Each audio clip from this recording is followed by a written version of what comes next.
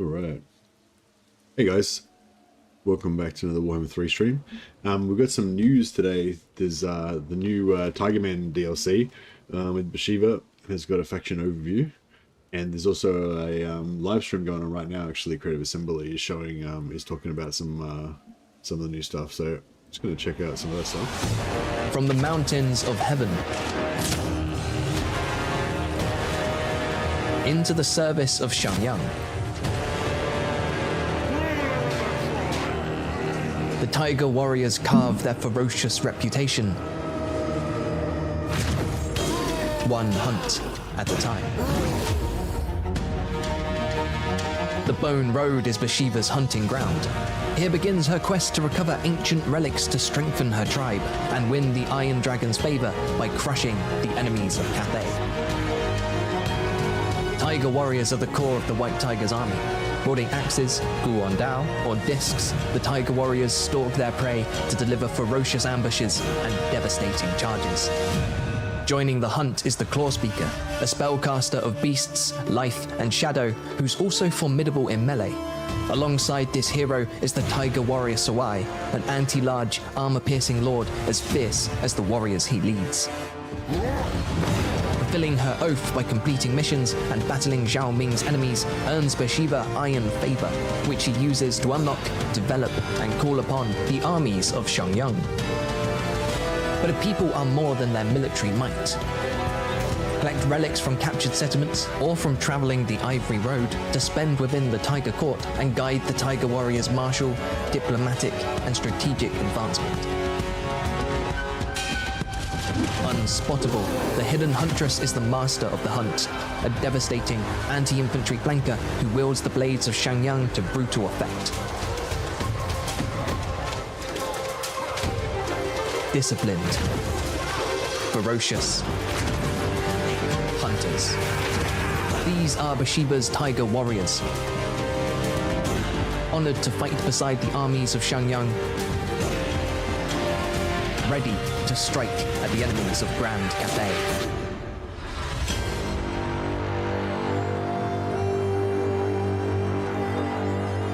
Cool. Yeah, so I might rewatch that again in a second. But yeah, so that's the this. And Bhashiva's trying to catch Zhao's attention and get Iron Favor, which we'll see in a moment. She's also inherently got this kind of connection back to Ind and her heritage there. And so yeah, so there's a live stream going on relics right now where they're playing and doing a deep dive into the campaign. To reinforce the way of the I'm going to get Warriors, early access to be able to show off their, a bit of this new content, I think, in a couple of days, just the battle stuff, and then a bit after that we'll get show some campaign within stuff. the Tiger Court, but yeah, it's not. So we'll dive into those one by one. Should we start with the Ivory Road, because that's maybe the most familiar? Yeah. So it's kind of a twist, right? Instead of, I guess the flavour of this is not that you're necessarily sending your own caravans, is that you're protecting the caravans of Cathay, which... Yep, that's spot on. I've managed to get 2 slots, because I believe Bhashiva has a skill that allows you to do so. Yeah.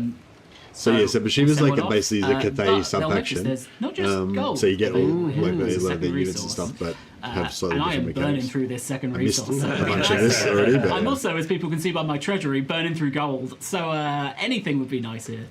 These caravans have survived quite a lot, though. They've picked up some odd... Yeah, they still can. So you can still get the different units from your different journeys around the world. We've obviously flavoured it to the Tiger Warriors themselves. So you have your thanks for the 21 months, man. Sawai caravan leader leading the forces in protection. Yep. And along the way, you might get dilemmas now which ask of you what you want to bring into the forces, which might be Tiger related as well.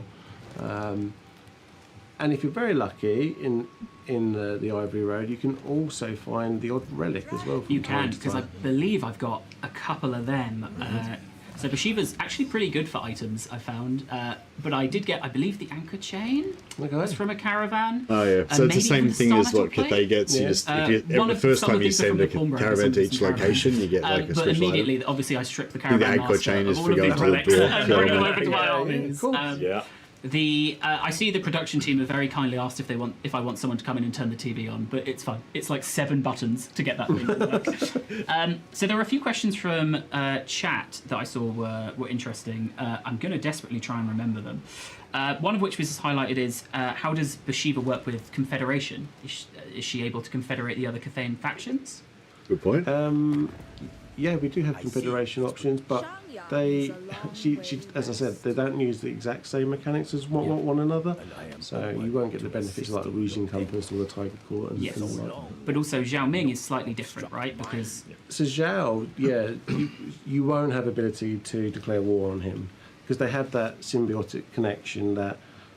If you don't know the story behind her, that I think we touched on last time, the Tiger Warriors essentially fled from the clutches of Zinch, and her ancestors from tens, hundreds of years past ended up there in the Western deserts with Zhao taking them in and supporting them. So they've pledged an oath to him, and Bhashiva continues that oath. Yes. And so she pledges that loyalty, that honour. So as much as she's like a mercenary in that she's sort of paid to fight, there's a real honour behind that, and so they won't clash. And you can see here as well with the allegiance, right? So there's that head I of wonder, the I wonder how much Zhao will. It kind of sounds like Zhao Ming might get a little bit of an update with this DLC as well. So, I'm kind of keen to. I'm kind of keen to play Zhao Ming after this comes out. All culminating in Stalkers of Excellence, which stalking stance is very nice. Yep.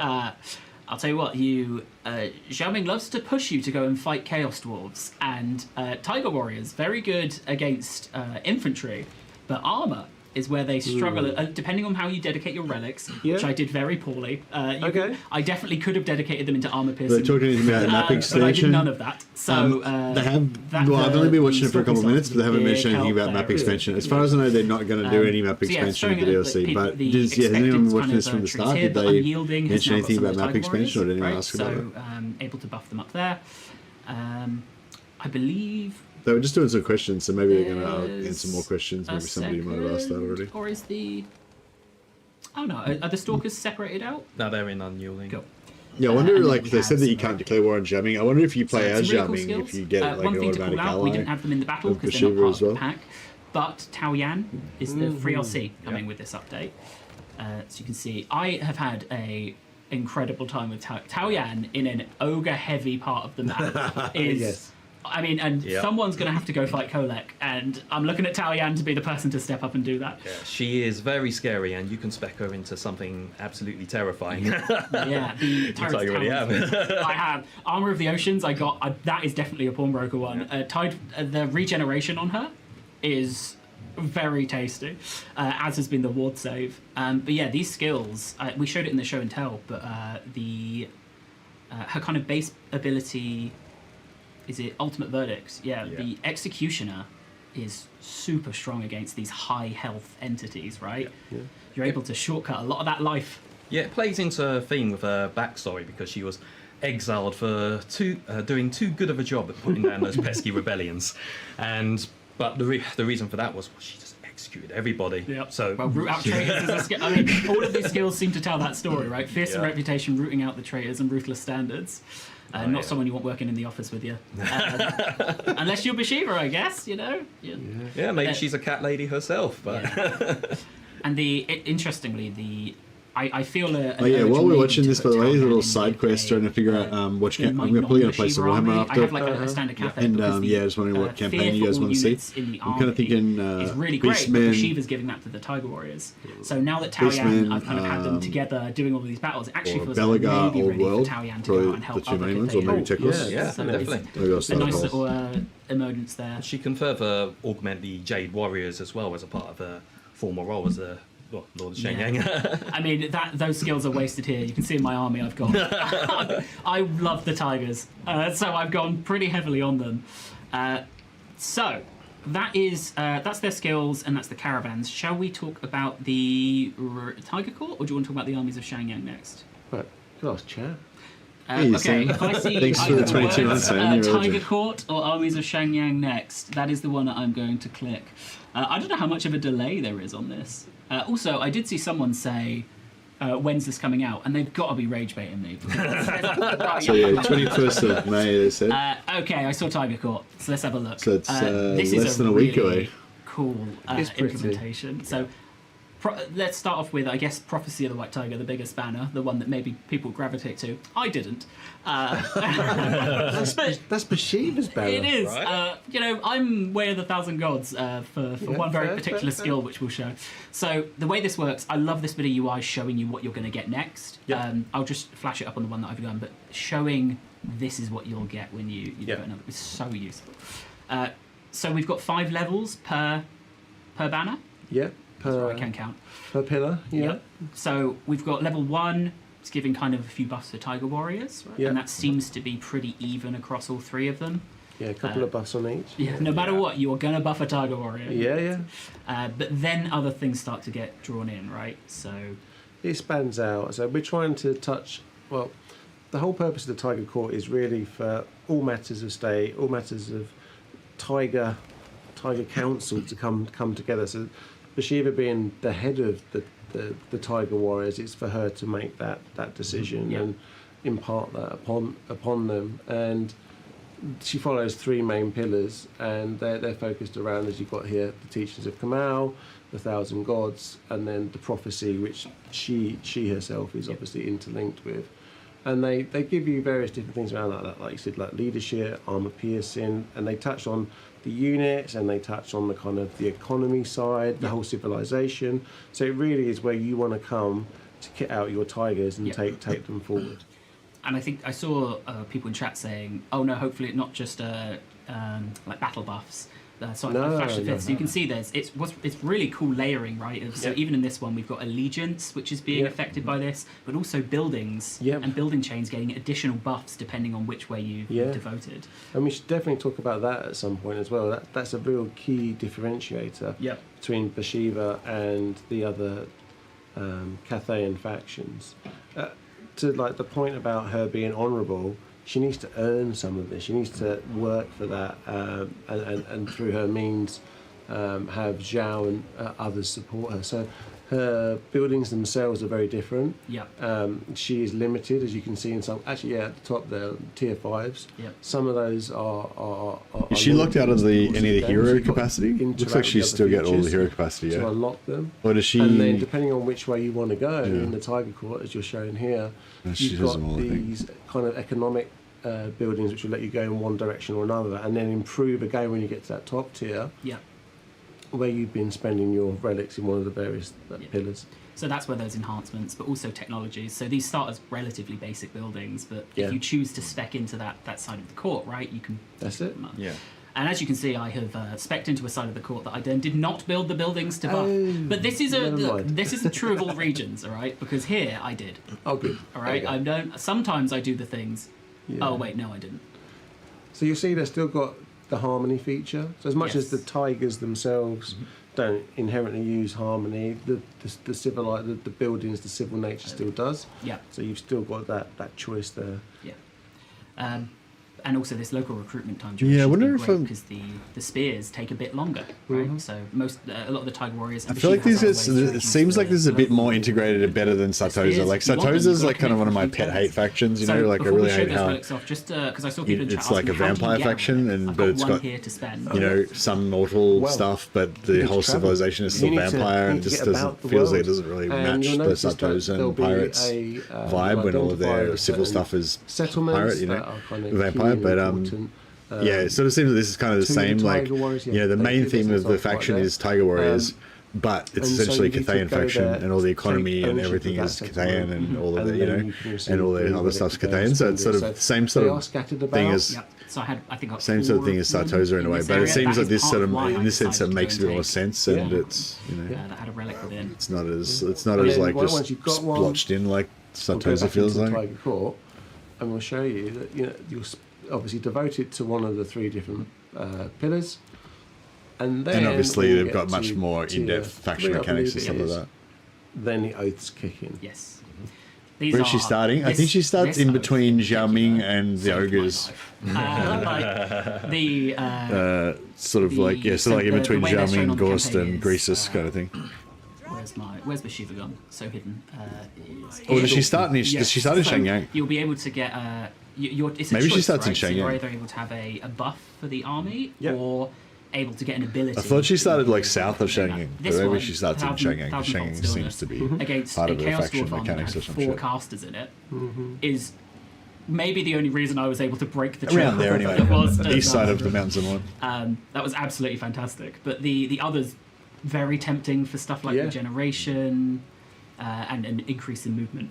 And that's it. And so you can have that interplay. You can devote yourself to one of these pillars, and then obviously you fight different enemies along the way. You can swap and change it to another. You're not locked in. You can progress down all of them. Yep. And then when you get your oaths again, you can jump out and swap them out, but you've only got one of those equipped. And in fact, I think we'll do that now because Kolek doesn't have a spellcaster with him. So I'm not going to need to do this. So instead, Are folks actually interested in Tiger stuff? I find it really lame. I also find it really lame. But I did see.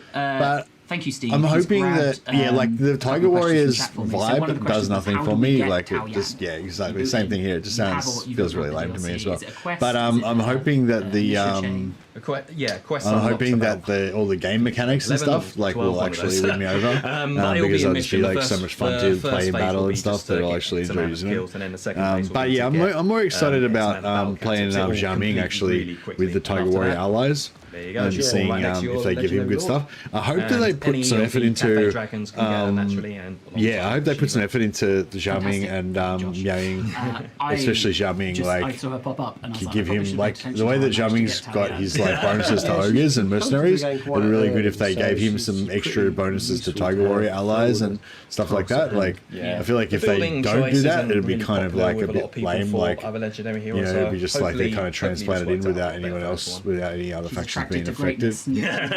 Wherever it is. So yeah, I was just showing off a few of the other Yeah, devotions that's a you'll good get. idea. Yeah, that's Sure. Where should I spend this relic? But how good is it if Tiger Warriors are activating both Yin and Yang battle harmony when I don't really have many Cathayan troops in there? You got a few though. I do, but they usually are playing catch up. So maybe I do start working somewhere else to earn towards. Yeah. I really like the replenishing, because I believe Bhashiva also has a way to replenish movement. So in total, maybe 30% movement after a battle, I think you could get. I often go for that one myself. Then do you know what? Let's continue to ignore the main one in the middle. Get me some armor piercing, which would be Yeah, I nice. guess I'm sort of like a And devote our first traditionalist. relic. So next you time we know, do it, ambush success chance. So that would be it's great like for stalking. in terms of This- Warhammer, so that's it's like what's all of the super cool old as well, Warhammer Games stuff that I remember Workshop from being a kid and like I've been reading Warhammer novels and stuff all through my life basically. You know, when I see the stuff from like the Gotrek and Felix series or you know the Empire Armies novels and stuff come to life, that's the shit that I get most excited about. When it's like a new faction that only just got like invented like this year or whatever, it's just like meh, you know, I did have whatever. someone asking Just about it's just some made up caravans shit. of, Essentially, all a of bit Warhammer obviously confused about is made so up. really But it's a the stuff that's been around, you know, right? since I was still 15, work the same, feels but a lot you, more, as a a Tiger lot Warrior, more you're kind of real, I guess, than the protecting newer stuff to and me. you get the benefit that you can get Iron Favour, which we'll explain in a bit, relics, or money. I've not been lucky enough to get a relic yet, but also you're hiring Tiger Warrior mercenaries, right, instead of Yeah, Cathayan Lords. that's why we naturally comes with his own skill tree in comparison to like the other caravans. Yes, and they are. And as always, I continue to put all of it into cargo capacity. Every single all points into cargo. The best choice. So we've covered relics. Someone did ask, is it possible to get all of these up to level 5? Yeah. It's just a lot of You just got to go exploring a lot. Yeah. a lot of hunting around. So you don't have to choose. So you don't have to choose one of the three. You can get all three. You can develop all three of the different pillars. Correct. I thought you had to like choose between them or something. Yes, Or can yes, you like actually on that can you point, upgrade the relics pillars, but do then you still switch to feed between which one's into active? Is that what's going on? The narrative that we've introduced into the pack as well. So yeah, you'll get that as a part of finding your first relic, get on that journey of what challenges Bhashiva's going to face from a narrative sense in this campaign. Still sandbox, still go where you like, but you've got that to hopefully enjoy too. Well, someone was asking as well, will there be Tiger Warrior mercenaries at all interacting with the caravans for the other Cathayan Lords? The ability to recruit them as an event, perhaps? Or not specifically on that, but great that would have been feedback. cool. We'll consider that for the future. We'll have a look at Armies of Shangyang, and then I will fight Kolek, because I think I've been teasing too much fighting Kolek. So this is a whole new panel with a lot of buttons to click. So what are we doing here? Yeah, I feel like since they're making such a big deal about the Tiger Warriors being like integrated with Cathay Society and all that shit, it does make sense that they'd have more instances of the Tiger Warriors kind of being relevant to the other factions apart from their own faction. Like that suggestion of having the Tiger Warriors available as mercenaries on your caravans would be good. Increase the units that you can have. Yeah. The real big thing to know about Bhashiva is that she needs to work for this role. So she doesn't get given just indefinite amounts of forces or troops. She needs to make sure that she's actioning the goals of Zhao and of Grand Cathay. And so in doing that, that Iron Favour, the new resource, allows her to make those upgrades and those purchases. So you're going to have that choice of, do I want to get my second army by spending this Iron Favour? Do I want to up my unit capacity? I don't know about the Xiaoming goals. If the Xiaoming goals is kind of like the ogre's bounties, which is totally randomized, it's like the majority of my campaigns, the ogre bounties are really shit. They're just constantly constantly in the wrong areas and blah blah. If they're already predetermined, like if they've preset the goals, like you do this first, then this opens up whatever, then they'll be better because they'll actually make sense. But then it'll be the same shit every campaign, you know. So I assume they're going to be randomized like the bounties because it looks kind of like the bounty system. And if it is, then exactly. The targeting is going to be screwed. Yeah, it's just, you're going to be going east and you're going to get targeting. You're going to get objectives going west and fucking shit. And and also I'm wondering if it's going to be cheesable. Like either it's going to be useless or it's going to be cheesable, and you're just going to like figure out the most efficient way of maxing it out, you know. Who's already got them all spec'd out. When I saw Kolek coming, I panicked and I started to try and build. But I don't know. Hopefully it'll be better. Well, hopefully it'll be a better version of it, and they'll rework the bounty system as well. Because the bounty system, it's just like it just seems retarded. Like it doesn't. I don't know. No, it's not retarded. It's just it just never seems to. Like I'll play a whole campaign and I'll only get like one bounty that's actually locally like where you want to go. But like I guess the point of it is that you're supposed to go out of your way to do them, like and let the bounties lead you around and just randomly wander around taking after the bounties. 12, 15 turns for a bounty that gives you 3,000 gold. Nah, if you have to travel 15 turns, the reward will usually be boosted up. It'll be more than that. It'll probably be like 10,000 gold. But even 10,000 gold, it's like, I'm not going to go 10 turns out of my way for 10,000 gold. It's like nothing, you know. But I get your point. It's they do like that's what I might say. And they're not retarded. Like they have put a bit of thought into it, and they have tried to make them good, but they're just still not. You know, like it still doesn't work. Because just even like if you're trying to take out an enemy before they get strong, and you're trying to like secure a border, or you're trying to, you know what I mean? Like all those objectives are way more important than some shitty bounty reward. And so the bounties are only really good if they're kind of close to the path where you're going, or if the rewards for the bounty is so overwhelmingly good that you can't ignore it. Like if the reward was like a unique unit that you can't recruit any other way, or extra hero capacity for ogres, or or a good item that you do get good items sometimes from. But if it was like, but it's still just like most of the time they're just random items, so they're nothing special, you know, like. That I don't know. There'll be different ones for the different units available. Anyway, really interesting to see if they rework it. Yes. And if they do rework it, then that might mean the bounty system for ogres gets fixed as well. To level up through these areas. And not that it's broken. It's just it's just like kind of ignore. You know, like it just seems like they put a heap of effort into this bounty system, and it basically is just a non-issue for most of your campaign. You just like maybe one time in your entire campaign you'll get a bounty that's actually near where you want to operate. I had loads and loads of Iron Hail gunners. But in this one you need to do them to get your the points, exact same thing happened. They were super strong, they were firing fast, but when they got caught, they started to drop really quickly. It just felt like a really good opportunity with that feature to really embody, which I think is kind of new lore, if you like. Yeah. Explain that Grand Cathay is multi-factional, dynamic in terms of like who lives there. Yeah. We've got dragons, we've got humans, we've got ogres. We've got tiger warriors now. And I dare say there's probably some monkeys in the south, but anyway. We won't pan down. Yeah. I will say they'll see that I have a level 7 claw speaker with me, which is, you do start with a claw speaker. Yep. Mine died. So this is my second claw speaker. I'm Not a telling fan you, of the mechanics at all. All the recent ones just seem so overly designed. That's not a bad way of phrasing it. I feel a bit like that too. Like with the new factions, a lot of times I feel like they're just overblown with too many mechanics and shit. And it's like you don't really need all that shit. You know, you just need some new units and a couple of little tweaks that make the faction slightly different. Like the way it was like back in Medieval 2, basically you'd have two factions that were basically identical. They'd just be in different map position, and maybe one of them would have like 2 or 3 different unique units. And I'm not saying that's better, but I'm saying like that was enough to play like I'm going to play Portugal totally different from playing Aragon or whatever because I've got like foot knights with pole hammers. You've got the and like that was enough, I think like of your claw speaker, which I think like. Just like I've sort of said it before, like I feel like the mechanics, like the essential basic gameplay of Total War is like awesome, and when the faction mechanics, the unique faction mechanics kind of overshadow just the normal Total War gameplay, that's where it gets like a bit fucked up sometimes. Amplifies your magical prowess, reduces cooldowns. Claw speaker with Law of Life makes the game worth it. I'm pretty sure I did that in reverse order. Law of Life would be good.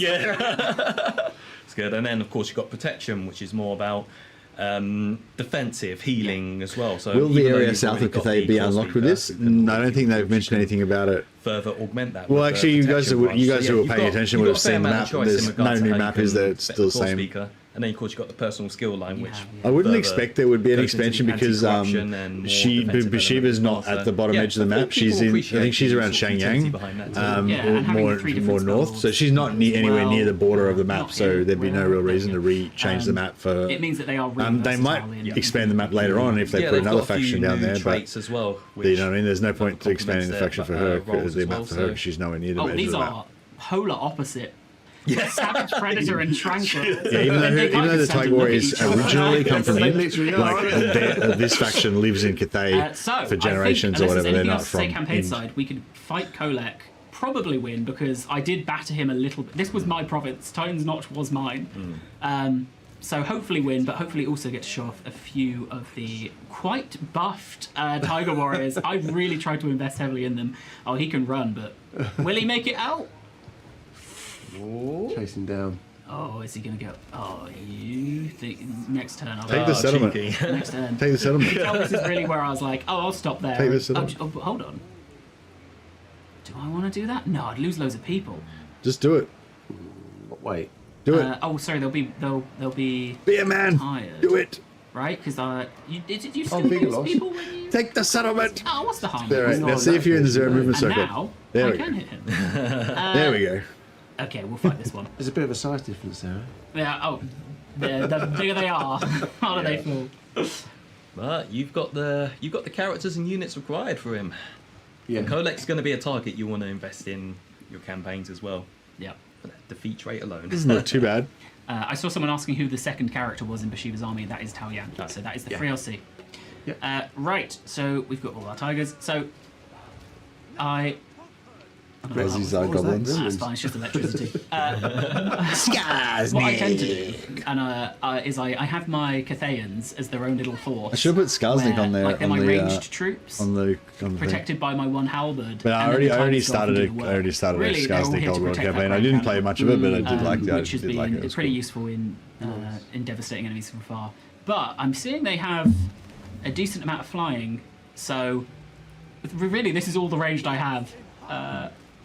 Let's see. This is an interesting map to find. Tiger Warriors do seem very powerful with those stats. I hope they're expensive or squishy for the sake of multiplayer. The standard thing is whenever they release a new DLC, it's always like overpowered, and it's always overpowered and just bullshit in multiplayer often, and then they rebalance it over time after that, so I wouldn't worry too much about it long term, if it's too overpowered, it'll just be banned for a while until they so the ability not just if you're stuck not having the facilities to be able to recruit them, you do the right quests for him. And then you'll get granted some of those that you can embed into your army. So there's a few different ways to get those if you just want to only build Tiger Warrior structures. Yeah, so she's limited. Someone in the chat's sense like, that by do default checkerboard she has formation. access to a variety of units, which, as we saw, we can increase the capacity on. But every once in a while, Zhao will go, I've got this mission over here for you. So what are the range guys? They throw the rings or whatever. They throw like blade ring things. Available. So she can get across the Grand Cathay roster and have access to them via that meme, which is really nice. Just gives her that diversity. But she's obviously doubling down on her Tiger Warriors to start with. So we've got our main Tiger Warrior force that will be moving up. We'll have these guys. I think they'll just try and hold this point here. They're not going to be too brave. Hold the and then line. I've got my actual favourite little force. Xena's Bhashiva, attack ring. Yeah, Xena's ready to pounce from the trees. Do the tigers go like, bang up the point on with those when they run stalkers. into battle? Very nice. So we're going to hope they don't try and fly over me and go for my cannons. Maybe a smarter player would keep. I never really got something into back Xena that much, but if they die, I'll just I've like replace kind them of with got their into, I've checked it out a few times as Oh, you know in do you later know what? It is life. funny that we have like one of the And best. I thought her battle warplay was players pretty- sat right there having to watch. No pressure. I mean, honestly, look. If I felt pressure, long ago I would have stopped streaming. Hopefully my energy will resonate with you. Exactly. So we'll throw Tyrant's talent out. Oh, yeah. That's Chakrams, so we yeah, have, yeah. Look at that! What a perfect flank from the Tiger Warriors. So I saw in the show and tell that people were asking about the contact phase effect that comes with the Tyrant's Talon Brutal Wounds. It's basically damage over time and reduces their melee defense, sort of wears them down for Tao Yan to just get that execution set up. So, What's- yeah, again, she's What's going scary. on? She got some poison or got some something. really Oh, good Tao Yang's got poison, I mean, to be or able the to face Tiger against- Warriors set her up sometimes flying. To with be able to face their against poison. that. Yeah. You've got to be pretty fearless. Are they She doing may have damage to fallen, Khazrak? and also my secret item here giving me. Oh, yeah, I think Khazrak's I'm getting gonna wrecked. draw on my own if I do anything. Oh yeah, he's already gone. Well, I Like, suppose they're not going to this show level him being able to ambush being weak, might are have they? to- And like you can see the damage she's done, and there's executioner triggering, I guess. Yeah. She is Bye-bye. deadly against large when you spec her up like that, and then they've all just collapsed in on him, right? She's quite good at her job. She is. Hey, leave As her Gabriel alone. Man I've myself. just replaced him. All right. Oh, that poor beast one that got killed earlier. They are, but when you spend the time, like I have, do. I actually haven't. I reckon got it. Lucy I think Lawless I've is done the cutie. First part of the quest, maybe. Oh, she was anyway. Maybe we will. Oh no, you unequipped it. Oh, have I got something Yeah. different on as well? Well, we can still on. It would have been nice to have teleported in, but actually, her running with her tigers felt more thematic. Yeah. One of them did try and get through. That's fine, as long as my Persistent cannons are try. safe. Yeah, they're fine. But yeah, they hit hard. Like Yeah. with tigers, it reminds me a bit of when I did my mask playthrough, and I gave all of the exalted demonettes was just super fast, hit really hard. They couldn't really sustain the combat, but as long as you hit them first and you've got that charge in, you're going to deal a ton of damage. That's how it feels playing like these really buffed up Tiger Warriors. And that's what we wanted, right? I mean, we'd made that deliberate choice to start them at tier 2 rather than tier 1 because we wanted them to have that, powerful feeling. Yeah. And they will grow with your army. Probably on easy difficulty, make him look better. Oh yeah, good I think point. what I've Actually, what yeah, I've that's. definitely found is I'm guessing this is probably on normal the Chaos Dwarves difficulty are or the something, hardest or opponent I yeah, fought early game. not on very And hard. we're about to fight some now, I think. AI because we've got a mission to take the Veil stat of Woe. modifiers. And we've got Oh, this what's guy, that he's number got- there? he's Is got that the some Iron he's got some Favour? decent tigers. Yep.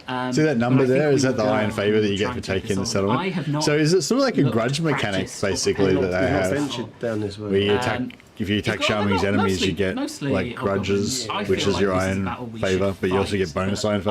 I I feel thought before that the bounty system was the only way to get iron favour, but yeah, is that so? It's basically you just get iron favour all the time when you take out things that have grudges, kind of. For the Tiger Warriors, I guess.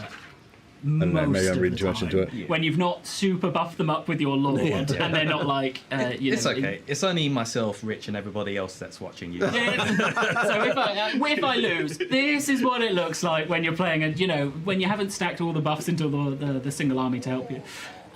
I really love the look and play. We've got Toddy coming, Tiger yeah. Warriors Lords, though they are. Oh, this is the first time I've seen it. It is. Yeah. Guiding Strike is such a cool ability to use. It's let me punch up a lot more than I thought I'd be able to with. Like, they're a decent lord, but they're not the most killy, the most combaty, but the ability to weaken the enemy, either as a group or as a lord, it's been really cool. And that is another one that can be upgraded via their skill tree and turned into something very scary. So this is actually going to be a proper battle. So I'll have to think how's best to do this. Let's see. Well, that looked like a grudge. What have we That looked got? like grudges, didn't it? On the Also, on let me the just on the check settlement, like it here. was the same interface as the grudges Uh, with little Regiments iron, Renowned. So whatever. there's no Regiments of Renown in this DLC. Cathay's got quite a few already. So yeah, this one just comes with a Bhashiva, the Sawai, Claw Speaker, and the 3 units of Tiger Warriors. And while I'm setting up, if you could do, you're doing a fantastic job. So the price and the release date. Release date is next Thursday, May 21st. £3.99. Yeah. $4.99, I believe. So yeah, it's a new take on DLC for us, and that's something that we've been eager to try out for quite a while. We know a lot of people have got some fan favourite characters out there, and I think this mould will hopefully give us that opportunity to. Yeah, so this is the Go and first of the explore some character of those packs where they just do a ideas. single And lord, with couple of character units, packs like and a Bhashiva, faction we want mechanic. to, make sure that we can get some of these characters in the supporting content. They might come in different shapes and sizes, because as you've been along for the journey of these past 10 or so years, we've done a lot of the units. So it's just trying to find the things that connect thematically. Yeah. So I think the character packs will allow us to do that, and bring in other heroes and things of that nature. Yeah, so I was going to say this is the I'm first of the character packs, and they're saying it gives them the opportunity to bring in more characters that they want to do, I like guess just the- individual I've got- characters to I've spot got fill those gaps better without having to do a range whole than they new have, I faction guess, 'cause or a I've whole got new them designed DLC up with kind like of 3 having lords cities and on them, like so you a can see big, here, do these this smaller one's, releases. So yeah, so I was going to say, has a even though very I time reduction, don't give a but shit these are about my Tiger front Warriors line at all, And then the other I'm insignia really here, which looking is forward to just seeing making how sure deep, the how missile- in that's depth the one this I gravitate mechanic towards. is, how well That's my, balanced it is, how you're well the it one integrates shooting by these with two. If like someone's the gonna other get charged, faction, it's the gonna main be faction and stuff like that. and With a I've got view these to stalkers, which is why I've what been kind of desperately quality trying to and draw how them good are we over. going to expect I am future the one character who packs attacked to them, be with unfortunately, characters that so- we actually give a shit about. You know, let's- not that no one gives a How shit. I'm long sure that a lot of have you I guys got do this are round interested in out? Tiger Warriors. I mean, me Said, personally, they can't there's always hear going to you, be like- some characters that you They like, some can- characters that you they don't care should be about. able You to know, hear whatever. Yes. But yeah, we can't. Right. Okay. yeah, like Luther Huss. I don't know too much about him, but he seems like a cool character. He's like a warrior priest of Sigma that's like super hardcore, basically, and goes around like Yeah, so someone just does the Lord option basically to target. So executing yes, people the who Lord are like option is here in the heretics and stuff. battle, it's But even the within Sawai. people within the Empire that are otherwise like And kind I of see there's a loyal, lot but of are curiosity around morally weak. Whatever, like, he just seems like a cool lot of people's, psycho character that would be cool to have. top-tier But yeah, wish list, Kurt Hellborg, maybe the one Grand day. Master of the Not now, Reichsguard, but would be a good one. Although Reichsguard are already in the game, I left them behind. but they could bring in like Reichsguard Inner Circle Knights or whatever, like Elite Reichsguard. Maybe Reichsguard I'm keeping these Demigryphs. guys back because I tend to find that I want to see where the enemy's committed. Or maybe they could bring in some other, like maybe like Knights Panther or some of the other Knighthood orders and bring, have them as an accompaniment to it or something. They're not coming in for the ambush, but yeah, so maybe I'll try and go the long way round with them. but yeah, Otherwise, let's start marching forward. As I say, Schwarzhelm would be another cool character for the Empire. This should be, but Chaos Dwarves in Like general, because they're very Schwarzhelm and Hellborg, I kind of feel like are, Apart from the Iron and again, Claws, it's all about the books, they can what be a books you've really read. Like because of the books against I've read, so Hellborg and Schwarzhelm seem like super important central characters to the Empire, and you basically kind of can't have the Empire be complete without them being in the game. You know what I mean? But a lot easier. for other people, if you haven't read many Empire novels, they might not seem as super important. It's just it's kind of funny how like the way that Warhammer novels and game books and stuff are designed basically is whichever one you're reading, that faction is the coolest faction in the game. You know, that's kind of how it works. It's a lot of goblins. This is Maybe you can coax them over into the Guandao. My hope is that really I can get these stalkers around. But yeah, I don't know what character packs would you guys like to see? That's what the Chaos Dwarves I think so really, Hellborg, Hellborg, Schwarzhelm, maybe two I'd like to see. We've got some precursors being thrown. They said that they're going to be in different shapes and sizes as well, so they might not all be that's like actually this. a ton of damage. That's fantastic. All right, this one's got seize the initiative the then. Tiger Warriors So we want and our a faction, tigers to new be faction charging mechanic, in. and Really the want to new be legendary charged. lord. It's a shame But like to they have to could throw do these guys another over character in. pack It's not- there's that a- could be there's like warriors. Heroes of the Empire or some shit, and it could be like Kurt would von love to Helborg, shotgun that. Schwarzhelm with possible. you I know, would both love of them to being play legendary shotgun lords, or that. Schwarzhelm being a hero, maybe, and Kurt being a legendary lord, or something like that. love it. This And time then what's you know, the having like next DLC? some new Actually say what hero, it a is. couple of heroes, can, and yeah. you know, it could be like So, not so much like a Lords of the faction Empire pack like this is, Oh, there we go. but like you know. So this is not a race pack, but it is sort of like a got Weaken faction as pack because you well. get a new faction. he's But they got could maybe they could do Tiger some Warriors packs doing where they well don't really there. do faction mechanics, but they just do a Right, bunch he of does manage to characters break all through put together. shockingly Because I think the broken faction through mechanics is probably one of the biggest things You'd that takes a like lot to of hope so, development time. wouldn't Yeah. But that build Give me was big. Musion with proper undead Grey Knights. Actually, yeah, a Musion why faction they'll put pack in the with their own unique brutal when you Musion themed right. units would actually be really cool. So Like these they guys could use like are 3/4 of the well, current actually, vampire would be nice to maybe like sign these roster, guys. but Is then it just Bhashiva if they added only who like has 4 or access to 5 the kind of like Tiger Core, specifically Bretonian like undead abilities Bretonian there? units, that'd be really cool. the campaign map ones? Is it Bhashiva only who has access to those, or is it all of the armies? Sorry, I was looking I at saw the the 3 abilities that you get by hitting rank 3. Is it only Bhashiva who can use those, or is it all Tiger Warrior Lords? Ooh.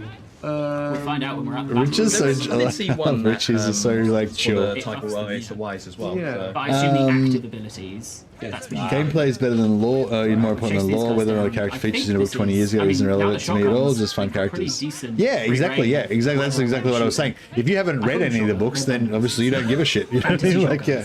And it's the same even people who have read a lot of the books. That's what I'm saying. Like, I've read probably read like 50 fucking novels of Warhammer, but like most of those have been Empire centric. You know, almost all of them have been about Empire characters or centered on Empire characters. So basically, I kind of don't give a shit about a lot of the other stuff. You know. Yeah. Oh no, it was fun. But when It you've was fun. It but was yeah, just when a you've 45 read like minute these battle, novels and three you've sets of like room maybe you've bosses played the coming out. tabletop and you've I never had a game of Warhammer Fantasy on tabletop. I used to play 40k, but I bought like the background material and bought miniatures and stuff. I never actually played a game though. But I guess what I'm saying is I had that whole period of like having the miniatures and fantasizing about the characters and all that kind of stuff. And then I guess that never really ended because I kind of got into the lore of the world as well. A mission for our friend. Nothing to worry about. Exactly. But yeah, anyway, I mean, Only yeah, obviously for you, Anthony, it doesn't it doesn't mean anything, but pretty much everybody else, like, there's a lot of like nostalgia and just not even just nostalgia, but just like I don't know, yeah, just like wanting to see the characters that you love come to life, kind of thing, and wanting to play as them, and you know. I will work eventually towards an end game where I have all of those. Because I guess like one of the essential things of Warhammer Fantasy and 40k is like collecting these miniatures and kind of imagining them like the warriors fighting on the battlefield and all that kind of stuff, you know, and like so that's why like Warhammer Total War is so crazy because you literally get to do that. You literally get to have those characters literally come to life and literally fight on the battlefield, you know. So it's like I don't know, it's pretty fucking cool. And that's completed, so we're now And free Orca to one take is another Gorthang one. Rockguard. I know that of what I know the name. I know of what Gorthang Rockguard. I don't know much about the character though. Like I don't know what he does. What's his deal? I think so. That's going to be imported, I imagine. We've got a little bit of money from that, so we'll upgrade here. So as you can see, do we know whether they still plan on doing Dogs of War? No, there was a leak. There was a leak recently, I think, that basically said yes, they are still doing Dogs of War, but you know, it was just a leak. Like who knows if it was bullshit or what? So those missions obviously will refire. You've got the choice on some of them where they are. I think it was from the same Chinese source that keeps leaking all the stuff. There's other missions which will just stay there persistent. So you do want to make sure you're picking the right one for where you are in the campaign and what you want to have happen. And they are quite scattered as well. You know, it can really help determine a campaign of where you've chosen to go and where you're being dragged towards to complete these goals. So like we're not doing this one. We're not going all the way down, right? Yeah, and that's the experience that you're going to have. You're going to have these bounties pop up and just be like, it did try and push me south, but my mercenary camp means that we are best friends with Bruce. So was that you shared that leak with me over? Yeah. He often plays nice. Yeah. The thing with leaks as well, though, is they're just leaks of stuff that was planned at that time. You know, who knows whether they'll tweak it around by the time it actually comes out, you know? Even like so, yeah, it's like with leaks, it's a lot of things. It's like definitely was considered. one, it may be complete bullshit.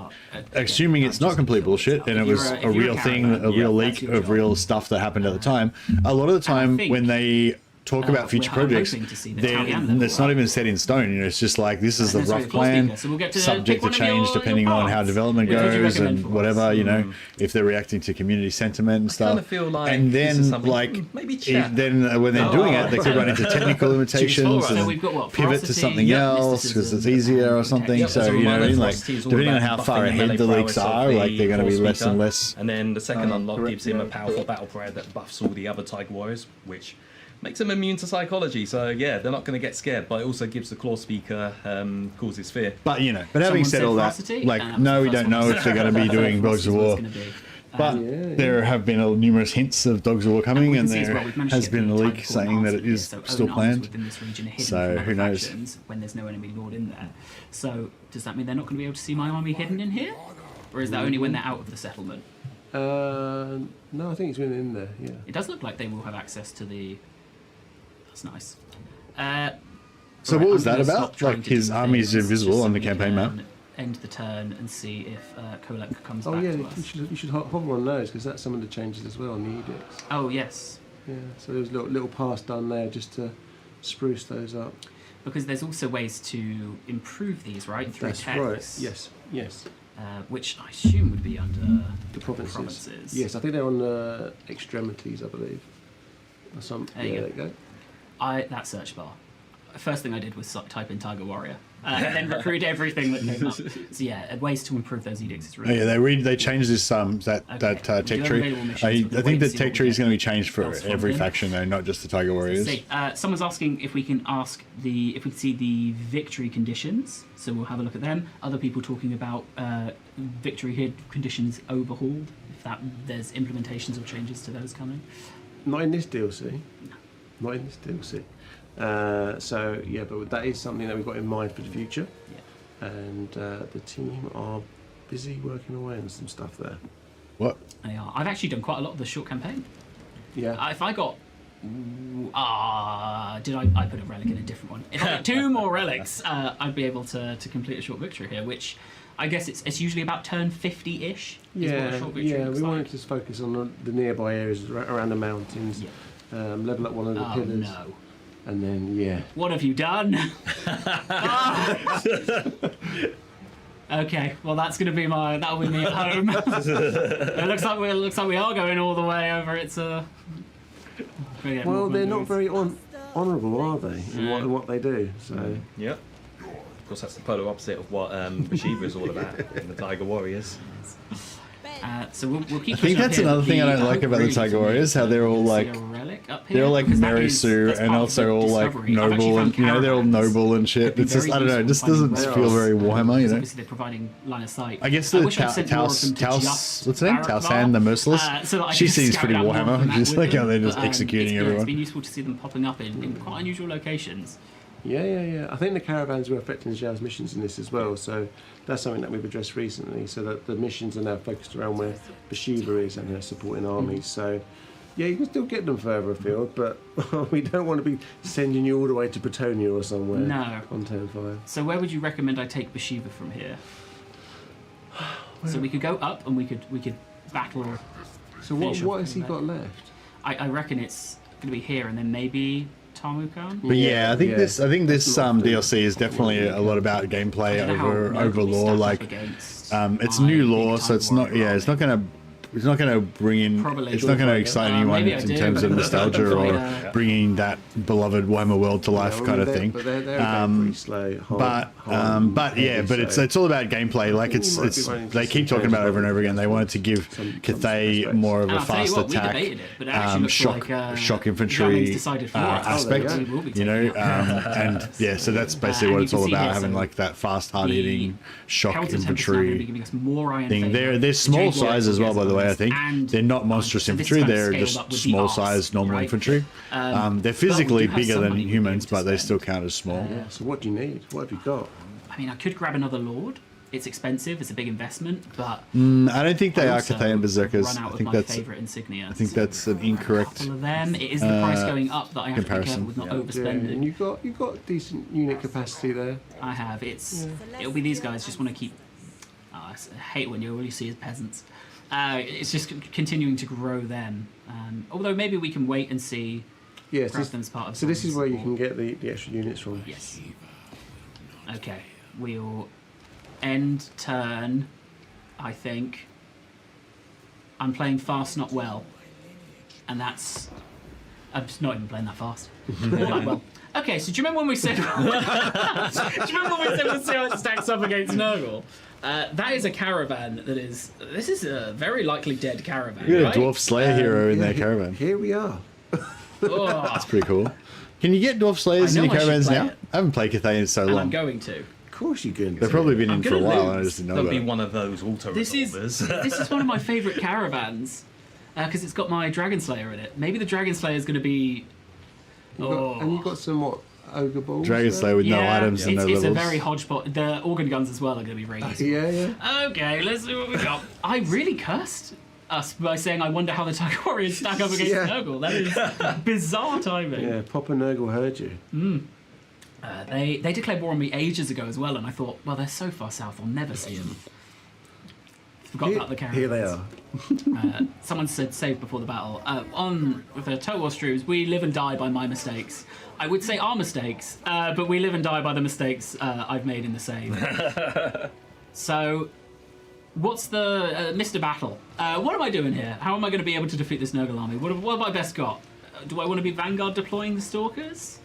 Well, that's the thing about Nurgle and their demons. They're slow, They are. and you've got the mobility of the Tiger Warriors, so you could kite. Very with similar the stat Tiger lines Warrior between them. Stalkers. 80 models Get a versus couple of 100, shots. trade Yeah, rage You've for got the devastating advantage of, flanker. the Sawai and the Yeah, but Kiko it's as well. like- They're coming to me, so that's useful.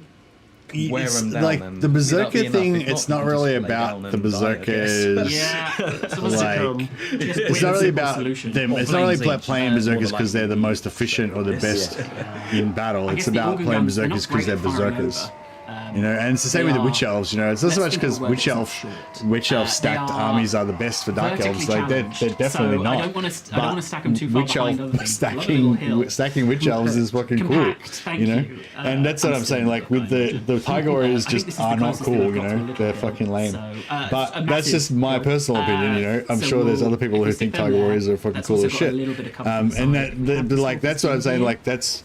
For, like I think that's a big part of this game is like just thinking the units that you're using are just really fucking cool. Like, and that goes back even to the table. That's what I was sort of trying to say before. That goes back even to the tabletop. Like that's the whole thing. You buy the miniatures because they're fucking cool, and then you want to see them fight. If we go like But this, keep them in reserve like to see what the big thing is that I need to think fight. these characters I are think the Dragon cool Slayer comes is gonna be first, pretty crucial and then you to taking hope out. that they're Great good in people battle, with kind of half thing. You know, that's kind of how more how it works for me anyway. Crucial to taking him out, and they also have, unfortunately, a pretty big wizard lord. But I don't know. Who knows? Maybe I'll fall in love with them once I start using them. Trailer. Because they'll just be so devastating. It'll be so much fun to use or whatever. Do have a But yeah, like a lot of the factions I enjoy, like a a lot of the factions that I have trouble enjoying is because I just don't think the units are cool. Like I just don't like them. You know what I mean? It's not because they're not good. It's just because they're just not cool to me. And everyone's got different factions that they prefer. You know. Check that out when we put that up on the socials.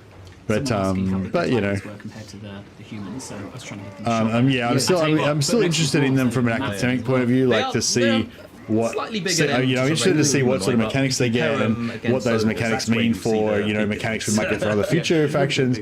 Like how much of the stuff that the Tiger Warriors get are going to be stuff they're going to reuse for maybe the Dogs of War. Also, what the design of this character pack means for what sort of character packs we might see in the future. You know, so it's still like a really I don't interesting like that my time to be alive in Warhammer world. You know, I'm still really interested in the DLC. I just don't particularly like Tiger Warriors themselves. You We're know. gonna have to chip them down, but it looks like they're also coming around the sides. This is gonna be the end of one of my favorite caravans. I can feel it. Oh no. Yeah, Okay. I'm worried that there's not. I'm worried This that is the fine. lack of free LC as well. Like, Okay, if we have the ogres yeah, I charging, kind of because really then I feel can like get the free tigers. LC that comes along with the DLCs is the main thing that Okay. really Tigers indicates also charging for those how, guys, and then I want these guys to like do the good it's flow going to be. for Like, deciding what not to do necessarily how next. good the sales of the I'm hoping DLC these will guys are gonna be, get which is I involved guess the most here. important thing for Oh, creative assembly. that's nice. But in terms for The me, Legos it's have more been about pretty the robustly how much destroyed. the DLC Oh, no. freshens up and livens up the game. I mean, So at least I yeah, surprised them, I'm kind of right? getting the They didn't know vibe I with was this hiding that them. it's going to be So let's see how very they do. much a flash in the pan. You know what I Maybe mean? these Like guys turning you're going to buy around the to try and DLC, shoot you're going to something get this big over one here. character, that only one lord that you can play, and then you're going to play that lord, Maybe and then that's if I going to be send this guy it. You're in done. weaken- Go back and play another game for a while Josh, till the is next that what DLC you comes would out. do? For, Is that not what for you me, do? obviously. I've still got heaps of stuff that I want to do with other giant. factions, but Oh, yeah. you know, like Get him in there, normally when the wearing bigger DLCs Wearing come that, out. you've got archers, crossbowmen there as well, Oh, right? these were exalted. I did not notice. Yeah, normally when the bigger DLCs come So out, I'm being you've got shocked as I like do it. 3 different I'm shooting lords to back at try those. out.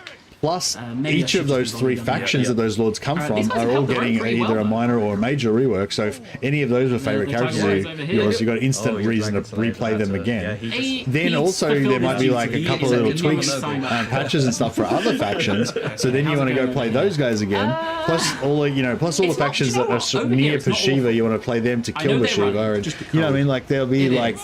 When normally when a new just DLC for comes out, War 2. there's like instantly There's like mine, 10 there's new mine. campaigns that I want to He's play coming, he's that are attacking affected my by enemies as or well. changed, something's Okay, so my changed lord's or run, whatever, but you know. if we can kill this And thing, at least it's like dead. when there's So I no won't free have to fight LC, it. like when there's just the DLC and then nothing else about the game has they're just changed gonna have to outside of that, sacrifice I all feel the- like it's just. It's just And, going to make it and these weak, guys are like it's control over not here. necessarily this. Hopefully the DLC will sell well. Josh, do you think you would but have won this battle? in terms And of, I'd ask you just to say to chat. renewing people's interest in the game and refreshing my interest in the game, I'm not sure how much it's going to do, I enjoyed your only stream. Oh dear. Have it there. Well, we'll lose this caravan. But yeah, I don't know. Like, I'm really hoping that they give Zhao Ming, at least Zhao Ming, a fair bit of new stuff. And continue marching north. So this is what yeah, our start giving. caravans But that's the thing. It doesn't even need to be anything major, really. You know, like if like for Zhao Ming, if they just like basically gave Zhao Ming the same bonuses that he gets currently for ogres, make it so those bonuses he gets for ogres are for ogres and Tiger Warriors. I don't know, actually. I've You know what I mean? Like that was it. Just add just all of his skills that give him bonuses to ogres. Just give him ogres and Tiger Warriors, and then that would like make Zhao Ming like, oh man, Zhao Ming's cool now. He's got all this new Tiger Warrior related vibe to explore. You know, like do you know what I mean? Like, and that's all you need, like to refresh. Like in terms of free LC, kind of to give according people to like social heaps media, of we new should be campaign fighting on options an to play. island somewhere. Like that's all you really need. Just add in some little extra unit Well, we bonuses killed like that and stuff. You know. some things. I killed a hero. So I don't know. I hope that and we they killed a do lot of try and plague pack a bit of ogres. that stuff in. We killed more than we lost, so we'll take that as the moral victory. I think it's just good learnings for Yeah. when you eventually fight them full on right with Bhashiva. Do you know? I thought you were going to say the challenge is like, Josh, you're going to have to sit here playing this battle over and over again until you're able to win. Only then will the stream end.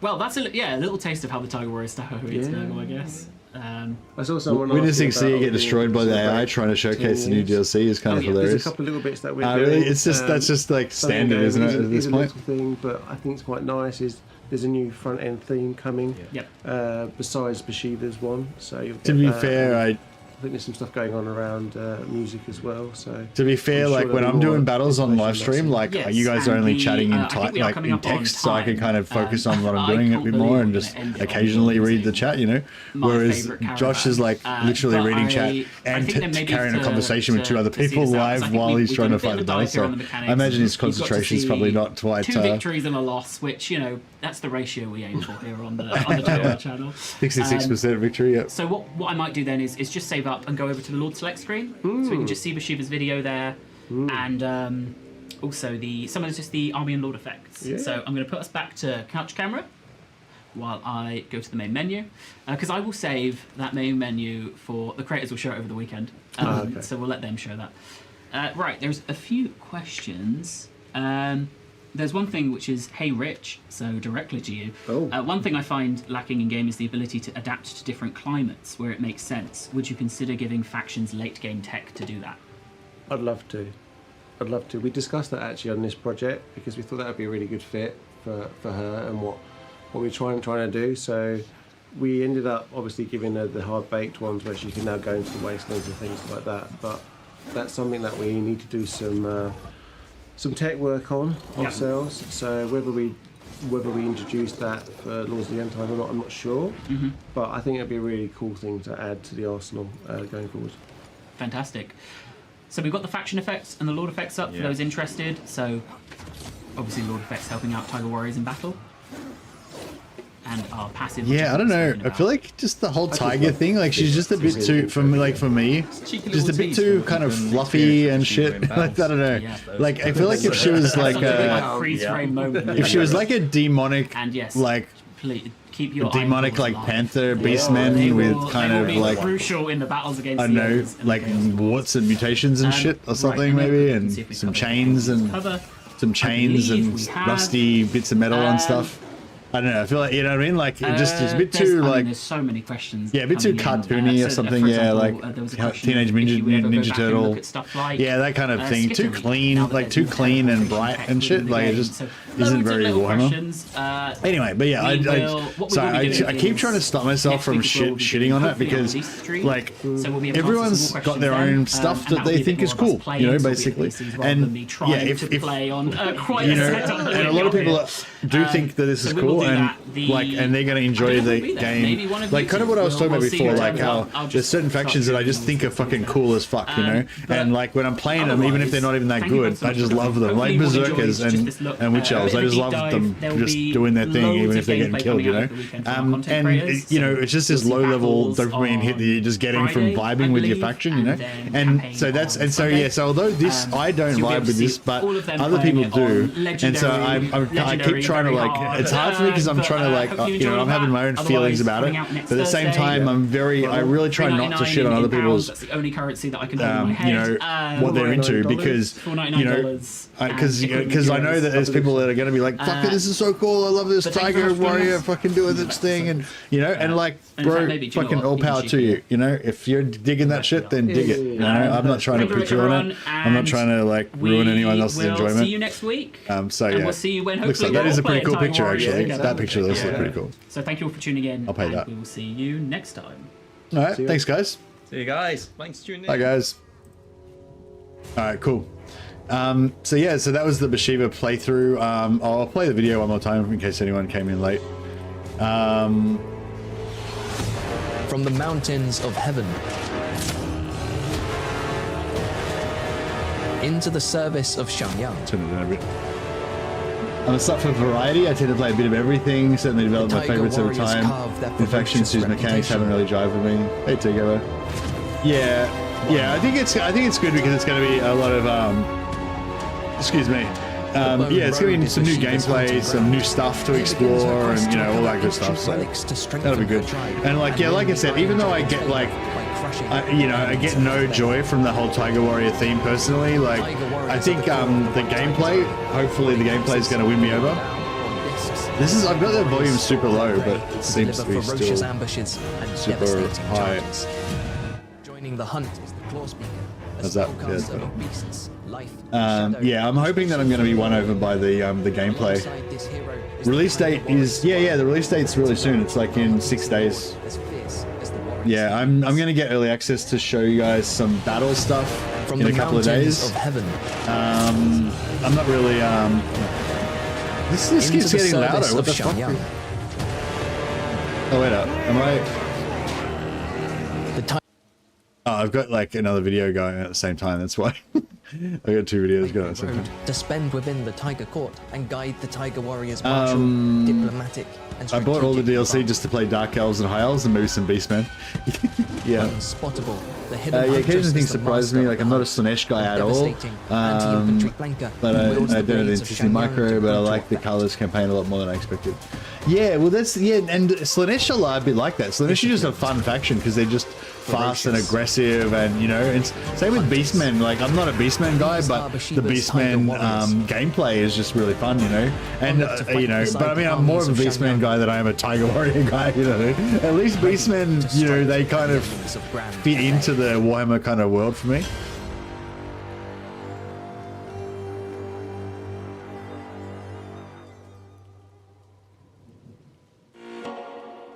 But yeah, anyway, guys, yeah, so that was Bhashiva.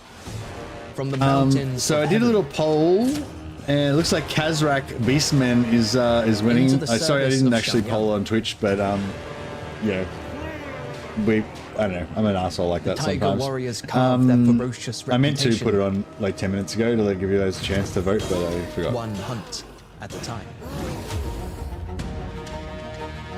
The Bone Road is Bhashiva's hunting ground. Here begins her quest to recover ancient relics to strengthen her tribe. I think I've got a thumbnail that I created for Khazrak previously for a campaign that I barely played. Tiger Warriors are the core of the White Tiger's army. Wielding axes, guandao, or discs, the Tiger Warriors stalk their prey to deliver ferocious ambushes and devastating charges. Joining the hunt is the Claw Speaker, a spellcaster of beasts, life, and shadow who's also formidable in melee. Alongside this hero is the Tiger Warrior Sawai, an anti-large, armor-piercing lord as fierce as the warriors he leads. Fulfilling her oath by completing missions and battling Zhao Ming's enemies earns Bhashiva Iron Favor, which she uses to unlock, develop, and call upon the armies of Shangyang.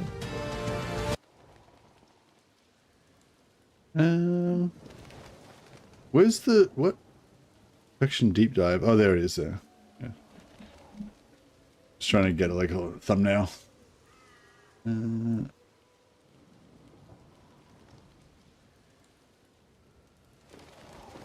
Just stick that on the top of an old thumbnail, and then we'll have a new thumbnail. Glory. Wait a second. Yeah, so I was thinking, I'm sort of feeling like playing some Khazrak, and I'm glad that the chat agrees. I just feel like I just wanted to get, yeah, kind of like on the Bhashiva theme, I guess. I just wanted to play some like aggressive melee, you know, animal themed animal creatures. So yeah, I think but yeah, I don't know. It's also, I think it's really hard as well. Like when you have an established IP and then you try to bring in new characters and stuff like that. It's always there's always going to be people like me that are like kind of you know, attached to the old stuff, and you know, don't necessarily want to see any new stuff come into their game and stuff.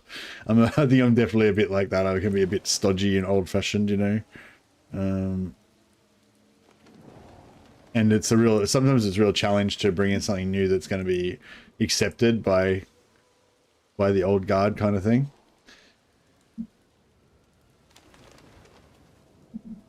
But you know, that's the name of the game. They've got to create something new. It's got to be awesome. It's got to win us over. That's their job.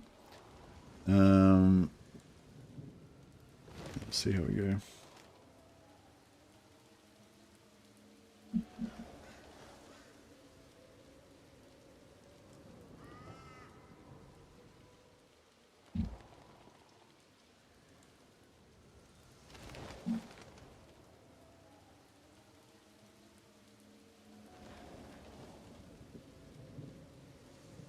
Bhashiva should have been a new faction rather than Cathay, in my opinion. Would have made more sense to me, at least. Yeah, that's what I was kind of talking about in relation to like Sartosa and stuff. Same thing with Sartosa. Sartosa totally should be in a separate faction from the Pirate Coast, but I understand it's like too minor of a faction to be worth the effort of creating a whole new faction mechanics and a whole new racial mechanics and stuff. And it's the same thing with Bhashiva. Like, you know, it's too much of a minor, obscure. Like, you know, Bhashiva's Tiger Man is like a super obscure edge case type of thing, you know what I mean? Like, there's no way that it was worth creating a whole new race just for Bhashiva. But yeah, you're right. Like, if they were going to do it like the best possible version of Bhashiva, then that would be the best possible version. But yeah, it's like, don't think it's really, you know, that important.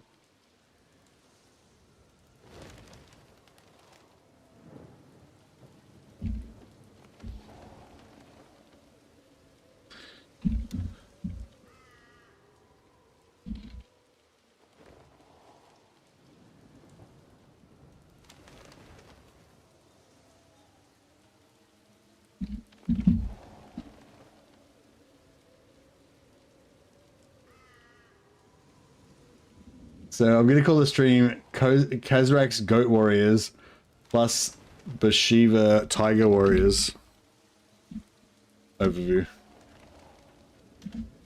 Alright, so there's not going to be any more Tiger Warriors content from now on, by the way, in case you were looking for more of that. It was just a bit at the start there, checking out what the new news is. And now we're going to get into some Khazrak Goat Warriors. The OG, the original Tiger Warriors were the Goat Warriors.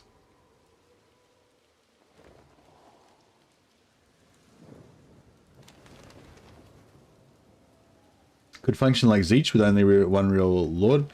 Oh yeah, they could have, but it would have taken as much development as creating like the Empire or Chaos Warriors or something, like a whole race. And like I'm saying, they're not going to go to all that trouble of creating a whole new race just for Tiger Warriors, which is some like random obscure tiny faction that didn't even exist, literally didn't even exist before, you know what I mean? It's like, yeah. Like even them doing it for Norska was already a bit borderline, you know? All right, I think we're updated. I think we've got a new thumbnail. We've got some other stuff going on there. All right, let's get into it. In the name of Magnus.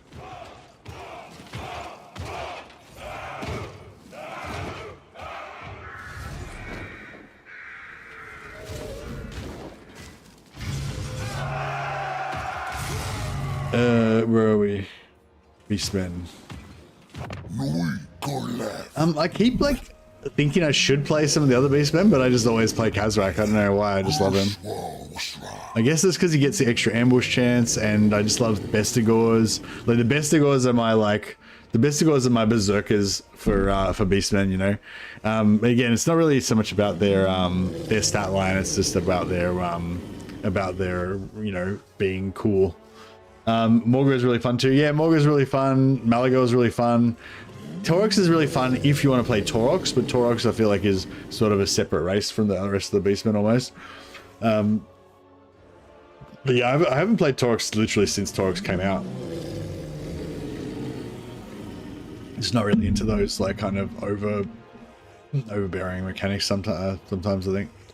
But yeah, I think I'm going to play Khazrak again as always. It's just like Malagor, yeah, the Malagor, I don't mind the character. He's cool. He's got like powerful magic. He can fly around. He's got quite a different gameplay, I guess, in terms of like his battle gameplay. But he starts off in that weird place down near, like, I don't know, just like down near all of the demon faction stuff. I suppose it's cool if you want to ally with, he's pretty cool if you want to ally with, he's pretty cool if you, thanks, man. Yeah, Taurox is kind of high octane, yeah. Thanks, Sam. Excuse me. Yeah, but Khazrak starts in the Empire, which I feel like is just cool because he's like got all those familiar factions in the old world to deal with, and yeah, it's pretty cool. Malagor is cool if you want to kind of ally with Skarbrand. And have I kind of like, one thing I like to do with Beastmen is like to ally with the Chaos faction. So because I think Beastmen, they don't really have like that groundedness to the campaign map as much, so it kind of, for me, it just works a lot better when you have like an ally faction. You try to kind of make them do well, kind of like, again, kind of like Bhashiva, how Bhashiva is kind of there and her function is to basically support Zhao Ming and do what he wants. That's kind of like how I like to play my my Beastmen. So it's either like Khazrak plus Festus, or I'll ally with Festus, or it's Malagor and I'll ally with Skarbrand. Morgor doesn't really have any Chaos Warriors close by, but I don't know, maybe Skaven? I don't know, can you actually ally with Skaven as Beastmen, or are they locked out of your... Beastmen have like a weird diplomacy where they're basically completely locked out of diplomacy with most factions. I think they can do pretty much normal diplomacy with the mono gods like Khorne, Slaanesh and all that, and with Chaos Warriors. Maybe Norska, I'm not sure. And I'm not sure about Skaven as well. But like elves, humans, all those, they basically just can't even do any diplomacy with them. Taurox is probably the strongest out of all the Beastmen. Maybe, who cares? I know, like the whole like strongest thing just doesn't even move my dial. Yeah. Is Bhashiva some new Beastman Lord? Yeah, exactly. Bhashiva's a new Beastman Lord. Now Bhashiva's a new Cathayan Lord. But yeah, but we're doing a Beastmen campaign, which is like my version of Bhashiva.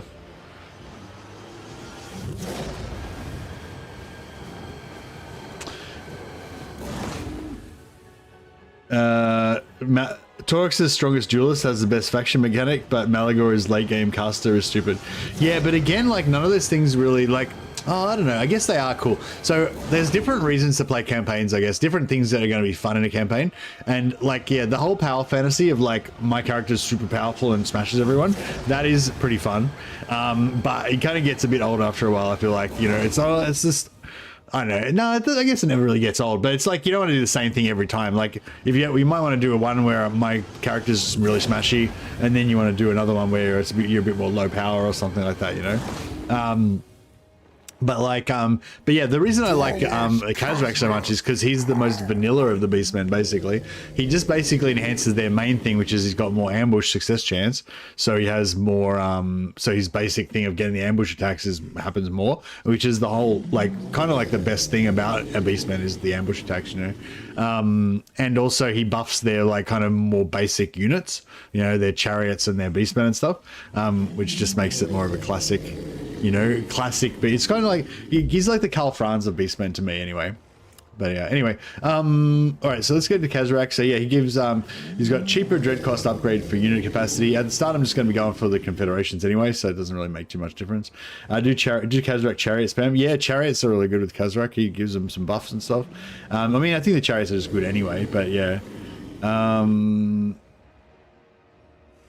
Actually, what is that all he gives him, Vanguard? Oh, he probably gives him more stuff in his tree, though, I think. I think he does give Razorgore...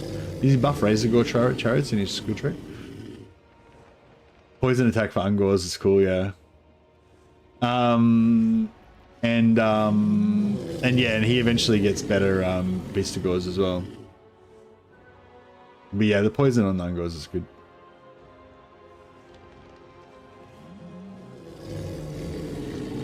Anyway, yeah. So Khazrak's not necessarily the strongest, but he's just the coolest, I guess. Okay, I just think he's the coolest, and like he's also like in terms of Beastmen, like ideology, like he's a big, tough, badass Gore. Like he's the epitome of the ultimate Beastman Chad. You know what I mean? Like this is what all Beastmen aspire to be. Like this guy, you know. They don't necessarily want to be some nerd spellcaster or some weird demon demigod, and they wish they could be Taurox, but they can't because they're not actually a Minotaur. But a Gore, a big tough Gore is like, you know what I mean? This is like the epitome of the Chad Beastman is what Khazrak is, you know. Anyway, do we want to have portals on? So we could go for, I'm probably just going to ignore it anyway, but we could go for early game portals, just so we can like jump around the map a little bit. Yeah, I might do portals on because so we're going to try and confederate Taurox. He might, and if we can get the portals on, then he can travel through the portals to get to the Empire and join us, which would be kind of cool. Khazrak's Bestigors, all their buffs make it feel like your strong infantry can just run up to enemies without getting shot at and just want to brawl. Yeah, that's it. The Bestigors get stalk? Yeah, like that. Yeah, that's like kind of what I want out of the Beastmen. Like basically upgraded stalking Bestigors, just popping out of ambush and just fucking wrecking everything. You know, like just reveling in the Beastmanness of it all. So we're gonna put on Will of a Shoot, but we're gonna put on it on as early as possible, but as weak as possible, right? So we can just so the end game will pop for the Khaz Dwarves, but we'll just kind of ignore it. But there'll be portals there that we can use to teleport our armies across different continents.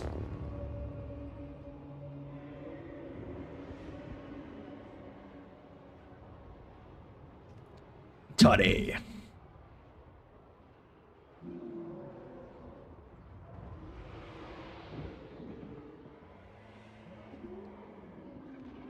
I wonder if post end times Toddy will be stronger. Yeah, Toddbringer is getting a DLC in the end times, so of course he's going to be stronger. He's just a generic faction at the moment. Yeah, he's going to get fully fleshed out and stuff, so I imagine he'll get a lot of new stuff. I mean, yeah, I guess the AI might be not strong, but I think they will be.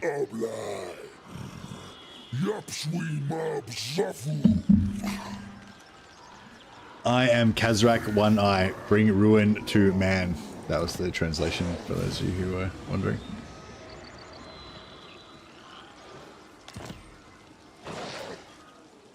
Alright, so we do the turn 1 Laurel on Forest, I guess.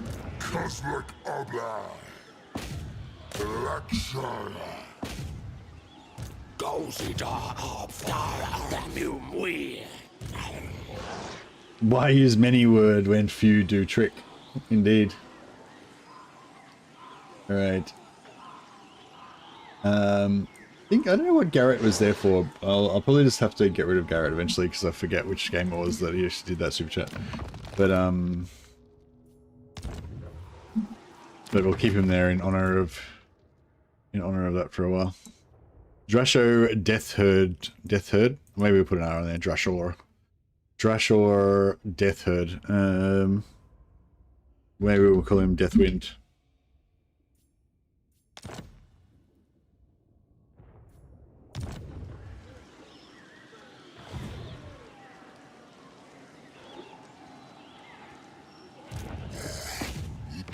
Give us an ambush. Ah, no ambush. But in the first battle, our ambush attack fails. I was in stalking stance, wasn't I? I think I was. This is a bad omen for the campaign. Maybe I should restart. Yeah, I should restart. Yeah, let's restart. It's a bad omen. If you start off with if you start off failing the ambush on turn 1, it means that obviously the whole campaign is doomed.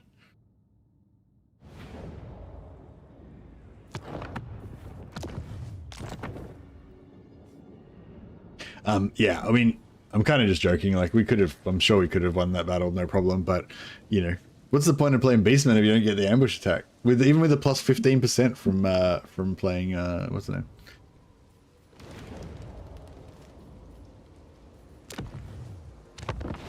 I command here. Alright, this time it's gonna be, this time the gods will smile on us.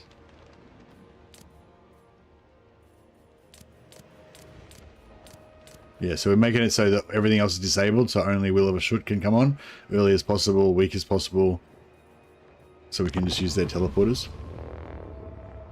This is how bestie goes. Didn't fuck up the settings. I hope I didn't fuck up the settings.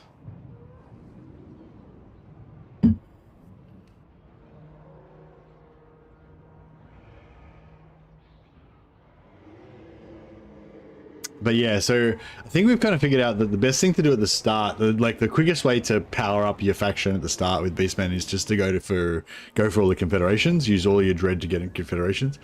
And that way you just get more armies. Like, you can get a second army. Well, actually, probably the best thing to do is do ritual, get a second army, and then confederate all the other factions as fast as you can, because you will be able to get confederations faster than you'll be able to get your third army, and then you'll be able to keep getting more and more confederations faster than you'll be able to get your additional armies. So basically, you'll get all your additional armies from confederations, and then you won't really get any, because you'll already be over cap, and then you won't really get any new armies after that until you catch up. Excuse me. Determined. Oh yeah, actually 30% of character experience on the caster is actually not too bad, because we need him to get up pretty fast.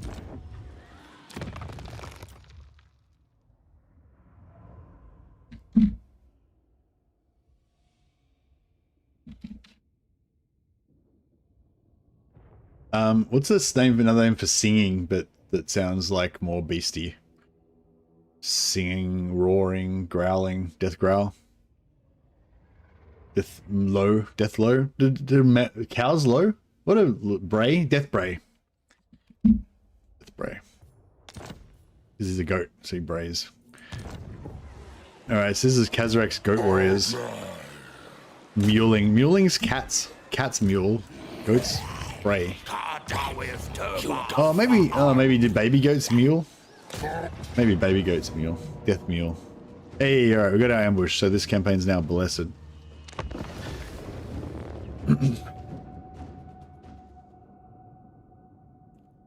Got one unit of Bestigors. Look at these Chads. Armor piercing, fast, aggressive infantry. The only thing with Bestigors is I kind of always wish they would be a bit tanky and brawly in melee, but they're kind of still, they're still kind of glass cannony.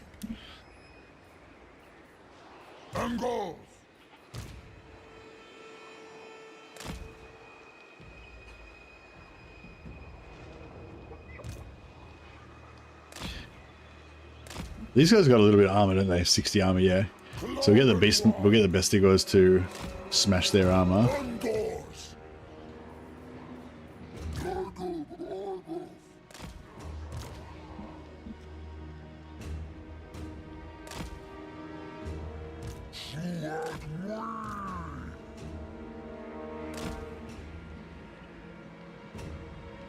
Chaos stuff.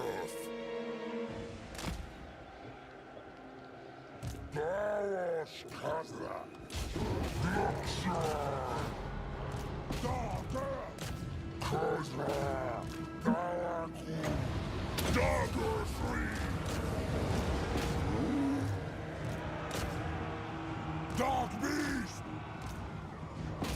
Right, chariots, we'll keep these, trying to keep these chariots cycle charging.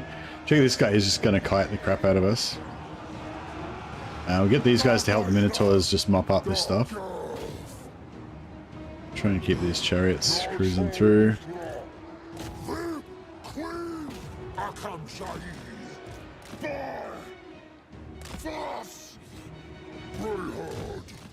Alright, we'll try and get the chariots and the Minotaurs chasing this guy. He's going to keep kiting us. So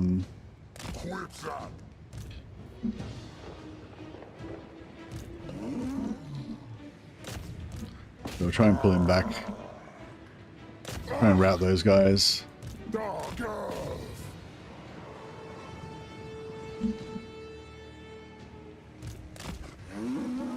Oh, we got him in melee.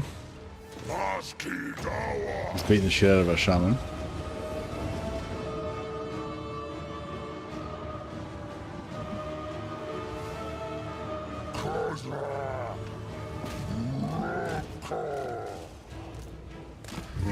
Here's the Minos.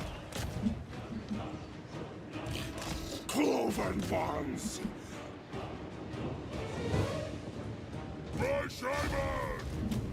Nice. Alright, we'll stop shooting our own guys. It's best to go speed 40.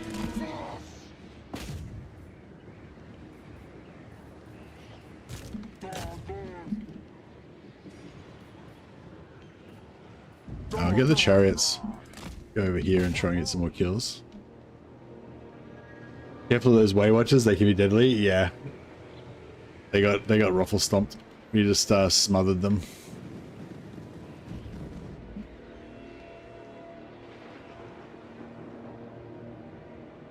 Are we gonna catch these guys? Maybe.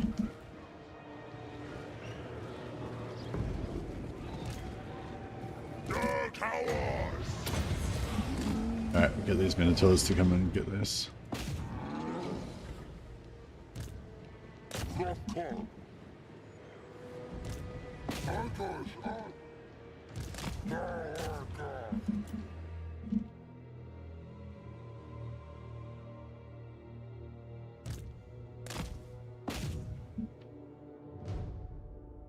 I don't know if we're going to kill any more of those. Nah, they got away. Lame. Yeah, a few of them got away, but that's alright.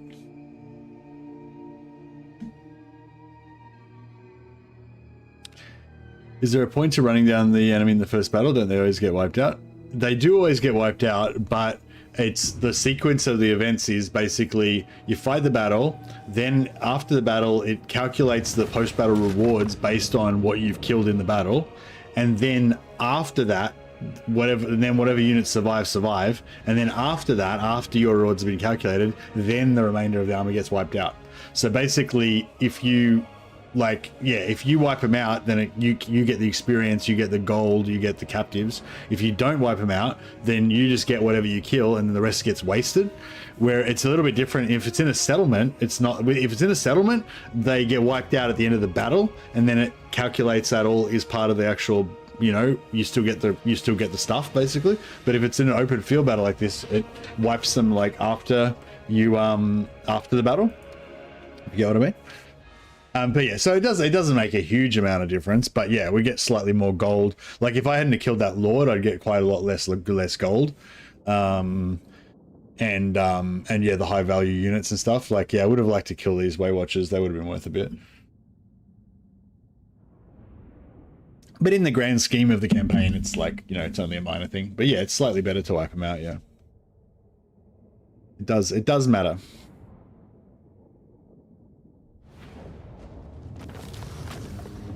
So yeah, this post-battle loot, 1600, a lot of that came from killing the Lord. So yeah, so if we hadn't killed the Lord, we wouldn't have got that much gold.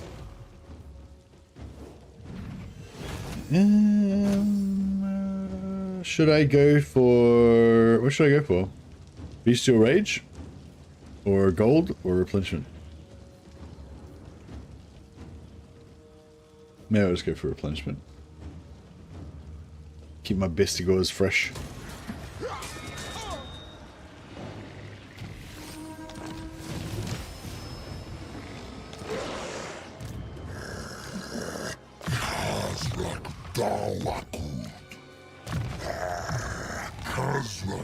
Alright, now remember we were supposed to do this on turn 1, but I don't remember how to do it. So you guys might need to remind me of what the strat is with that. Khazrak.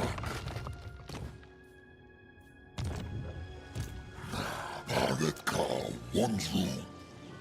Powers are.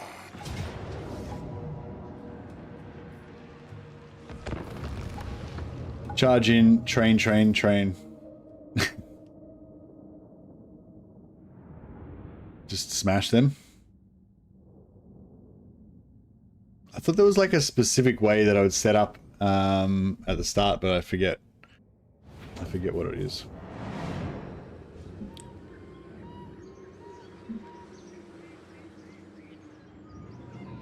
Yeah, I think I usually come through the middle. Cloven ones. Sword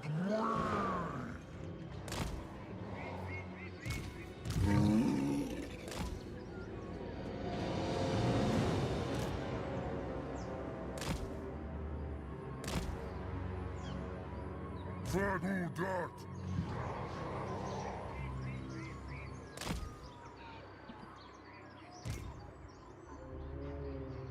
Dog I ran. Dog earth.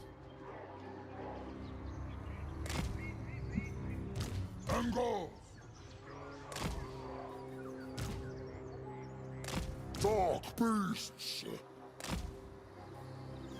Powers Khazrak.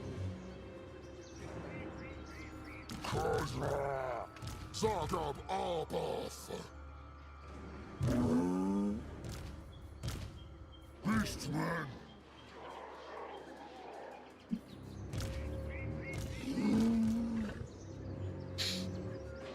Alright, so you can just run in there and just punch on.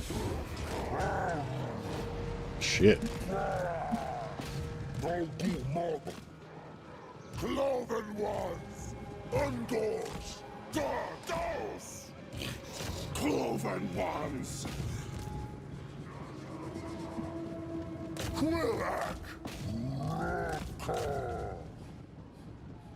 Now go back. Dark shine. Oh shit. Oh dear. That was bad. That was bad. Fuck, I wasn't paying attention. Those spears fucked me up big time. That chariot was supposed to wreck everything basically by itself. Yeah, that was bad. That was real bad. Shit. That was, oh yeah, that was bad. Did I mention that was bad? Shit. Because yeah, the idea was the chariot was just going to kill everything basically, but now the chariot's fucked, so it's not going to kill everything.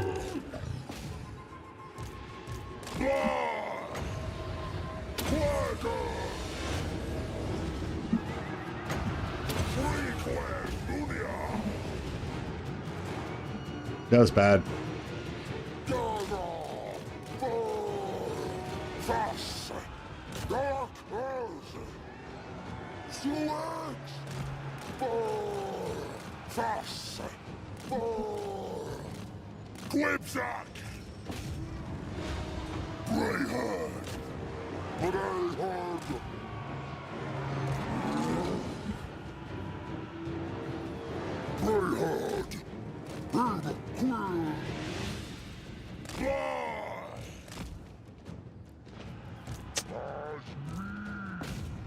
Oh, fuck, they're shooting while they're running. That's bullshit. How are they doing that? These war dancers are being dicks.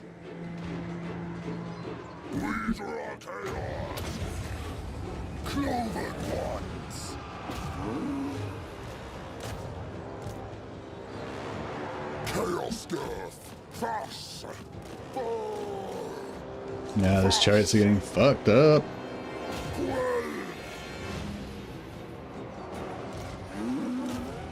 Now lucky we still got our minotaurs.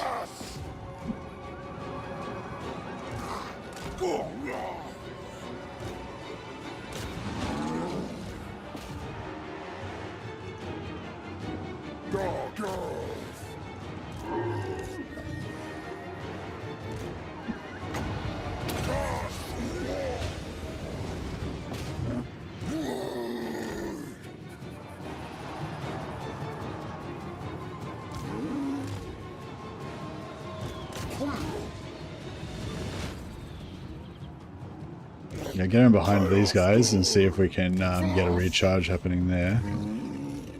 There's arrows getting shot in the back there. It's not really that great. Khazrak's losing to some archers over here. Like a boss.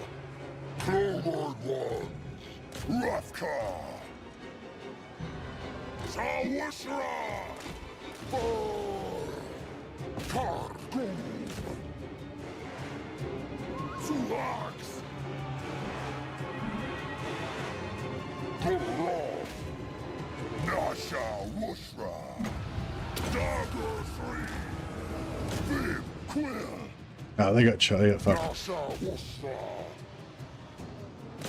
These guys should be coming there, take him out, and circle back and take these guys out. If they could get there before that routes, that'd be sweet, but I don't know if it will. Khazrak's still getting fucked.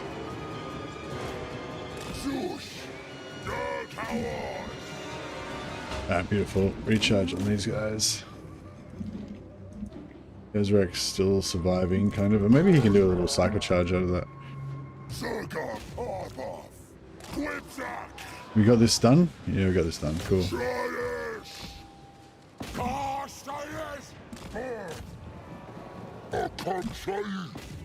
Right, get back in there before you get shot.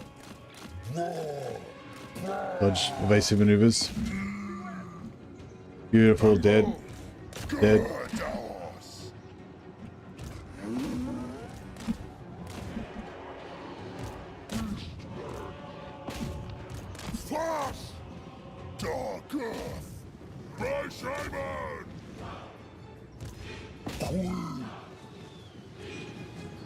Failed ambush was a bad omen. The omen persisted even through multiple. There we go. Okay, so now this one is a settlement battle. So this one's different. What I was talking about before, it will actually wipe everything that is in this battle. Will wipe at the end of the battle, and we'll get the full value in terms of the gold value and the experience points for our characters. However, the individual dudes, like this unit of Bestigors, they get their experience based on what they personally kill. So if I run around and kill more shit in the battle after the battle ends like this, then they'll actually get more experience. Except for sometimes they kind of like cap out and they don't get any more experience, but they might be already capped out. We'll see how they go. But yeah, but in general, they can still get experience after the battle ends, basically. Sometimes they won't. Like you can check them out and see if they are getting XP or not. if they can even catch up.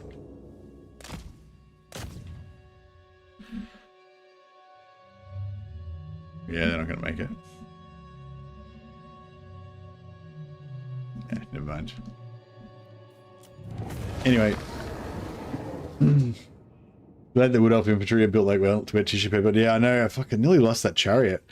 That's that hurts us because now the chariot's down to 2 entities, so maybe it'll heal back up to 3 at the end of this battle. But basically, we're going to be, you know, we're going to be low on chariot for a couple turns, maybe.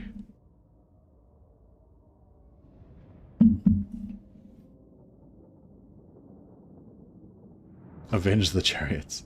Yeah, we avenged them pretty good. Yeah, see, so so this is what I mean, like, see, the army's wiped, whereas in the other one, the army, when we're in this post-battle screen where we're deciding how much rewards we were getting, the army was not wiped.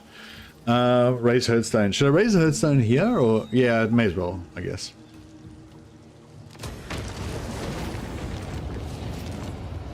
Yeah, so I think we just want to get our first army capacity as quick as we can. So what do we need to do? Get 25 marks of ruination. Yeah, so hopefully we can get 25 marks and then do our ritual straight away, and then soon after that get the Confederation and get a 3rd army.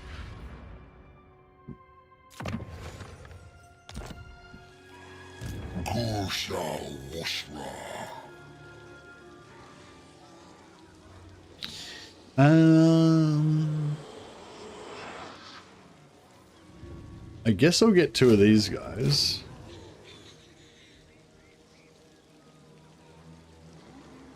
I kind of want dogs. I don't know. I mean, these guys do have poison, which is cool.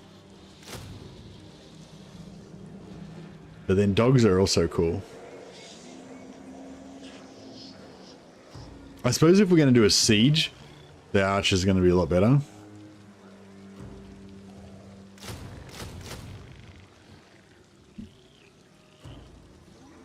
Get 1 dog, yeah. Never really use the raiders, they're only good for friendly fire, yeah. If you have a whole army of them, like, you know, because you don't have much unit capacity, like, you probably end up having, like, a secondary army of just all raiders, you know. But, or you could potentially if you wanted to, but yeah, with the melee, they don't really work that well. But, I mean, it's good to have one, it's good to have at least one so you can use it to help break units.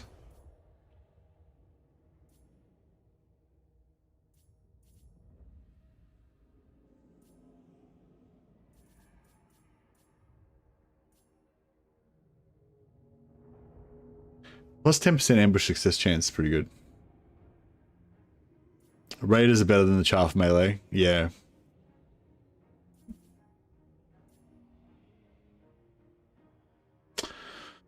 I kind of want this replenishment, hey.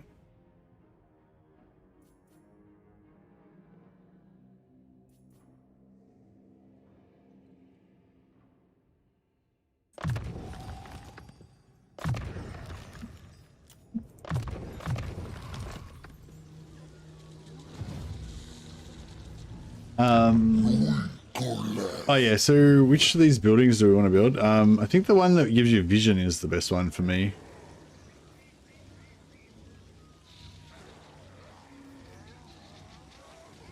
Isn't one of them? Oh yeah, provides line of sight over all regions in Blood Ground. Yeah, I kind of like that one because it just gives you just so you know what's going on, you know.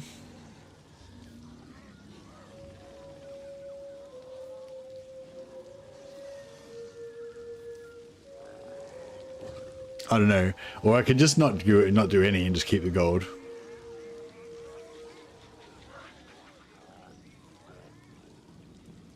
Because I'm probably going to abandon this pretty soon. We'll take it. And I guess I want that. Plus dread per turn. There's nothing else I can do. Yeah, I want to get an alliance with Festus as fast as I can. Man, he can't wait to...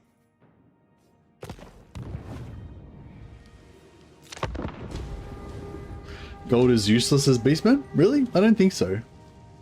think you need a lot of gold for certain things.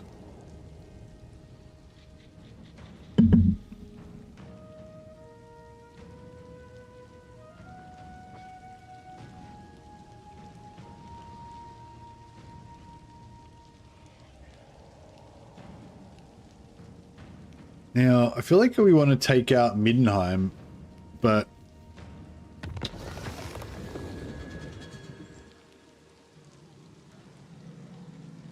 pretty much from the buildings, yeah. Buildings, and do you get magic items with gold, or is that with dread? Yeah, the magic items as well. So we can purchase distorted reality. Oh, campaign movement range plus 10%. I should probably get that, like, immediately, yeah?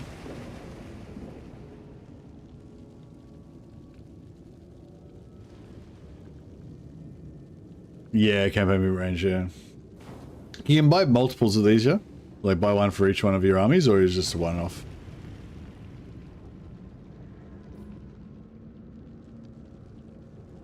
Yeah, I probably should have bought this before the end turn.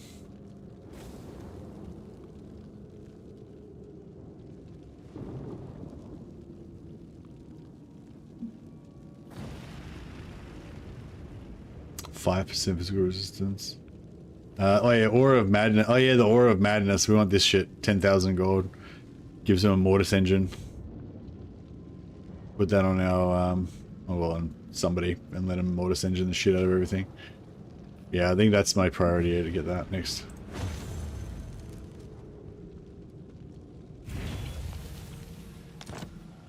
Khazrak.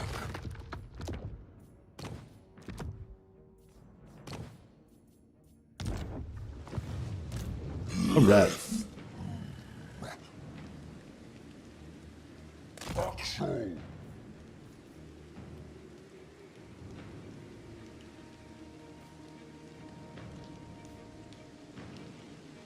So, do I need to go into that to encamp? Yeah. F for Champion's Essence, as usual. What? I don't know what you're saying, Vasily. Alright, let's cruise over here. And kind of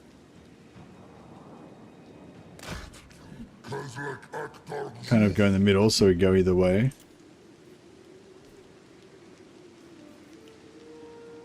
Yeah, I think they got rid of the regen one. The regen one was crazy. You just have all your characters, we just have a heap of characters on chariots with the regen. So yeah, I feel like if we're gonna do the Middenheim siege, then more raiders would be good. But if we're gonna do field battle ambushes, which is what I would like to just be doing all the time, then more dogs would be good. We can't really have both, unfortunately.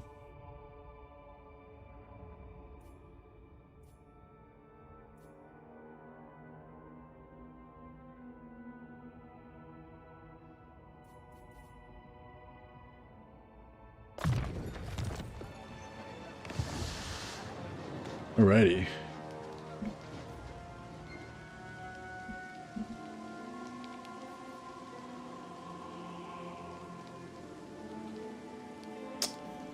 So we still haven't got vision on Festus. I know we do now. May the Fly Lord spare you of his most deadly gifts.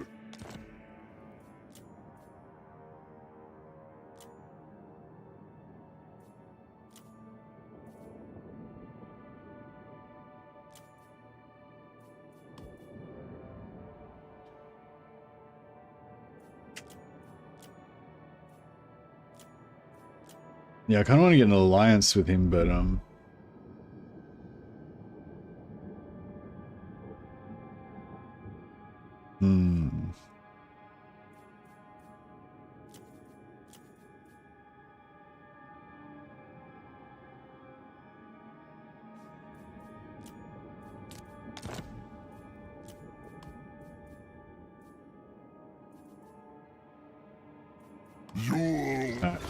I got military access.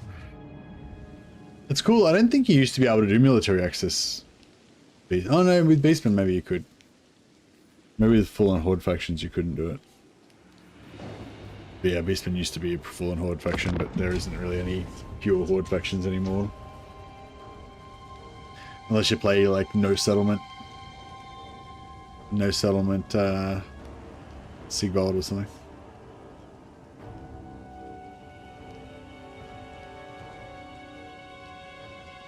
Pidgey, you get a rename? Yeah, you're Drashor Death, what, Deathbray, our shaman.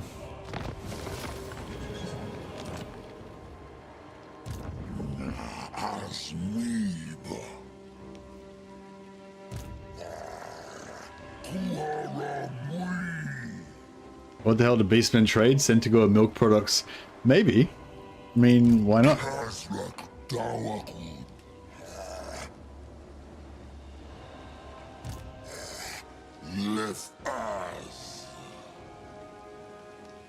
If I take Crudenwald, would that block out? Would that block out what's his name from taking it? Or should I take? Oh, I don't know. Fuck. I feel like this feels.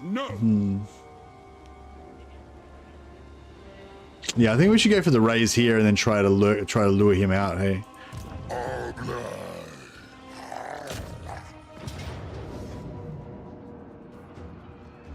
Yeah, no ambush obviously because we're attacking the settlement, but we should still be able to, you know, overwhelm these feeble humans. The time of man has come to an end. Now it is the time of the gore.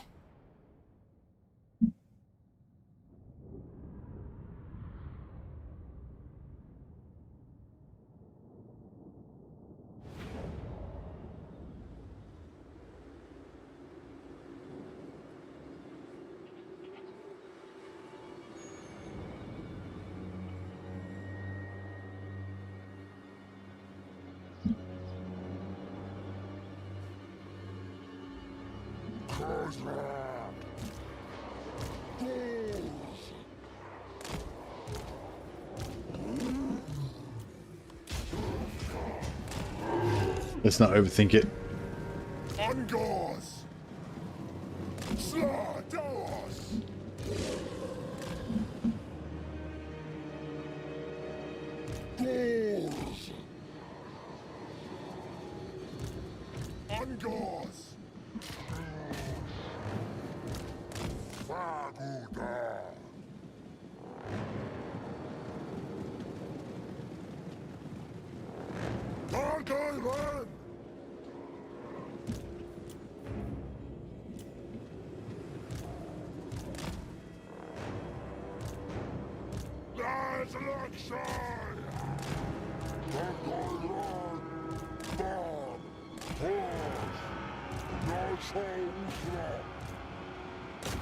Oh, check that arrow shot.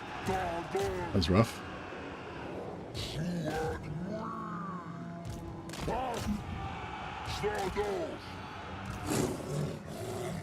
The dogs bite a little bit more. I'll do. Back out.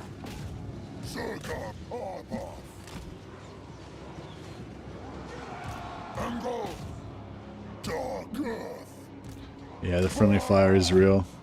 Get him to move in.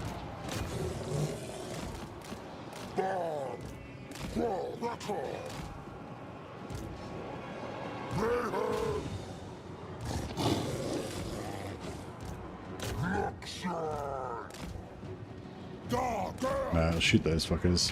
It's only Ungors in there anyway, so they can get wrecked.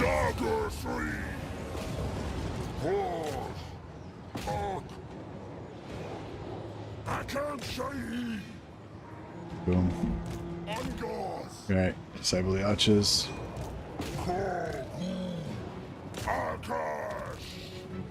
Yeah, now I want the Bestigors to kill the Lord or the Minotaurs. We'll get Khazrak and this guy off. So because it's a settlement battle, everyone's going to die, so we don't have to worry about maxing out the golden experience. But this character's worth a bit of XP for our units, so I'll let him. I'll let them kill him.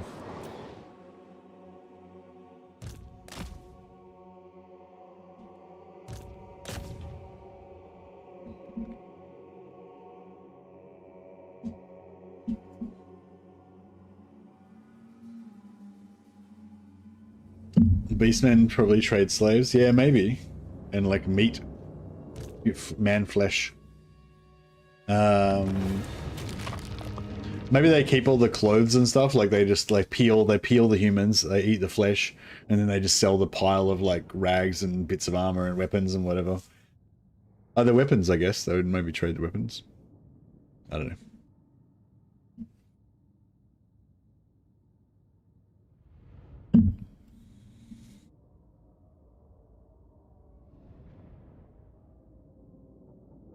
Yeah, I think we need to get that. We need to save up 10 grand and get that mortise engine ASAP. I was thinking about trying to get a second.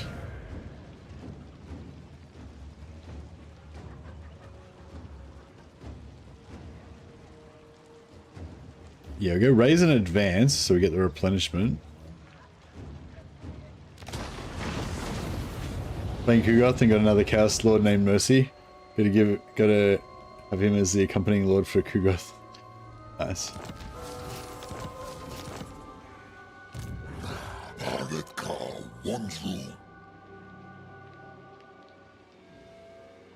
That mortis engine is a bit crap. It only works on wavering enemies. Oh, is it? Okay.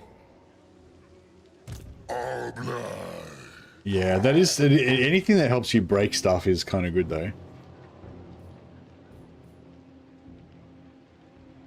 Yeah, so I think we want to...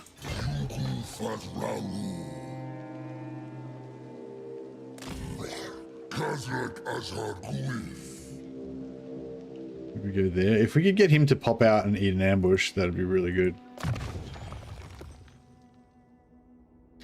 I'm honored. Thanks, Joshua.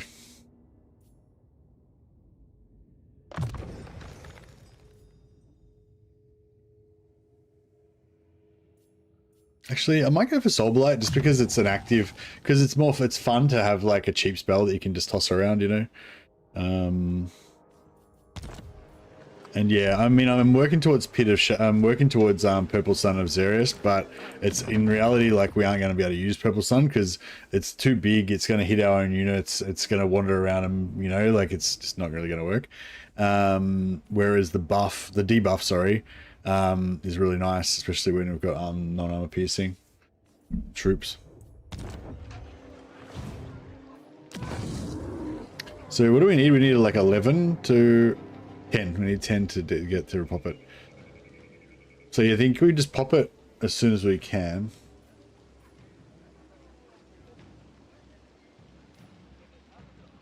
Yeah, pop it as soon as we can. Drop another one.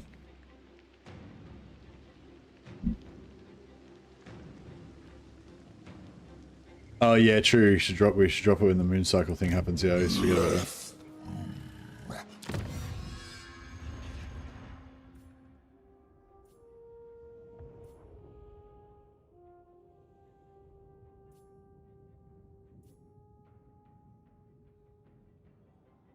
10% weapon strength when fighting against men. That's pretty good. Go for that and then go for the speed.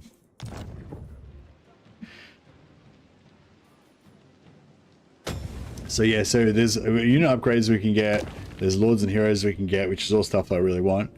But yeah, the Confederation is what we're going for first because that's going to give us a whole new army, plus whatever heroes and stuff that they come with. Yeah, does anyone have like a preferred order for how to confederate? All right, so I'm really hoping he's going to come up here and try and attack me and eat this ambush, but I don't think he will. I think we're going to have to attack him inside the settlement, which sucks.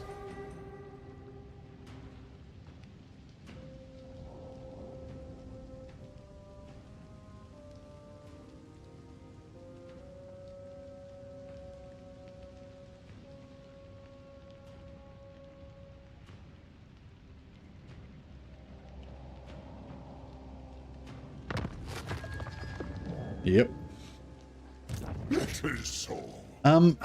Can we win this battle? No. I feel like I normally would attack the settlement, but I don't know, it just feels scary. Can I take this? Can I take this settlement?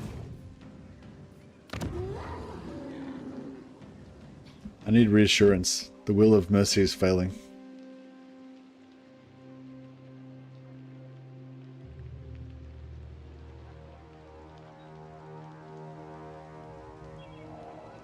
I kind of feel like I have to attack it, but I kind of feel like I'm going to lose. Khazrak Abba. Eyes Lexai.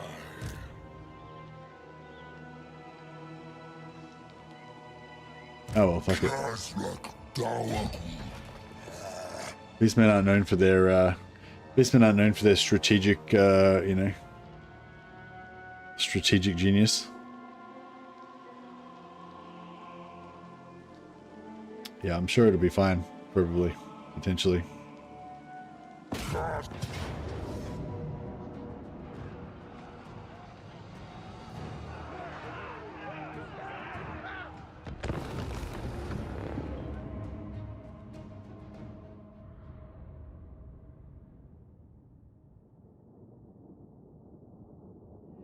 So isn't it 3 archers? Like the 3 archers I feel like is the worst. Oh, actually he might have more in the garrison, I forget. But yeah, he hasn't got that many archers. If we could somehow shut down his archers, basically, then we'd be good, I think.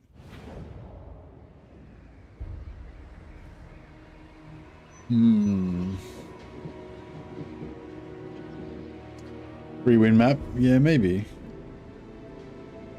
I mean, I guess we could just, like, use our archers, like, here, and just shoot his archers, and then just let our guys go through in the blob. You can just blob it up.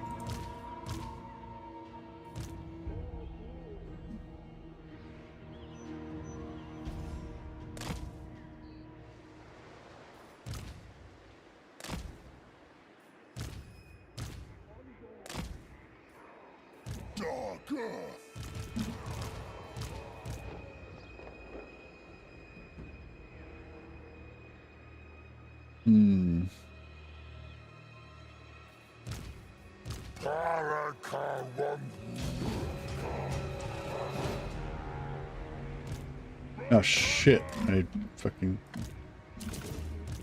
left this. I left it. So my point was to hide these guys over here and they'd have no defense because they wouldn't realize I was going to go that way.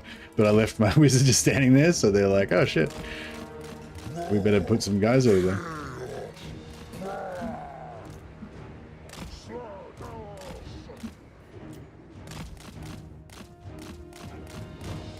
Just try and dodge all these arrows.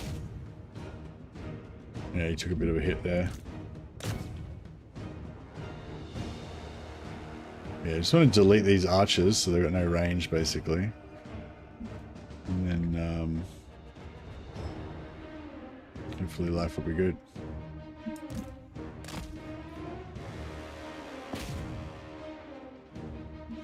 Oh shit.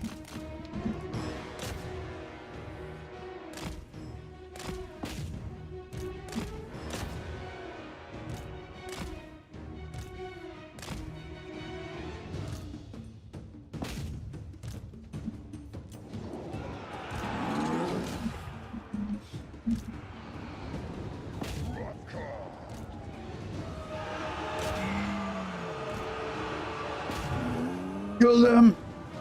The time of man is at an end!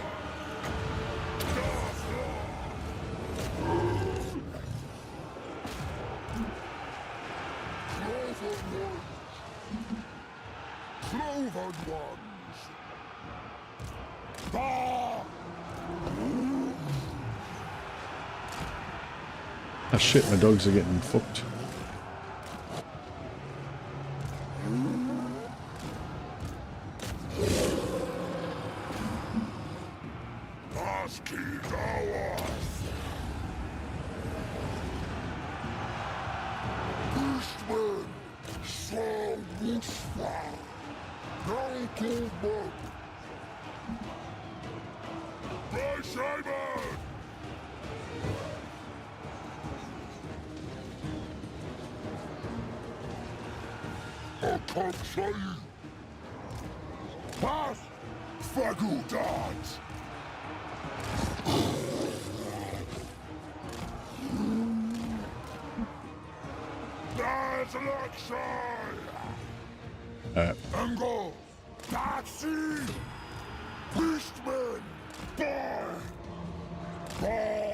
Alright, we're getting some, we're doing some damage now. Oh fuck.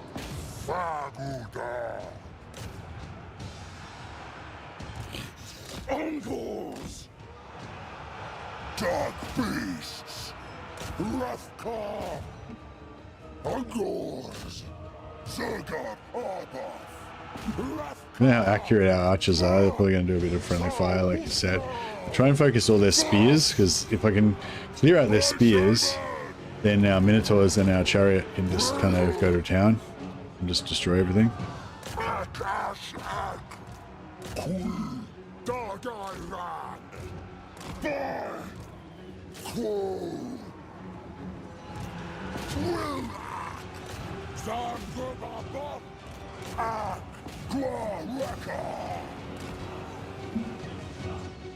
Beastmen! Dark Earth! I wish these guys could shoot over there. Ungors! These guys have a rest. How's he going? Has Boris got regeneration already? Yeah.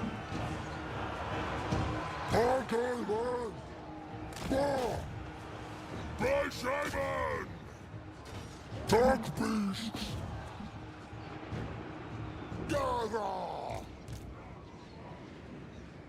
Varu! Laru! Fast! Targaiva! Looking alright. Looking pretty good. We're overwhelming them. Too strong.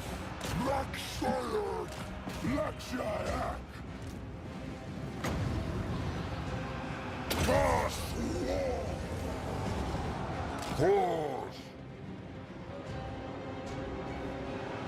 Dark Earth! Toxie! Chaos Girth! Slaughterous! Quipsack!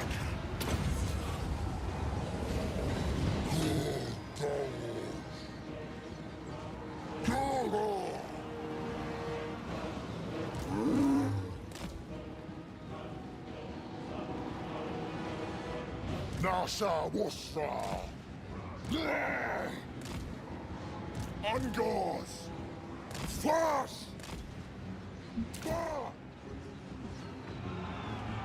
Alright, get some archers up there. Might just choose these chariots to go around and just get rid of that stuff. Actually, there's a lot of non-spears up there. Might send the minotaurs around as well. Ungors!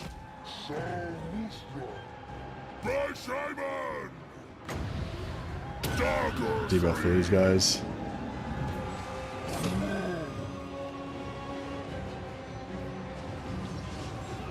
Probably debuff those guys as well.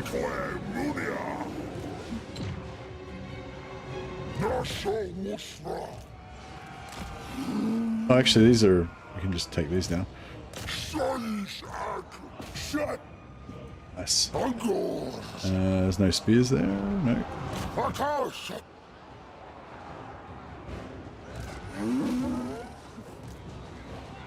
Go back up, keep the chariots rolling.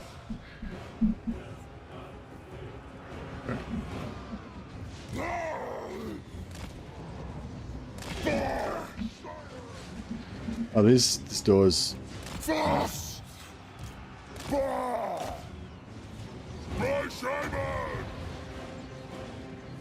Probably going to end up army lossing them before Boris actually dies, but that's, you know, that's fine. Oh shit. Minotaur's getting the shit shot out of him. Yeah, it's the problem with these guys. We've got to keep an eye on everything. Can't just let them do the, you know, can't just let them wander around doing their thing.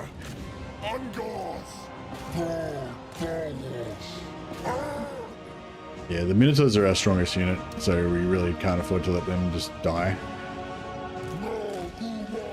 I think the best to go is eat Boris so they can get XP.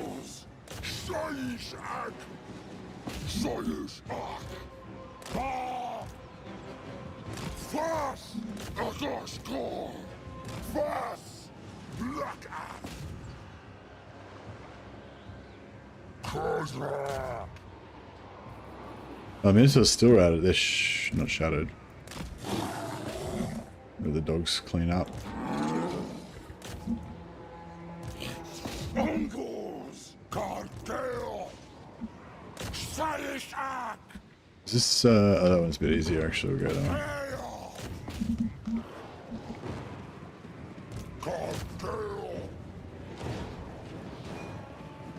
Yeah, the best of us should be able to feed on him.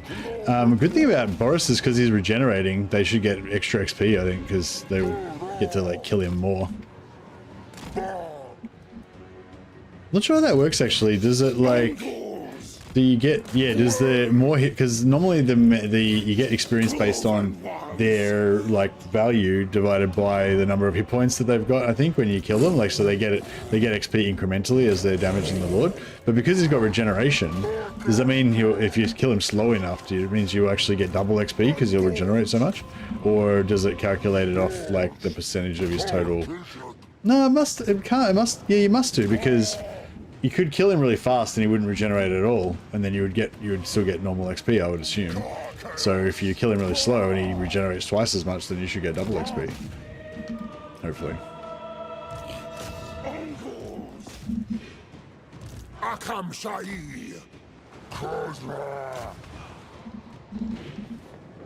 But yeah, I think we got this. Just a matter of time. I might just open these gates. This is probably going to be quicker than trying to...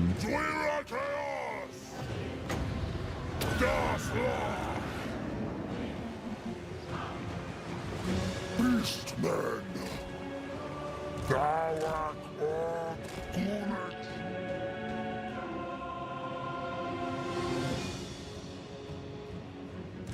So because we're faster.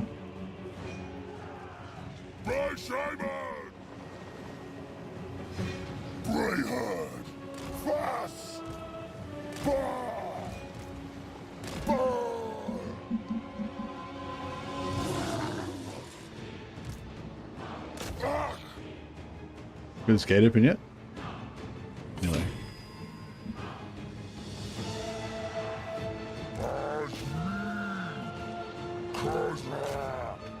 And we're trying to get through here, pop and open this. I need more troops in there. Too many over here. I'm gonna break this shit down. Slowly, slowly. There we go. Yeah, they're trying to get as much XP off Boris as they can. No, that's got a route. Alright, grab these guys. Yeah.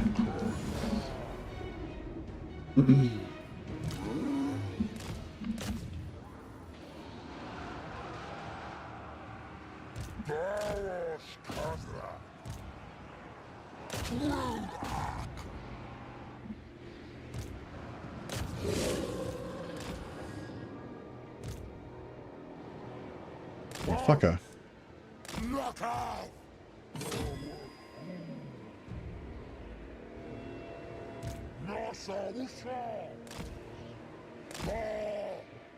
Let me out. He's getting away. All that sweet, sweet XP is escaping with him.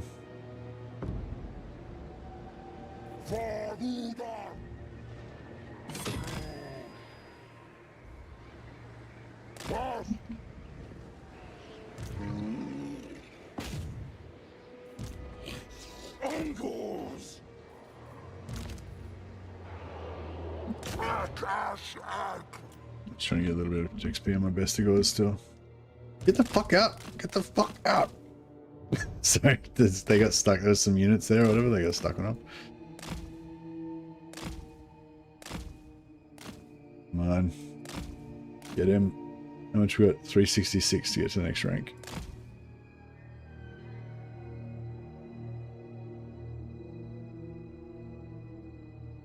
Come on.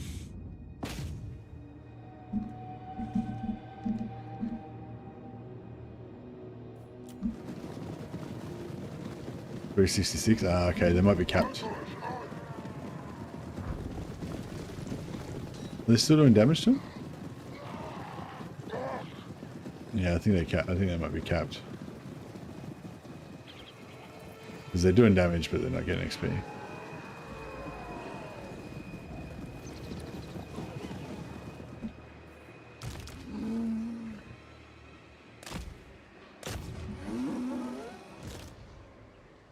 Yeah, he's gone.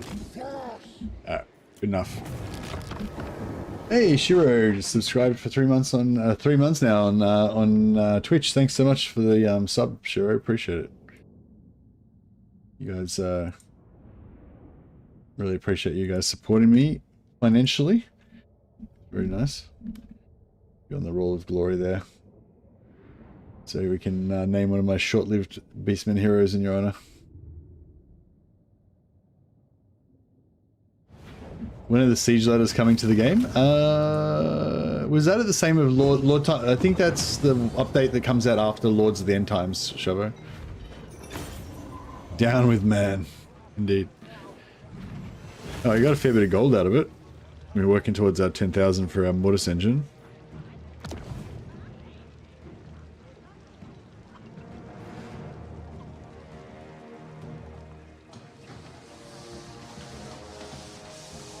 Yeah, we'll go raise in advance. Actually, I just realized we've got to do a bit of the Scarbrand stuff where, you know, you got to think about if you've got enough movement to go to choose a side, you got to choose which side you want to do, because you lose all of, regardless of how much movement you've got to start off with, you lose all of that movement, and then it gives you back a little bit of movement after the battle. So you want to, like, if you've got extra movement, you can choose which side. So I want to go down south, so probably to Wisemond. So I should have tried to rotate around, and then when I bounced off, I would have bounced off this direction.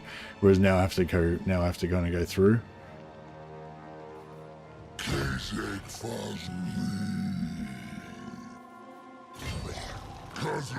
So I can get there in 2 turns if I don't replenish. But if I do replenish, then I can't do it. Where's Karl Franz right now?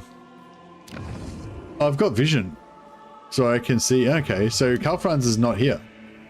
I thought normally now Karl Franz would be kind of walking through here and be about to attack me. But yeah, I've got vision. I've got vision on the whole area, so he can't be there. Oh, unless if it could. Is Karl Franz in ambush stance, like here somewhere?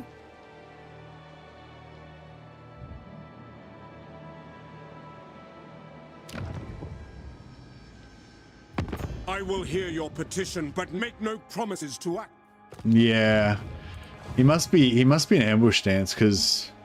So do I need to like move him back this direction to try to intercept Karl Franz? Is that the play?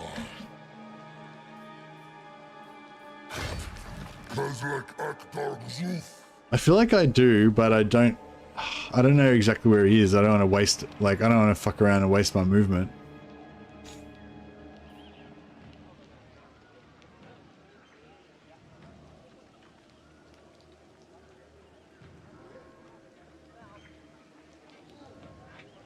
Anyone with Khazrak experience can suggest, should I go that way or that way?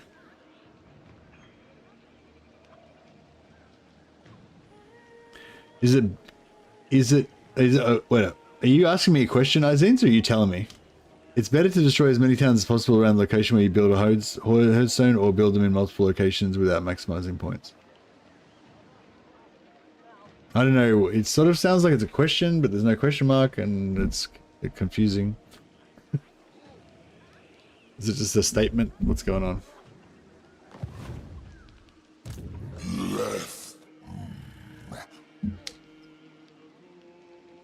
No worries, Azins.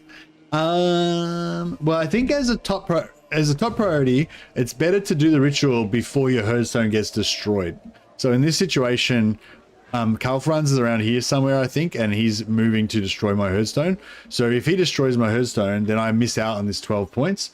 Whereas if I do the ritual now, then I get the 12 points. And then he can't destroy it because I've already destroyed it. Right? I've already activated. I can destroy it, but I've already got the points. You know. So number one, it's best to do it before your herdstone gets destroyed, if your herdstone's going to get destroyed. As to whether it's better to maximize them or not, depends, I guess. Yeah, like, I wouldn't worry too much about, well, for me anyway, I don't worry too much about trying to like maximize it. Like, if yeah, it's more important to not it's more important to cash in and not lose the points that you've already earned, I think. But yeah, like Anthony said, there's going to be a dark moon or whatever in 4 turns. So if I can wait for 4 turns, then I think you get 30% extra points from performing the ritual. So instead of 12, I'll get 16 or something. So that's another factor. You want to try to time it with your dark moon thing happening.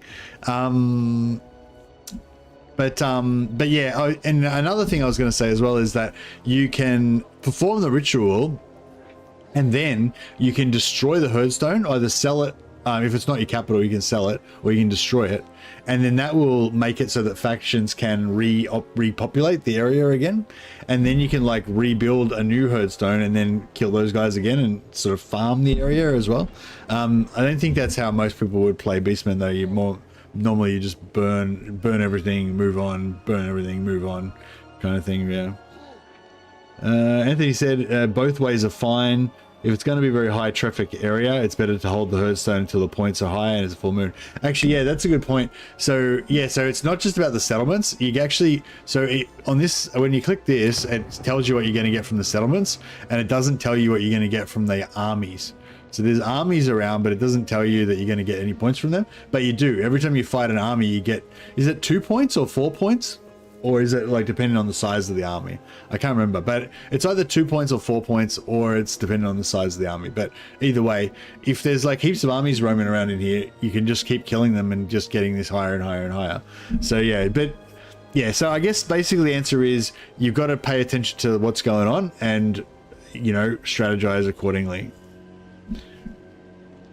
Yeah, basically, but yeah, basically you don't need to perform the ritual unless the herdstone's about to get taken.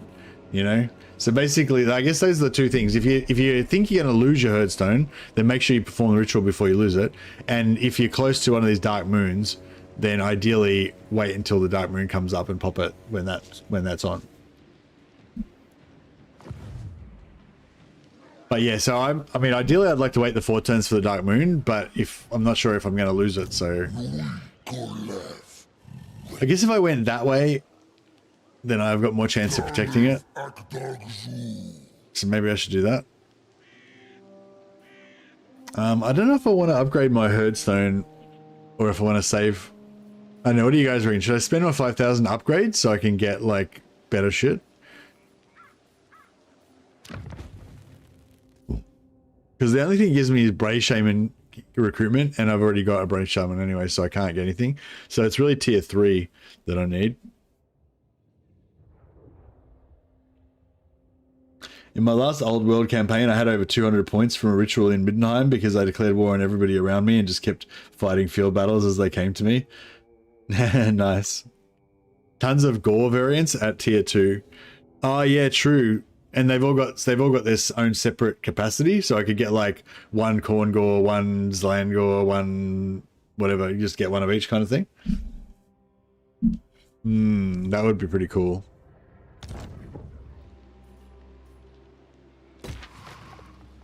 All right, you won me over.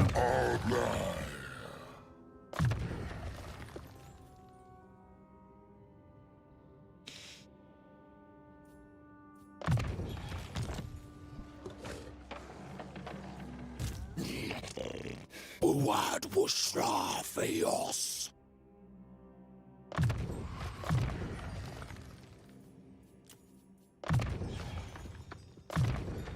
Yeah, I'll get Purple Sun, even though we're not going to use it a lot.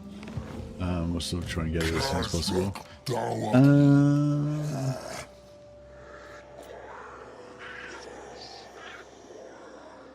We could refresh these guys.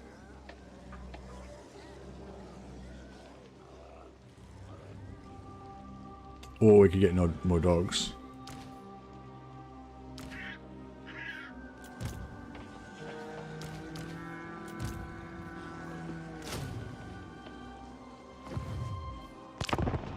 Alright, so I reckon Karl Franz is around here somewhere. Trying to get to my Laurelon Forest. Fuck, where is he?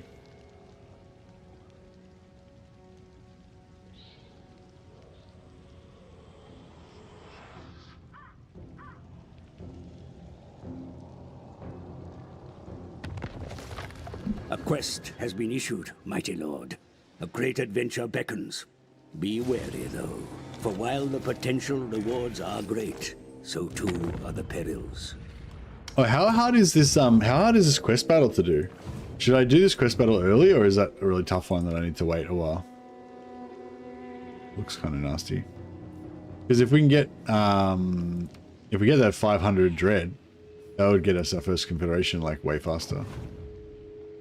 Maybe I would wait till I get 700 dread, and then yeah, if I wait till I get 700 dread, and then see if I can do it, and then that'll get us straight away get the Confederation. Where the fuck is? Oh, there he is. Oh shit! So he was nowhere close by. I should have gone this way. Damn. Absolutely not.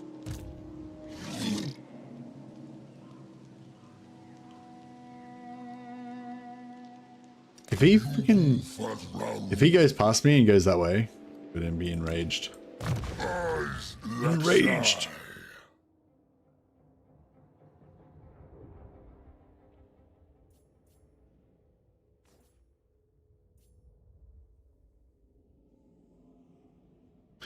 Income from raising settlements plus 8%. Income from post-battle. No, I think I'll go for income from post-battle. Yeah, fuck. I think I should have gone this way. Because then I could have taken Wiseman this turn. Maybe.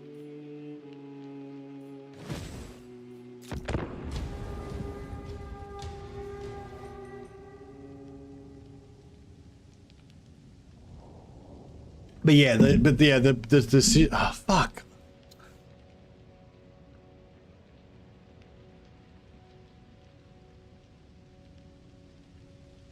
So now, like I said, like now I'm in that position where I have to pop the ritual because otherwise I'm going to lose the settlement. Oh no! Glory, he's just in range. Oh, Glory. Okay, cool. Okay, so yeah, so we have to win this battle because otherwise he's going to take out my my thing. But we get to yeah, we get to kill Kafrans. And we got the ambush. Glory. Yeah, no, this is good. This is good times. Let us violate him. The time of man is at an end. Yeah, so if I can hold on to this for another 4 turns and get the extra 30%, that'd be pretty cool. Especially if we get the army in one pot and get the extra army in one pop.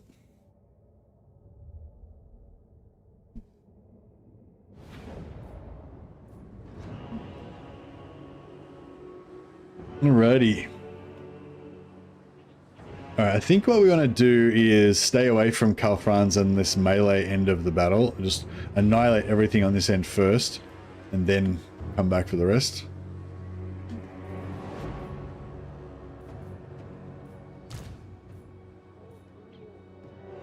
Yeah, we'll try to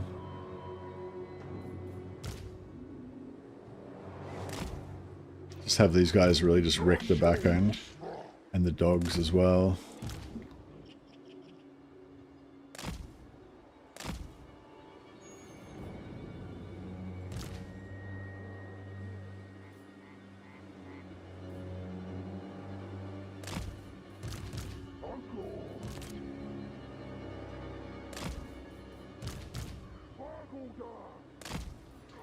And then put some spears.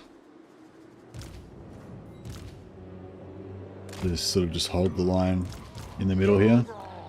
These great swords they've got are going to do some damage.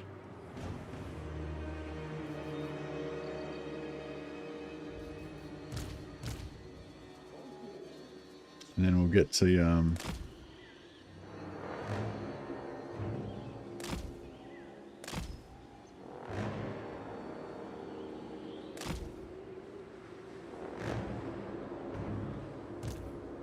Nasha Wasra.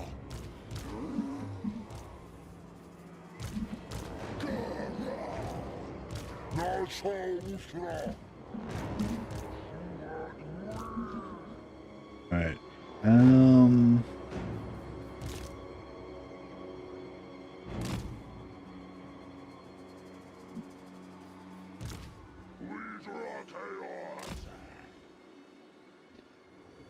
Alrighty. I think that looks about right.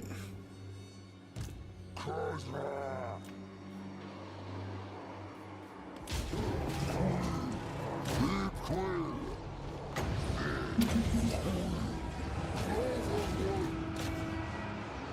Undoors. Akashan. Bhashiva.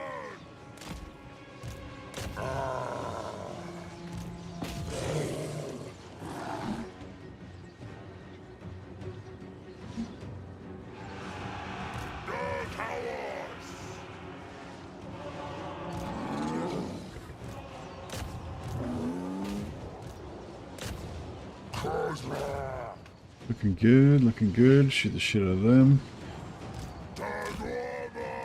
Okay, send the dogs out to help run down the routers. And then we need these guys to start running around.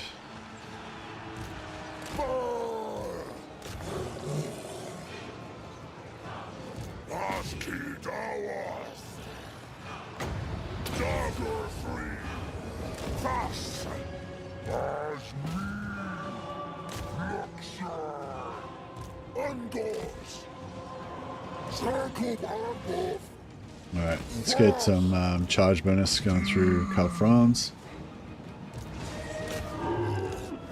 Have the best of girls come around the back.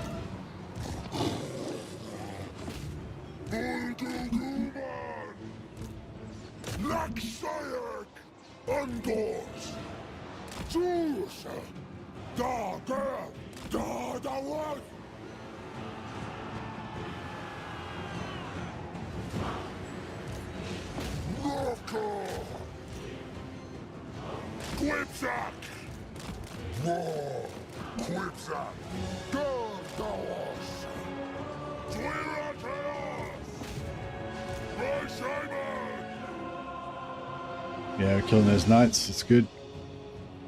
Undoors. Zagab Arbath. Ek. Laksai.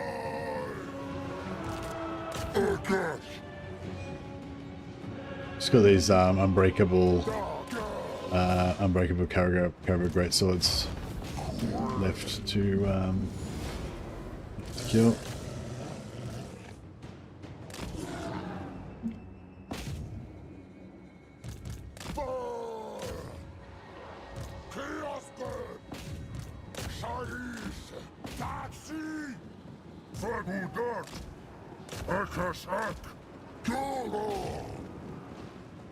Dark beasts. 855. Force.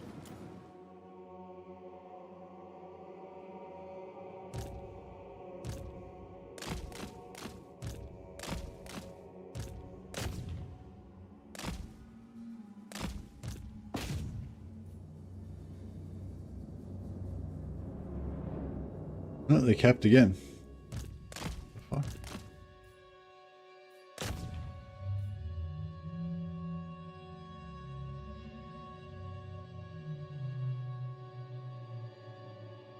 No. Doesn't matter really. That's fine.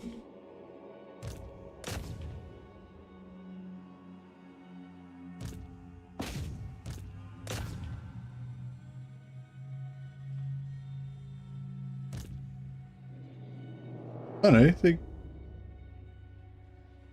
no, they're capped still.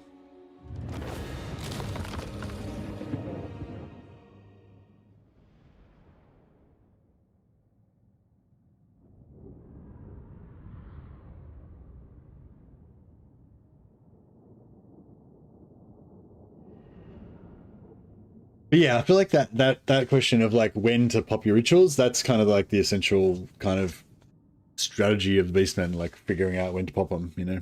It's not like, it's not really like a one answer fits all. That's like, it's kind of like the whole point of the game, trying to figure out what you should do at any one point in time, depending on the lay of the land. But yeah, hold on to them as long as you want, and as long as you're not going to lose as long as you don't lose the herdstone, and then it's wasted and you lose everything. That's the gist of it.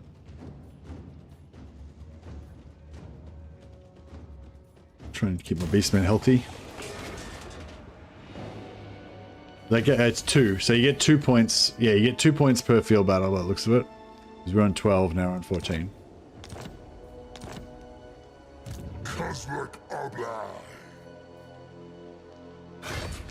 Khazrak Akbar Gzuf. Oh, should we try and take out this? Like, these greenskins look kind of rough though, don't they?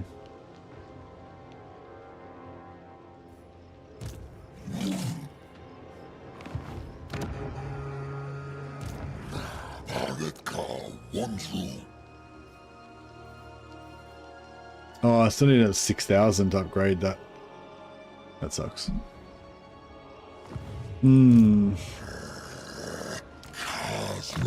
Alright, we've got Purple Sun, finally. Probably going to extra magic item drop chance now, because I just basically just wanted to get the Purple Sun. So we got that, we're kind of good.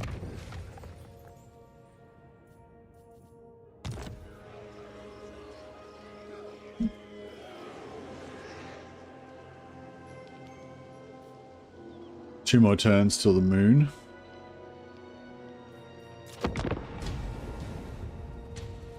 Oh, I didn't check whether we could get an alliance.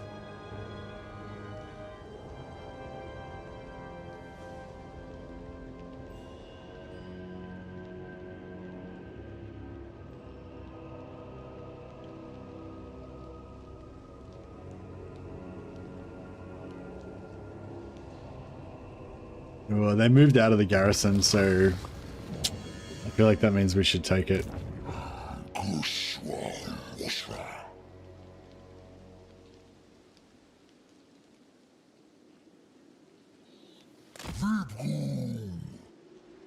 So where do you reckon those greenskins went? Over there somewhere?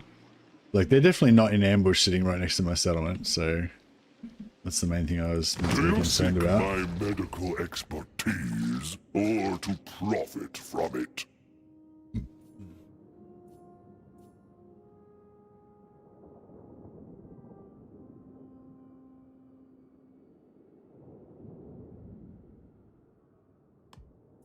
Yeah, I reckon what we do is we take this now, then move to here as close as we can to Wisemund. Then next turn we pop the ritual once Dark Moon happens, get as many points as we can. Then we take Wisemund. Don't destroy this. Then we take Wisemund and then sell Wisemund to Festus in order to get the Confederation. Are you sure they're not close by? I'm not sure, no. If they're sitting in ambush like over here or something, then that would suck pretty bad.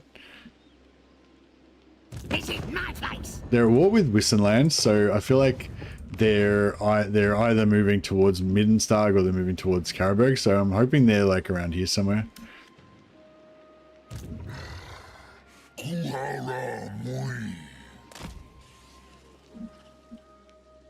But yeah, I can't see them.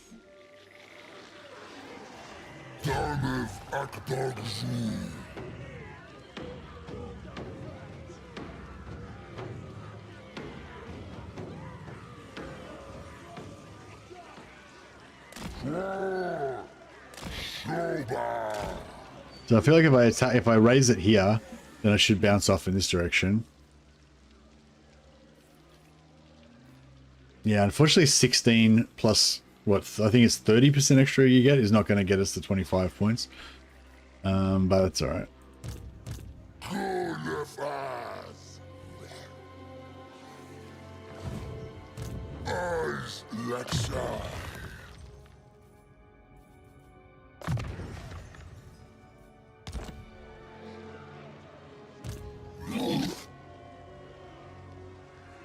Quest Battle gives you a little ruination. Oh, is it? But is the quest battle like doable though? Like, is this? Can I do this? I mean, look at the red bar. Look at the red bar. I've got no chance according to the red bar. Yeah, no, it just looks bad. Like, It is manually, you reckon? Oh, shit, I don't know. Just looks pretty bad, like with the demigryphs and everything.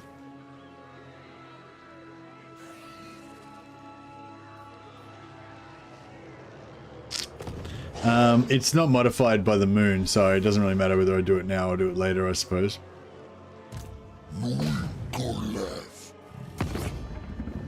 Fooling no one.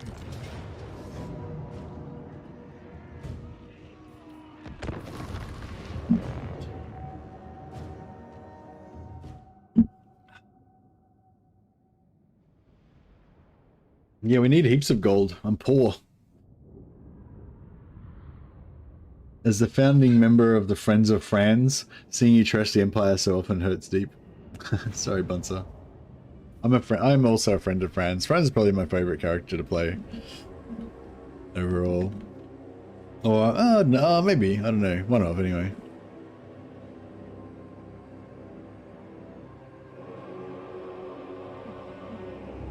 Should we do a stealth attack?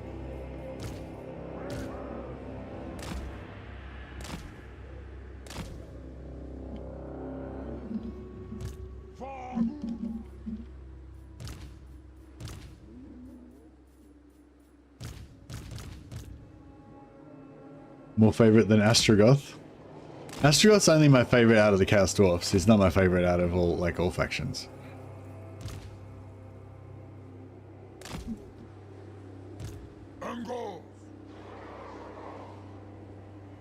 Yeah, so Astrogoth, I probably prefer Astrogoth's gameplay, but I prefer Karl Franz's like theme, you know, like the Empire, I think the Empire are the coolest. Oh wait, this guy's not invisible, is he? Neither are they. Like nearly blew it. Nearly blew it.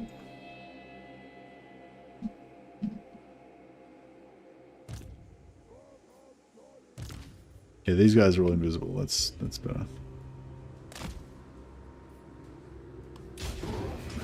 So they got nothing over this side because they don't suspect the thing.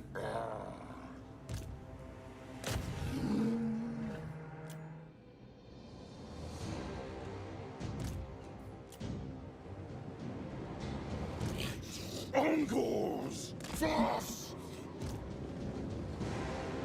Fire! Dog Eye Rat! Ungors!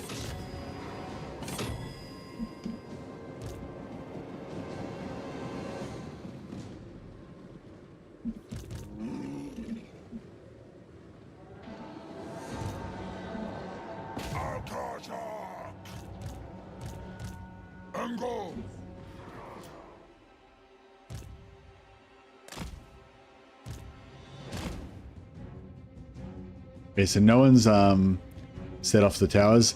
The towers are fine, but if you get these gatehouses activated, then they'll know that we're there. So we're basically still invisible at the moment. Oh shit, we're in.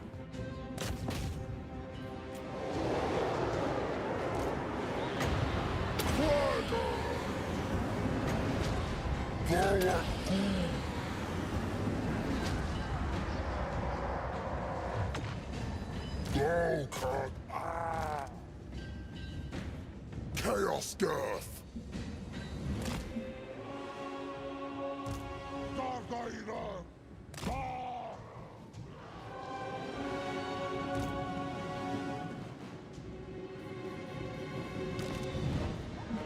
We're getting somewhat wrecked over here.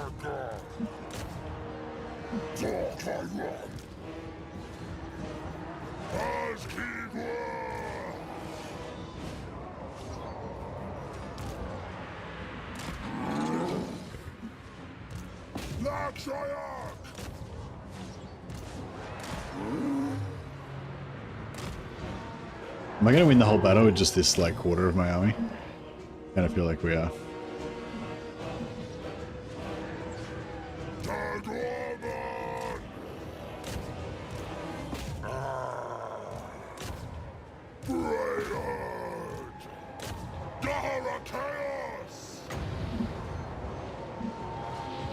Probably should have popped this debuff a little bit earlier.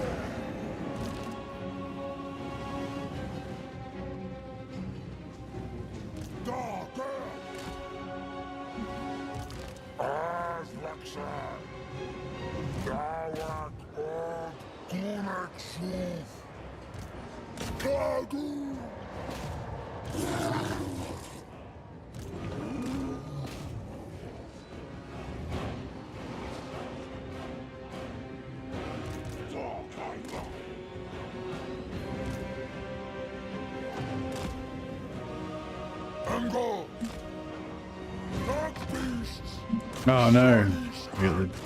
This barricade wasn't even up. It was, like, look how close they were. If they just had been in range of that, they would have blocked it from being built. And they just fucked up around here. Like, they fucking... Excuse me. Sorry. The AI, yeah, the AI just screwed up and just didn't make it around the corner. And therefore they got their barricade up, which is, like, totally fucked me. This is, which kind of sucks. Like, I should have blocked that because I should have been fast enough to get there because they totally didn't see me and were not ready at all. But then for some reason, they just stuck here. Like, they stuck here at the corner, like, and not even a single guy made it around the corner just to get in range of this. Like, what the fuck? And like, even now, they can't even attack it. They're just stuck there on the wall.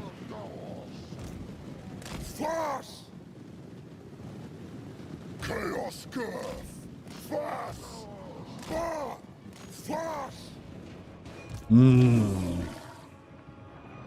well, I guess I should have been paying attention.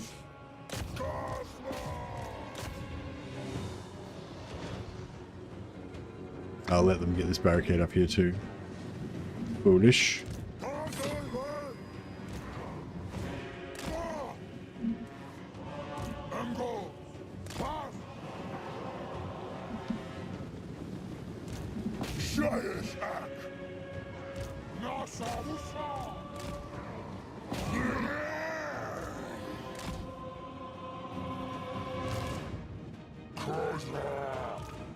Yeah, like I said, we're probably going to win the whole battle with just these few units here.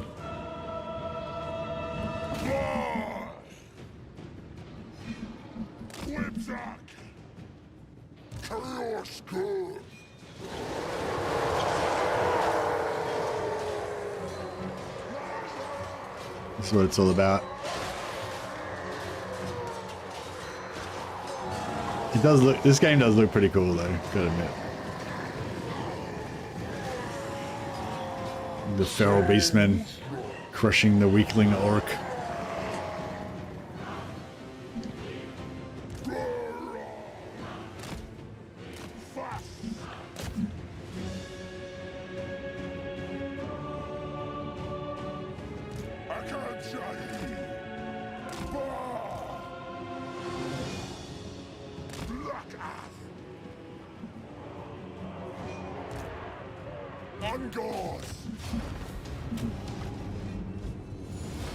Alright.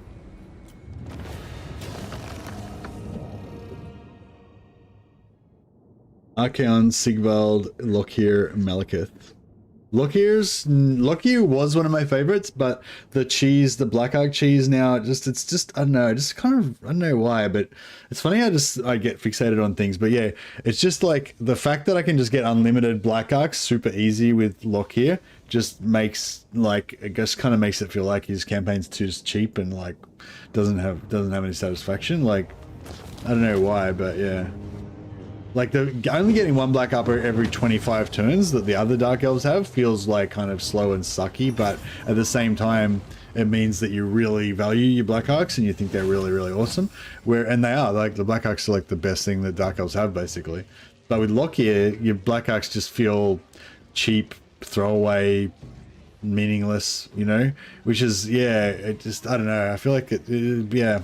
They just need to fix that bug with Malekith, but with Lockyer, sorry. Because yeah, it's just a bit shit with it as the way it is.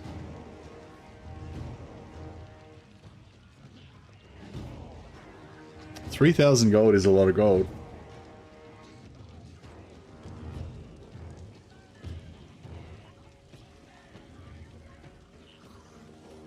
Is it? Do you have it? Does it give you enough to encamp still?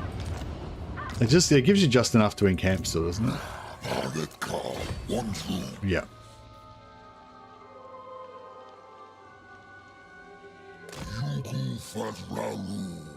Oh, we get 20 actually out of that.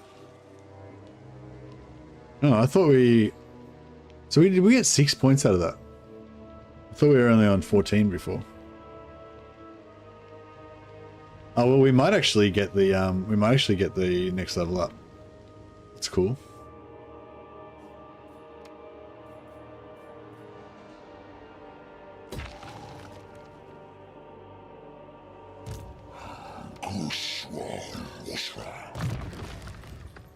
But yeah, Lockyer is cool, but yeah, I don't like his faction anymore, just because of that bug that gives you unlimited Black Arcs, which is ironic because the whole point of like what I want is to get as many Black Arcs as possible, but because the bug gives you unlimited Black Arcs, it just kind of ruins it for me.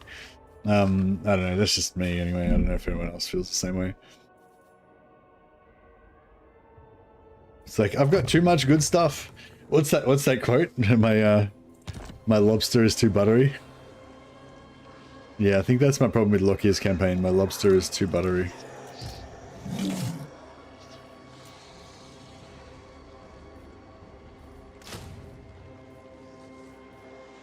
Yeah, I'll refresh my dogs. Dogs kind of always get chewed up a fair bit, so it's kind of nice to be able to just keep constantly replenishing them all the time.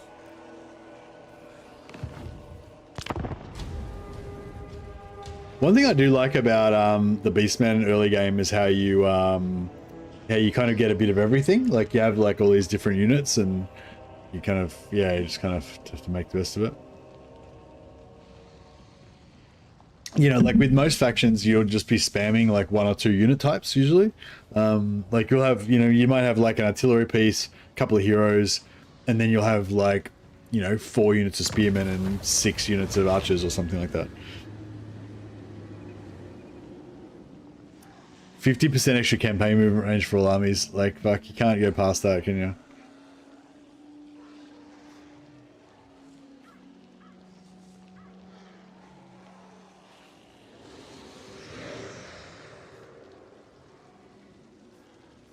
Oh yeah, you can keep it out for these because sometimes you do actually want these, but not in the early game. In the early game, I'm not going to I'm not going to spend any dread on anything except for a Confederation, so it doesn't make any difference.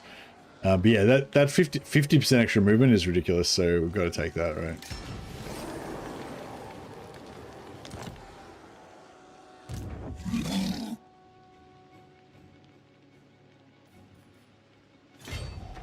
Right, we'll take Wisemund as well, so we'll get this up to 22, and then we'll get the extra 30% as well, so it should be good. Oh, actually, I kind of want to pop. Wait up. So what do we need? We need 25. So with 30% extra, what's 30% of 28? 6.6. So maybe 6 or 7. So we should get at least 26, right?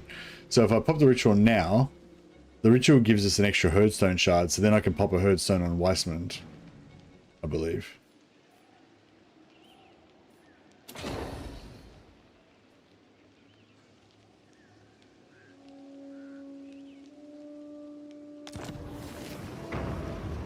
Yeah, so we got our extra army, and we got another Hearthstone shard.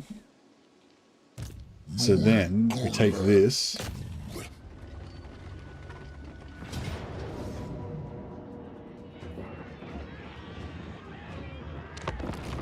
and then hopefully I'll get a Hearthstone, and then I can hopefully trade that Hearthstone to Festus in order to get an alliance, and then we'll have allies, and we can get Chaos Warriors, and yeah, we want to try and eventually get Chaos Knights just because they're cool.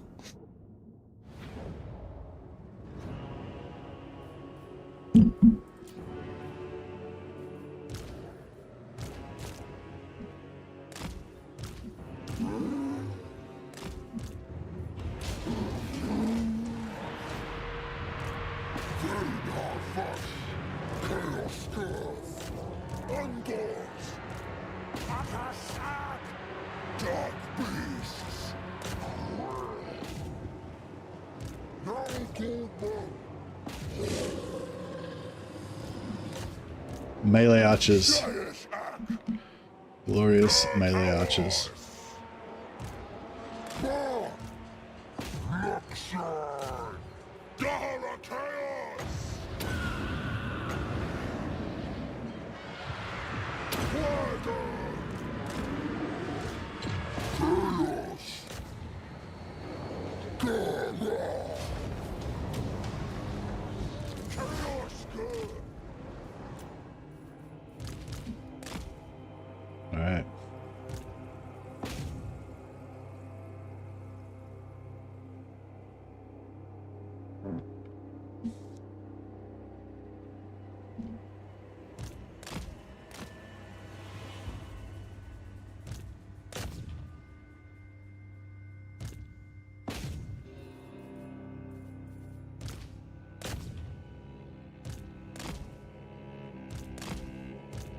Alrighty, nice.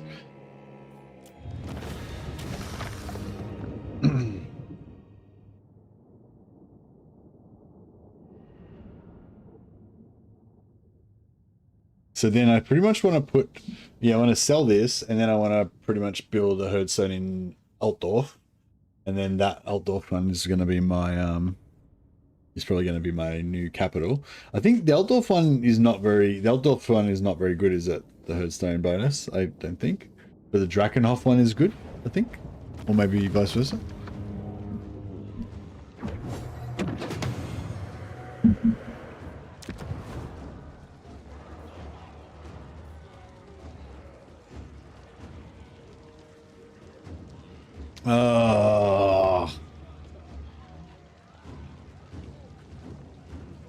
Screwed up. The Altdorf one gives spell cost reduction. Oh, nice. Yeah, so you can't raise a herdstone in an existing blood ground. So I needed to like blow up, like wait a turn and then blow up the herdstone. Yeah.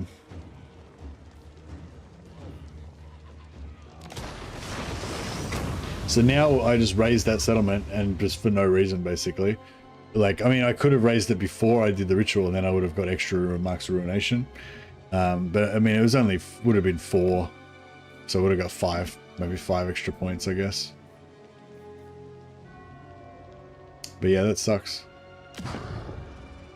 But that's right. I think Mindenstag is not inside. Mindenstag is not inside, so I could do Mindenstag.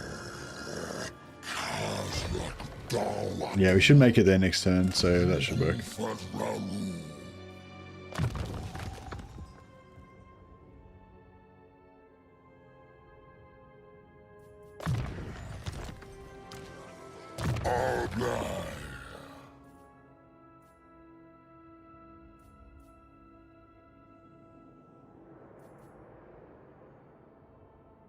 +6 melee attack for Ungors, Gors, and Bestigor units. +6 charge bonus for Gors, Ungors, and Bestigor units. +15% missile resistant missile for Ungor raiders. But yeah, that's why I like Khazrak, because he just buffs like the normal Gors, you know. Also, Warhounds, Razorgore Herd, Feral Manticores, etc. And Stalk. Yeah, Stalk for our Beastmen. That's what makes it so cool. The glorious melee infantry. Alright, we'll save his points for that.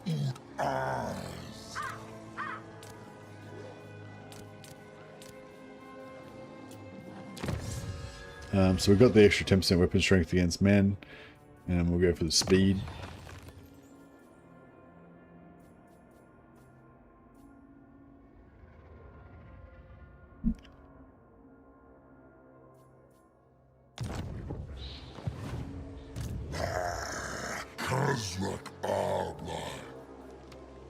Alrighty, now we can get all these cool things.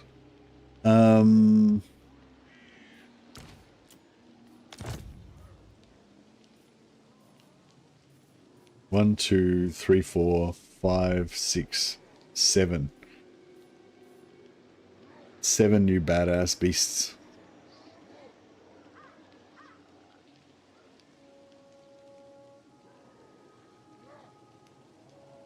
We've only got 2 recruitment slots, so...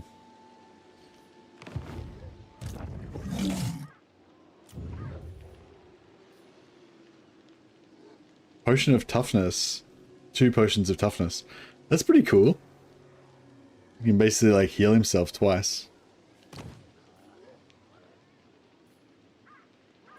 I don't know. I mean, you kind of want a shaman though, because so that they can cast. Yeah, Shadow with Nurgle's Foul Stink. Fuck, that's pretty hard to pass up.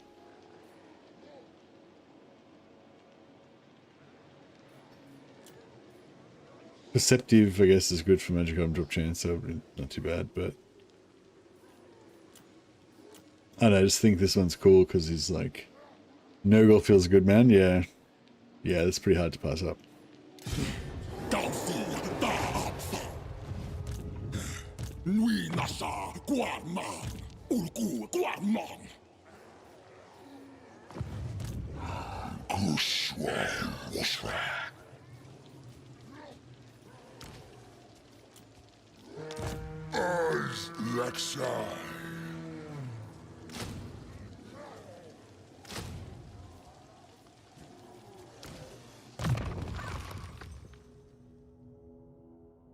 Going for Altdorf for the Herdstone? Yeah.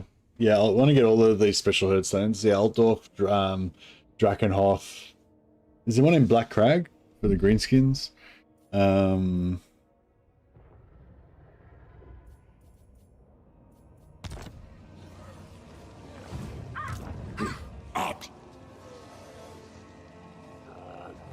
Yeah, hopefully it'll come after this Lone Lord here.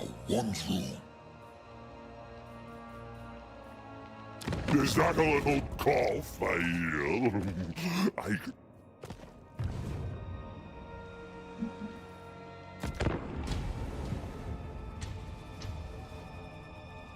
But yeah, I'm gonna go for Middenstag first. Hopefully I can get Middenstag before they take Laurelland Forest, and then I want to region trade Middenstag into Festus for an alliance, just for mainly for roleplay. But yeah, also it'd be kind of cool to get some Chaos Warrior Knights eventually. It'll take a long time to get to them, but yeah.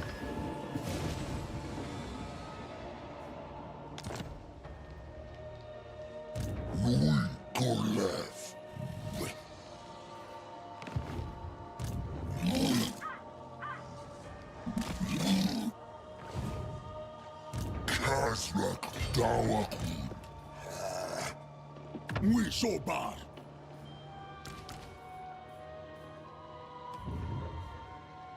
Dawash Khazrak.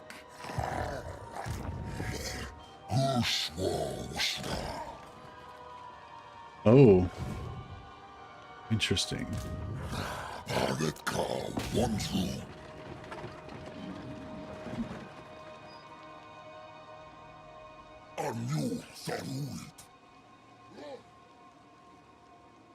If I... Sigma forbids this. Yeah, it feels bad missing out on the Ruination marks, but here's what it is.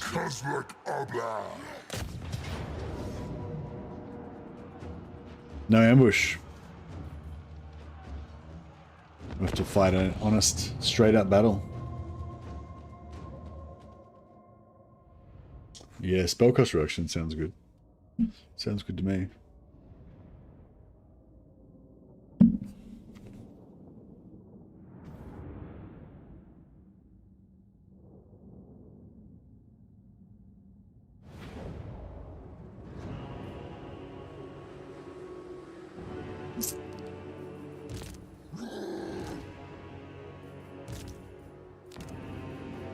Chaos Girth.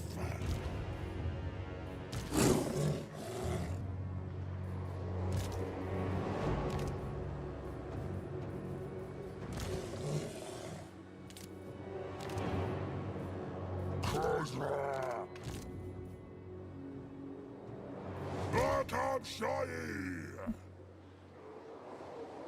Alright, yeah, so we'll lean towards the top of the hill. So we can charge kind of more down on them. And we'll kind of hold the line here with our spears.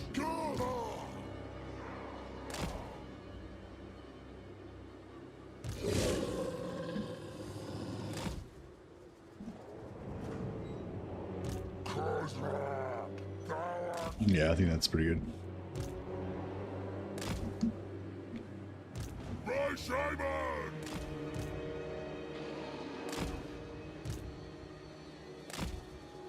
Akam Shai. Hungors. Aski Dawas.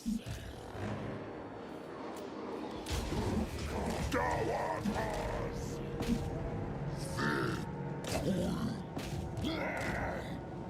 Akash. Akash. Akash.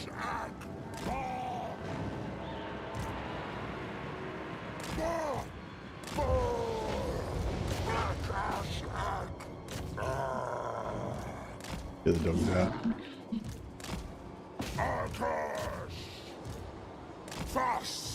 No, get these guys shooting.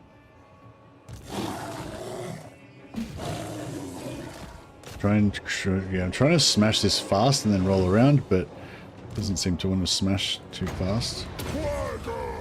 Chariots in the back there. Alright, let's take out the archers with the dogs.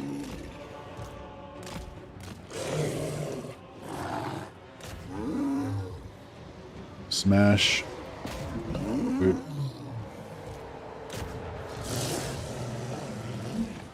Other archers.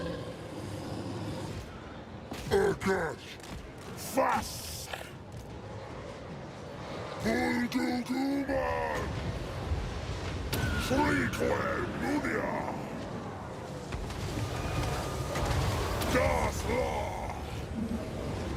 can't believe those archers got to beat the shit out of my dogs. But they did.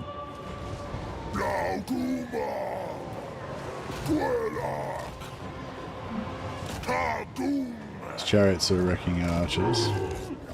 Should stop them from doing that. Chaos door. Khazrak. Khazrak going to kill their lord.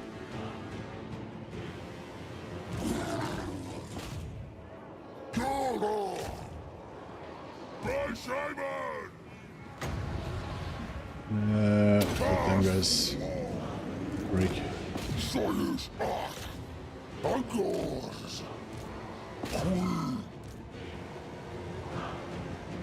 Ah, they rallied. Crap.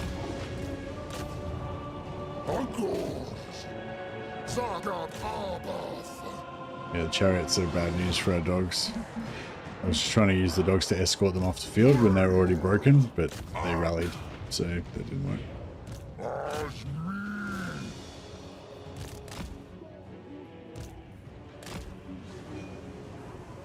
Oh no, they did. They got him. That's all right.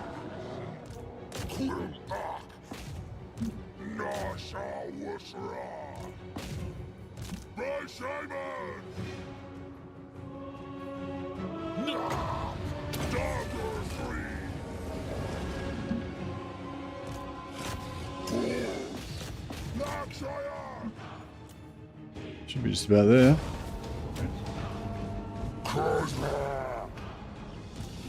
Right, get the Minotaurs to kill the Lord.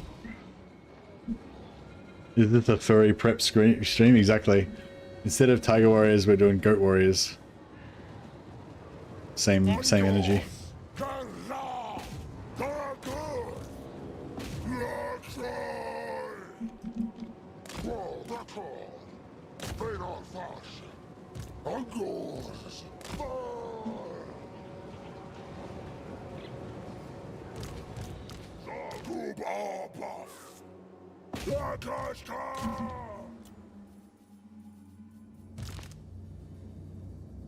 So that Minotaurs smash this guy.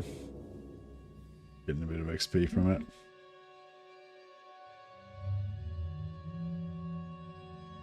Safe place for furries and beastkin, indeed. No judgment here.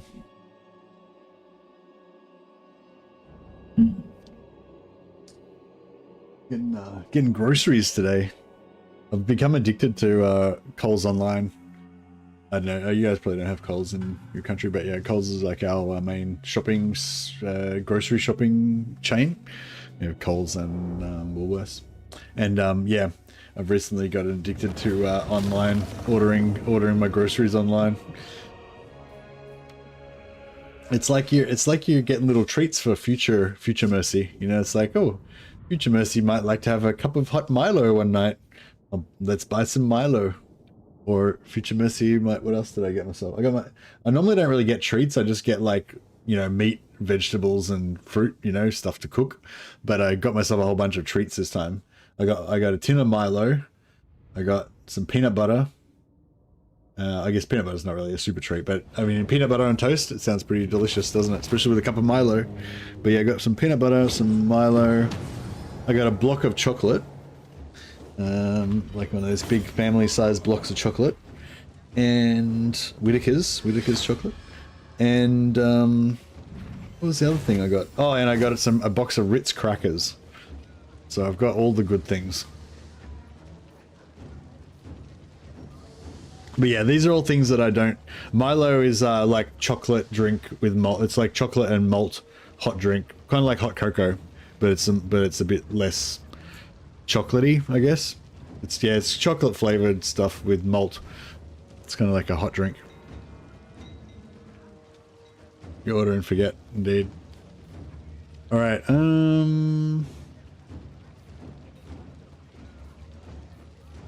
Bit of replenishment might be good, I guess. I think we need to get into the always be golden, always take gold, because home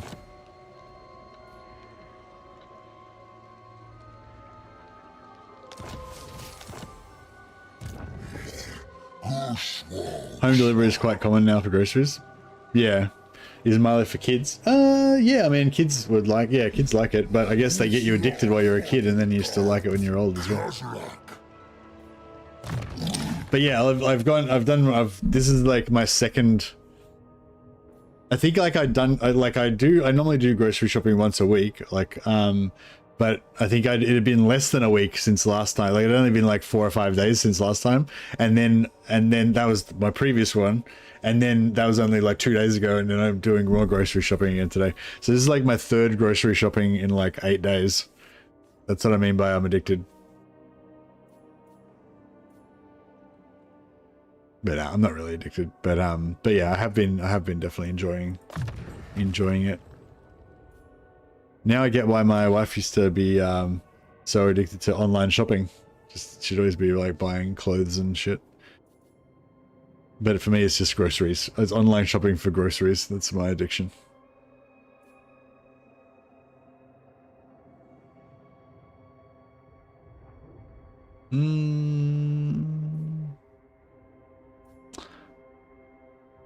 I do want these bonuses for my guys, but I might get for the magic item drop chance first. Beastmen don't get supply lines. Beastmen don't have upkeep costs. So even if I had 1,000,000% up supply lines, it wouldn't do anything because my units don't cost anything anyway.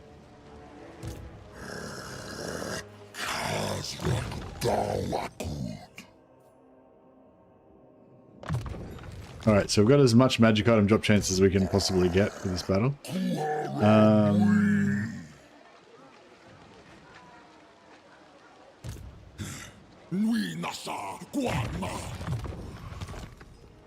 Khazrak Abla. Wonder if I should maybe I should do it with the other army. I will not obey. Because we can't get an ambush anyway. So but I kind of want the experience points, I guess. We've already gotten, I feel like you should get a special bonus for like killing Boris. Forbids this. Yeah, he's got the white cloak of Ulrich, but we can't share it. We can't steal it because it's not it's a Empire unique. So it kind of sucks.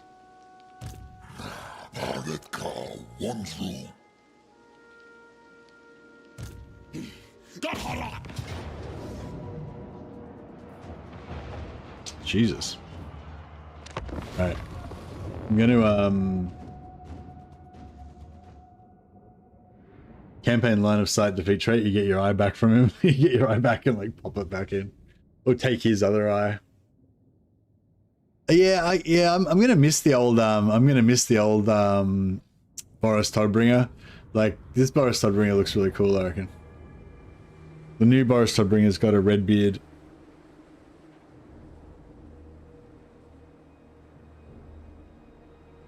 I know, I guess they did it to pay homage to the guy that does the potty thing, but yeah, I don't know.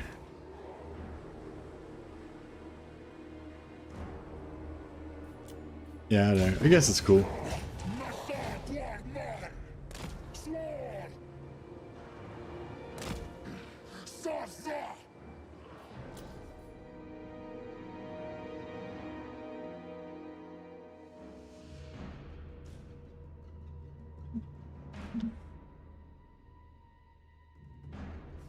Waiting for my lads.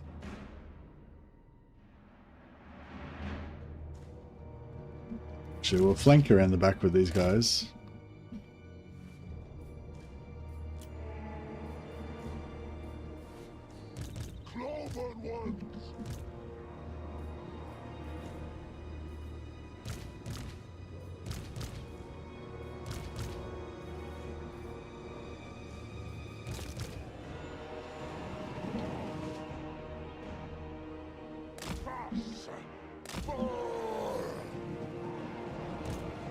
Dark side!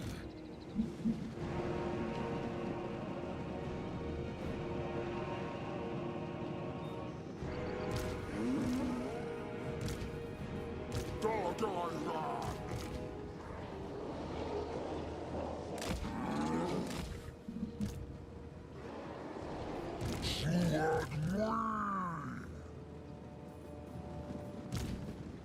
Dark beasts! Can the new Lord be confederated? Hey, Valentin, what are you talking about? Do you mean the new one that's coming out in the next DLC? Are you talking? Yeah, you talking about Bhashiva, the tiger dude? Fast!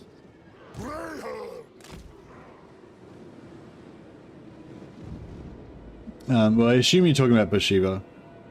Yeah, they said that you will be able to confederate, but it might have a different mechanic from the normal confederation mechanics. So yeah, I'm guessing it's going to have like some sort of special confederation mechanic, kind of like the dwarfs have or whatever. They didn't go into it specifically on the stream. Tiger lady. Sorry. She's a lady. How dare you?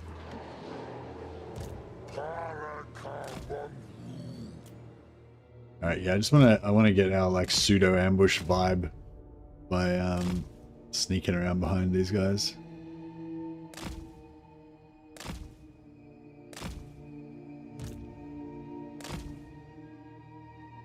When's the patch coming out? No, they already announced it, 21st of May.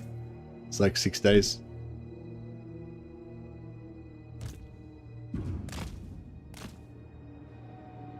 Yeah, I mean, I assume that you can confederate her as well as she can confederate them. I think they were talking about her confederating the other lords, but I mean, I assume you can confederate her. Like, why wouldn't you be able to? She doesn't look like a lady. What do you mean? How dare you? How dare you insinuate that she's not a lady? How dare you?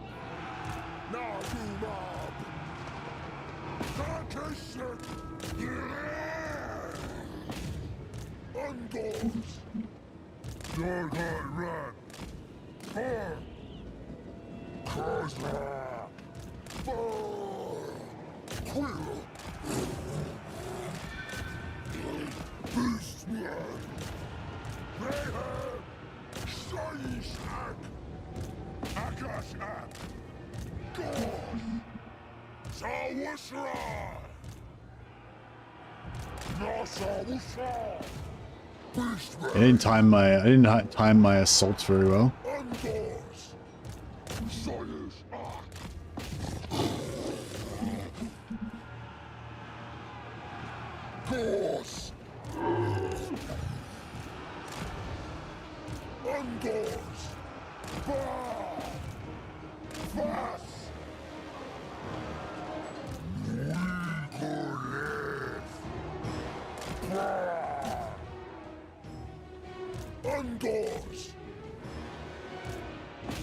Glorious. Alright, this is all coming together pretty well.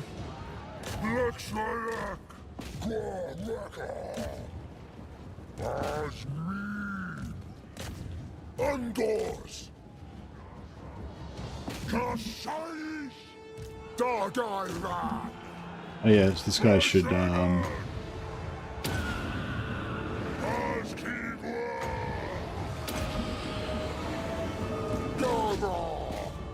Zagab Arbath, Chaos Death, Cloven Ones, Ungors. yeah, it's less than a week from now, exactly. Pretty cool.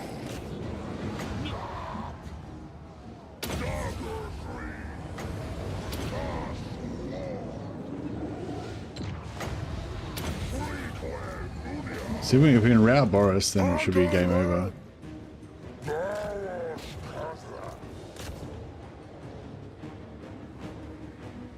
Ungors.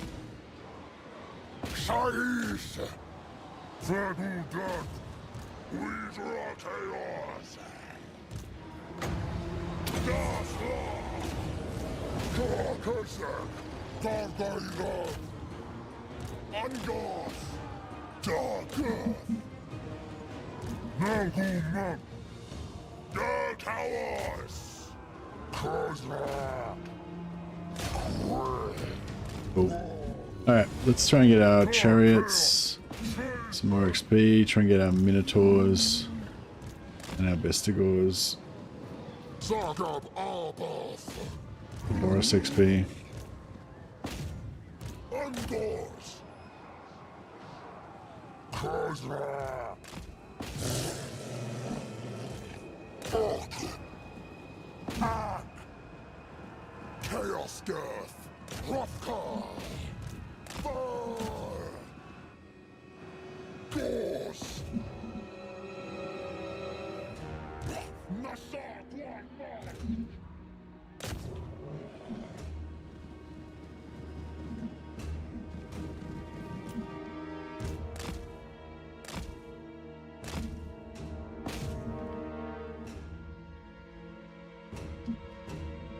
Did you ever play with the mod for Chaos Warriors we can confederate Norska and the rest of the Chaos? No. No, it doesn't interest me, and I don't really I don't know, like I'm kind of like less into Confederation than I used to be. Like my attitude's changed a bit. Like in Warhammer 2, I was very much into confederating everything and collecting them all. You know, like if I play a High Elf campaign, I want to get all of the High Elf Lords confederated and have like a massive campaign with all different themed armies and all that kind of stuff. Whereas now I'm very much about like playing each campaign as its own little story and wanting them to be sort of more different from each other. So like, you know, for using the High Elf as an example, instead of playing a Tyrian campaign and confederating all the other lords and having 7 or 8 having 7 High Elf Lords, and then playing a Teclis campaign and confederating all the lords and having 7, you know, I'll just like not confederate anyone and just play Tyrian by himself, you know, play Teclis by himself to sort of differentiate him more, you know what I mean? Confederation takes so much extra tedious management. No, it's not. I mean, there is that aspect as well. You don't necessarily want to expand your campaign. Sometimes it's nice to keep it small. But no, it's more about like making all the campaigns feel the same. You know, like, because each campaign's got is quite different, because different starting position, different lord with their own unique abilities and all that kind of stuff. But if you like, if every time you play High Elves, you collect all of the, like, you know, like Tyrion gets Tyrion has that trait that skill that gives you -1 global confederation, you know.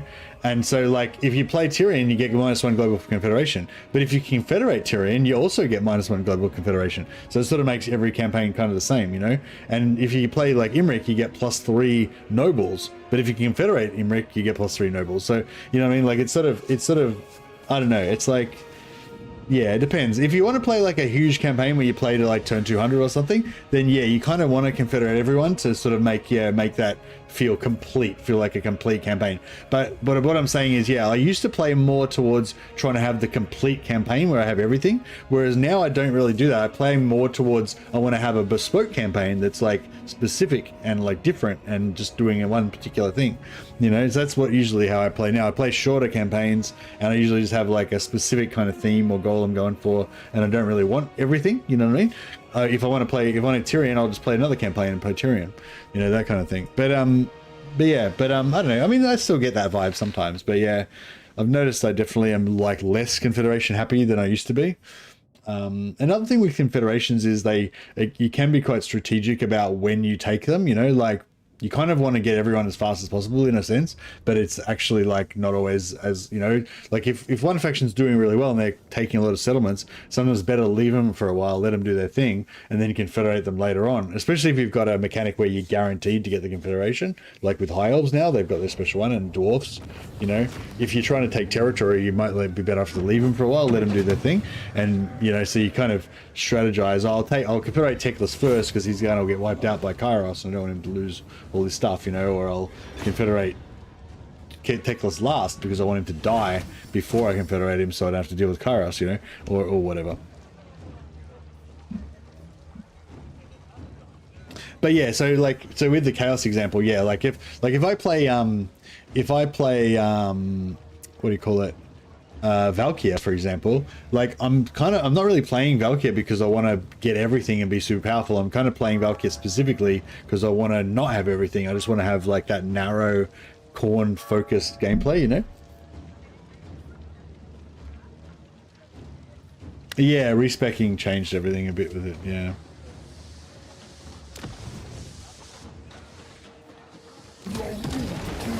Alright, sweet. So we raise the Herdstone. With my help, your enemies will soon be disease-ridden corpses for study. Let's take the military access. See, this thing, even if I build a building there, I don't know if the buildings are worth anything. Does anyone know, like, if I build one of these buildings, will I get that plus, will I get that +6?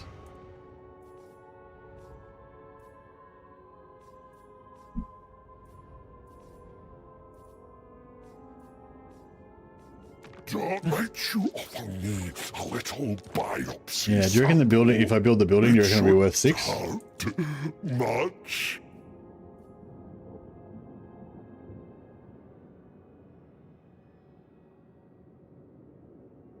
The sea battles are really fun, yeah.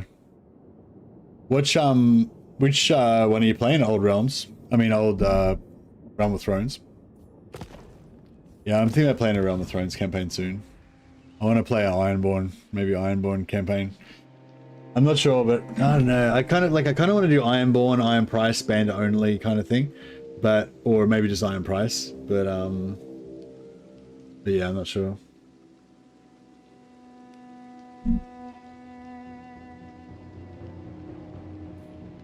Khazrak Dawakun. Oh, okay, no worries. Yeah, no, that one's not on my radar. Don't remember how much buildings are worth, but it's got to be at least 6, you reckon? It's 2,000 gold, so it's a pretty big investment. Atul.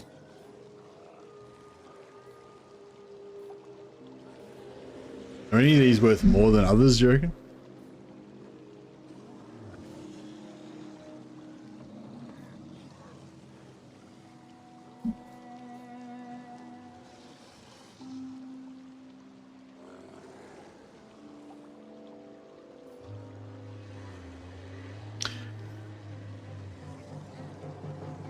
Are you saying that, Xalas, because you have done region trading before and you feel like you remember it was worth at least 10?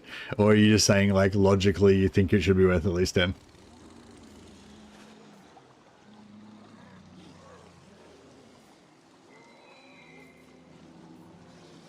Done it before, but it's been okay. So you reckon? So you do have some experience that you're basing this on. All right, I trust you.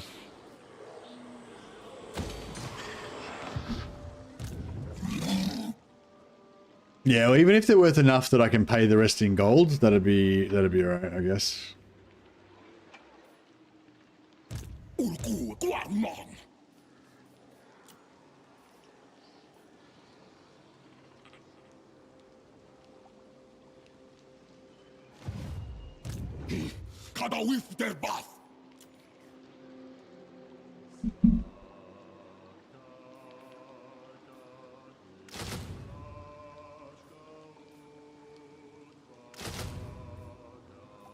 Might just give him all dogs. Ban me if I'm wrong. Yeah, that's it. That'll have to be.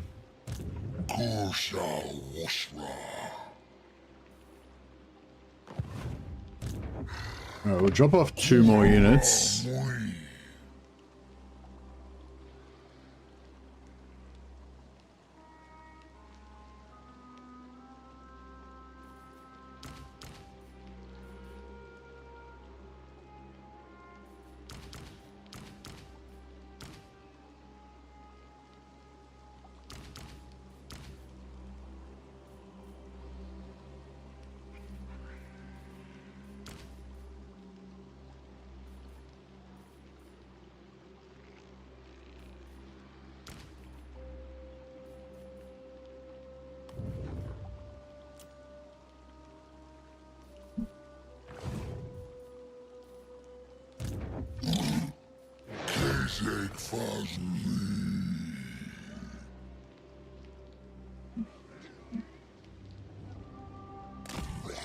Khazrak as her grief.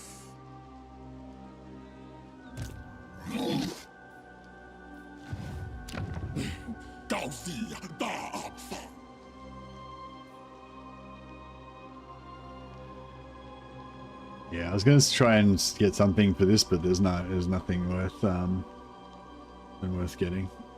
So we'll just blow it up and then yeah, we'll just blow it up and take Altdorf.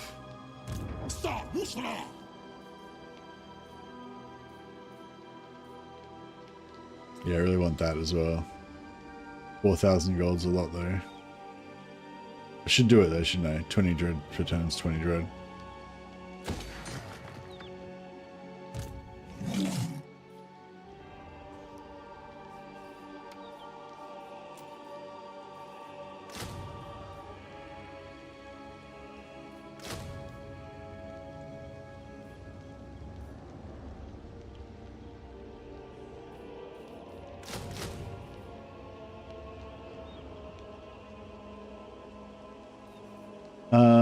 I could merge these guys.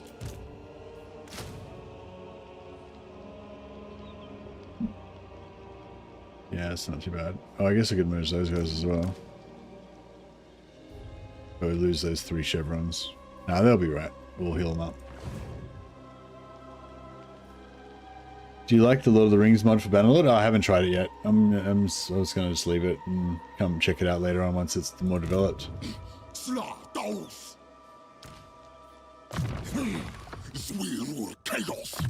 that the Lord of the Rings one's relatively new, so yeah. I play Old Realms, which is the Warhammer mod for Bannerlord, which is like been around for years now, and it's quite well developed and stuff. We've got a lot of stuff in it. And yeah, there's also the Realm of Thrones, which is the Game of Thrones sort of themed one, which I want to give another go soon. That's more like, I feel like the Realm of Thrones is a bit more like vanilla, so that you can have a friendly tree, get married, and all that kind of stuff, and have sea battles and stuff. So yeah, I'm probably more interested in checking that one out, I think. Alright, looking good.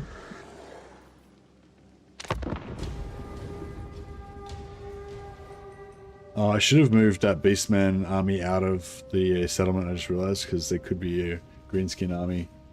Oh, you already watched the VODs? Oh, nice. Yeah, no, I haven't tried Lord of the Rings one yet. I heard the models are really nice, like the greenskin, the orc and Uruk-hai and dwarf models and everything like that are really good in Lord of the Rings one.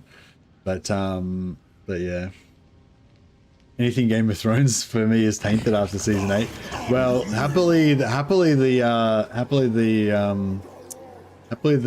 game world is not based on the TV show, but on the books, I would imagine. So you don't have to worry about season 8 happening.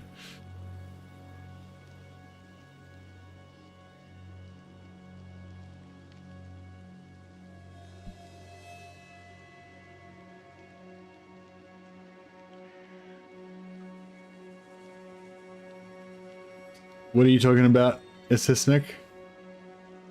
Arcanum monsters? I don't think I have like access to Arcanum monsters. Or are you talking about one of the mods or something?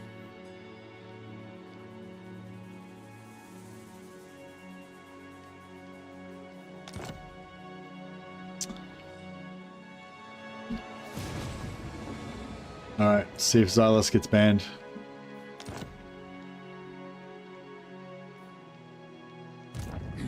Del Kawas. Kargutar. Greetings.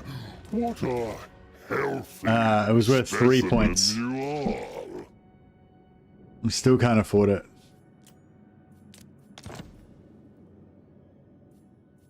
$1.9, but I still can't afford it.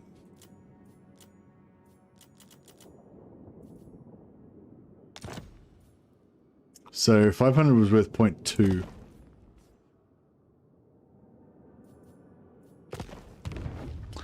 I wonder if I built a different building if it would have been worth more.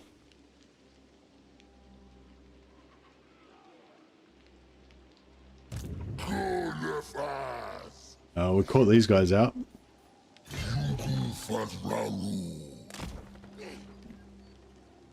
Press R to go in slow movement so we can creep forward a little bit.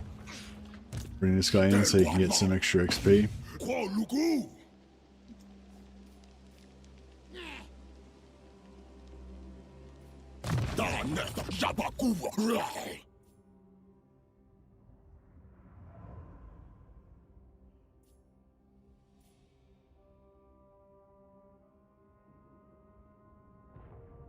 So, oh, okay. So the shamans buff monsters, but not troops.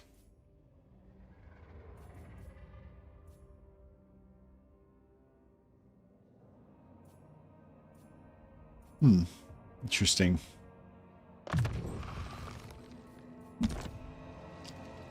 Khazrak Abla. Ambush. Nice. Alright, let's murder these bastards. You can get married in Lord of the Rings one if they're on your same faction. On your same faction? You mean same race? Oh, Lord of the Rings. Yeah. But the Lord of the Rings one, it's basically just vanilla, right? There's no special mechanics or anything like there is in Old Realms. That was kind of what put me off it, because it's like, not put me off it, but it just made me like, there's no real reason to play it, you know what I mean? Like, the only real reason to play it is if you really love Lord of the Rings, which I do, but I love Warhammer more. So if it's just purely based on the background, then I'd rather play Warhammer anyway. And Warhammer's got heaps of extra mechanics and like gameplay stuff in it, you know, whereas Lord of the Rings one's just vanilla basically. So that was my, you know, that's my reason why I don't play it, or why I haven't tried it yet.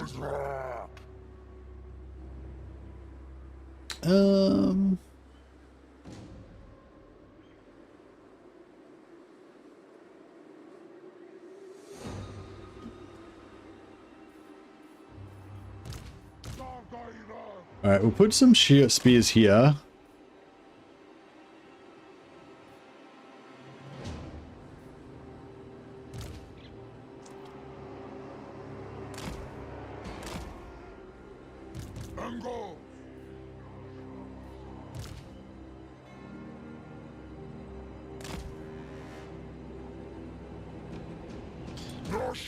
And then the rest will just melee, overwhelm with melee superiority. Beastmen.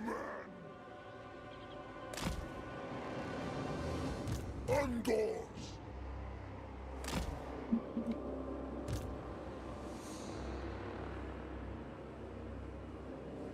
Dark beasts. Naguma. Doors. Nice.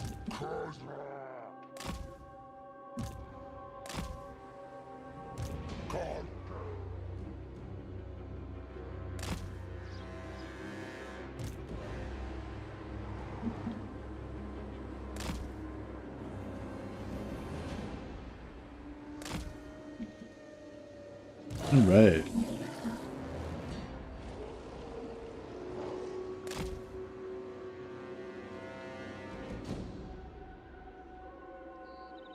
All right, something like that.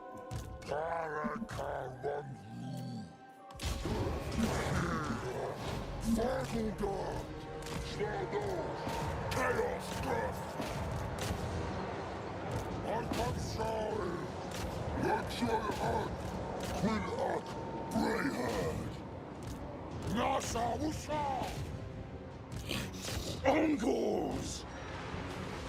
Your cowards! Khazrak!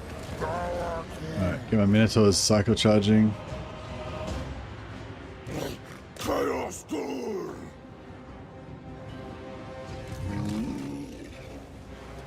Glorious, all this stuff's fucked up now. In there. Keep rolling. Roll on down.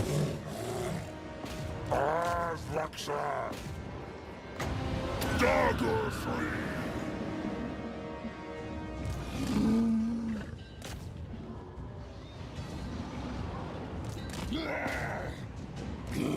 Call chaos!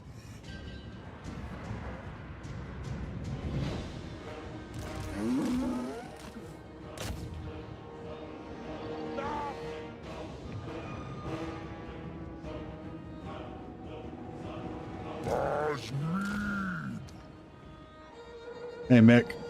I don't know how to say your name. SS Mick, maybe?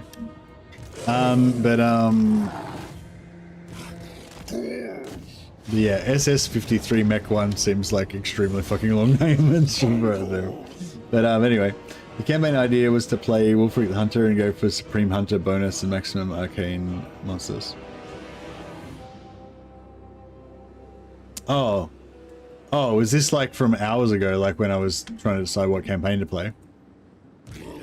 Beastmen!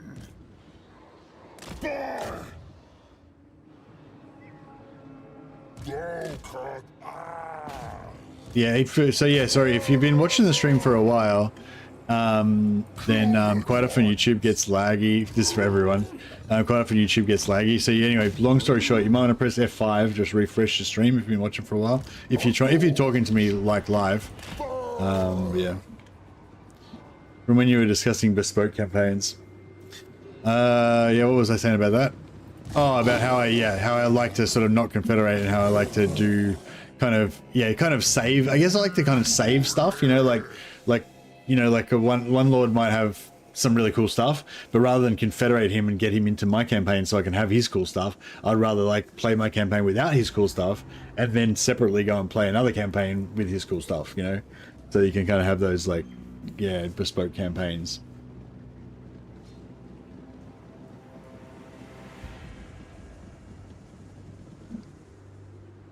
But yeah, I need to do a Monstrous Arcanum focused Norska campaign one day, like a hunter campaign. I haven't actually done that yet.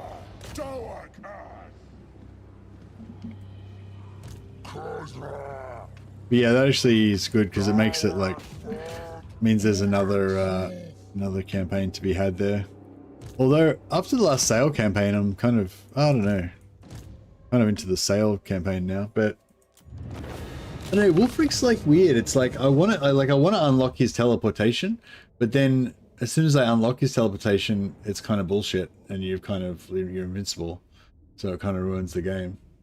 It's kind of like the Lockyer thing.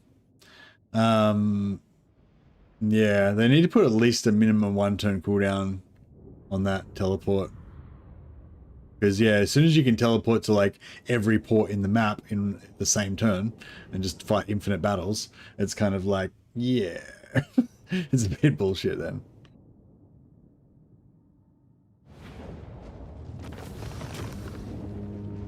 But yeah, last time I played Wolfric, I was like obsessed with getting the teleport going, and then like it's literally the turn that I did it, I was like, well, that's a bit for me. I probably never, but you know, it was like 1 turn after I got it, I just quit the campaign.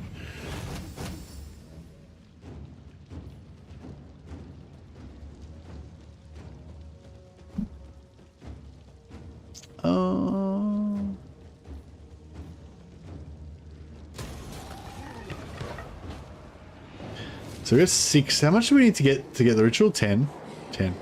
I mean, like, we could maybe get it, I guess.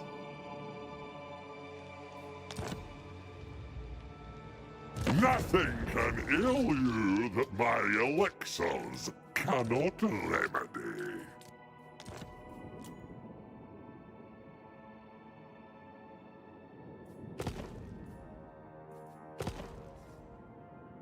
Do you have a campaign in which you play as a necromancer with only skeletons and zombies in Old World? The Old World mod for Chaos Robbie, you mean the Chaos Robbie Old World mod? Or you mean like Old Realms, Bannerlord?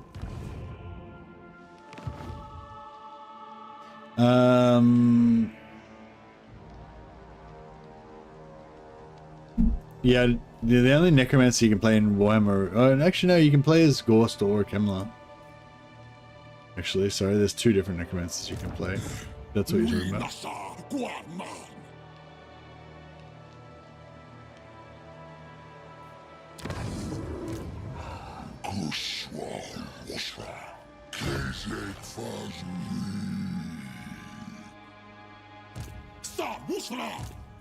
So what do I want to get now? I get one more gore herd, that's all I got.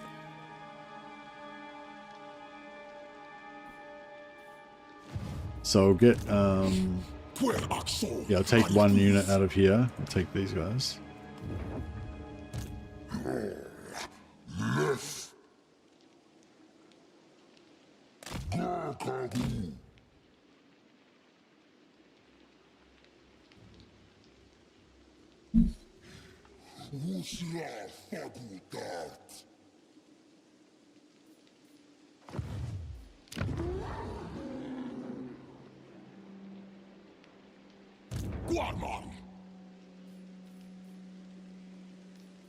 There's no force march for Beastmen.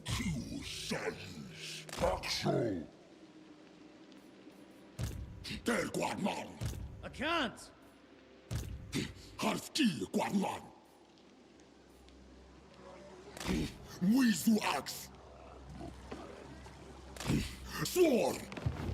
Not possible.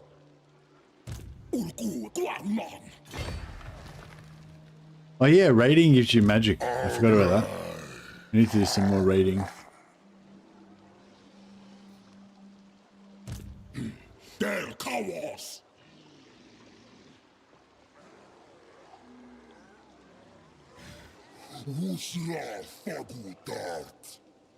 I don't think I'll be able to exchange for anything because our buildings are worth fuck all. Yeah, no, see, our buildings are worth shit, that's the problem.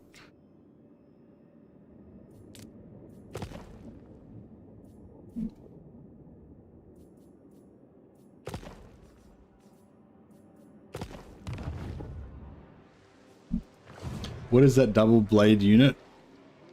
A new ROR. I don't have any RORs. Oh, you're talking about the the Slain Gauls. So no, these are new DLC units. The Slain Gauls came with the color and stuff. The Corn Gauls came with Omens of Destruction. The Zeech ones came with Shadows of Change. And the Nurgle ones came with Bones of Decay, I think.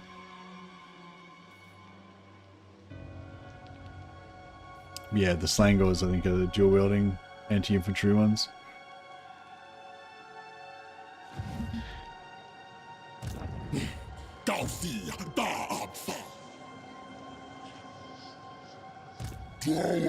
Khazrak.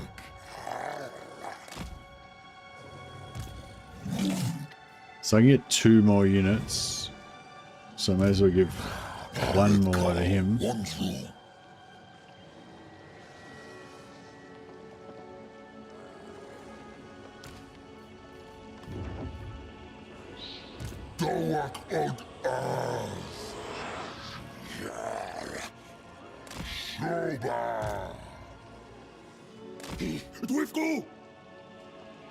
Alright, so the idea is the ambush means that he's visible. So the idea is he's going to come in and attack him. He can't see this guy because he's invisible. And then, yeah, we get the... We get the ambush. And hopefully, if the ambush... if I get the ambush with Khazrak, which is a big if, then I think it might count the battle as being where he's standing, which means that we'll be inside the blood grounds, so we might get +2 for this. If we could get this to plus 10, if we get this to 10 before we sell it, that'd be pretty cool. Speak up, or I'll take your tongue. Good. Piecing out with the green skins, just temporarily.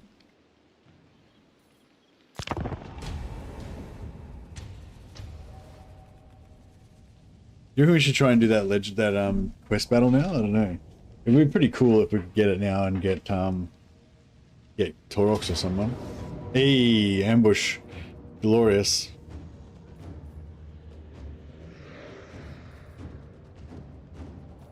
He's not in force march, so yeah, I'm gonna take the auto. Hopefully it'll give us a good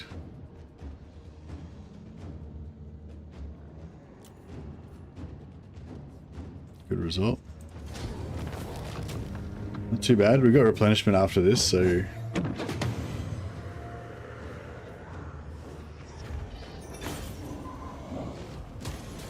yeah, so he's wiped completely, and we did not get any points. Slangor sounds like Beastmen of Slaanesh. That's exactly what they are. We said rework red costs for marked gauze. They're too expensive to get more of. Okay.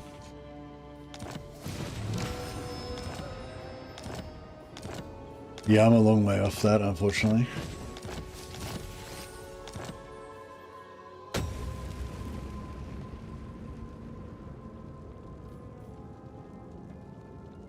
They're the same cost as all the other gauze.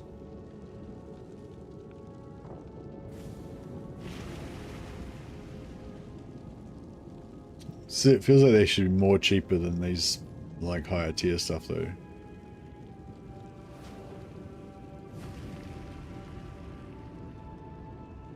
I don't know why are Centigores cheaper than gauze? I feel like Centigores should be like more expensive than gauze. And Razorgore chariots. How's the Razorgore chariots cheaper than gauze?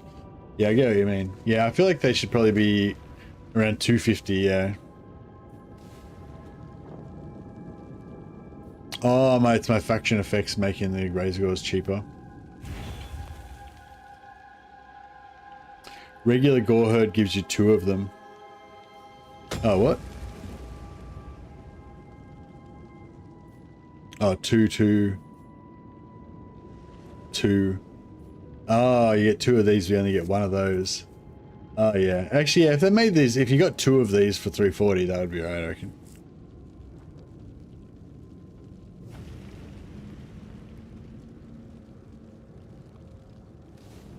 Yeah, they should make these like 200 or something, yeah. I could get behind that. Oh, he didn't, what? I don't serve you. Oh, fuck. I thought I took out that army and I'd be able to attack Altdorf with it being ungarrisoned. But no.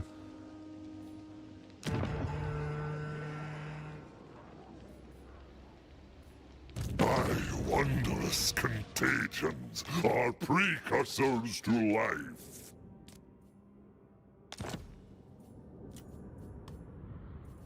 Alright, I'm paying the gold to get the military alliance. The great experiment. And that gave me 1 Herdstone shard back because I lost the Herdstone. So now when we take Altdorf, we should be able to settle it. Khazrak Dawakut.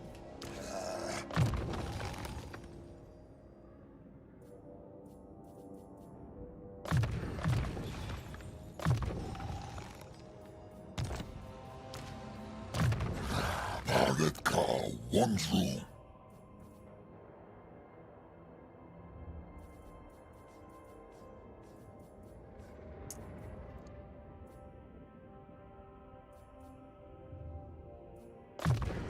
%, extra weapon strength for Lord's army. We're good.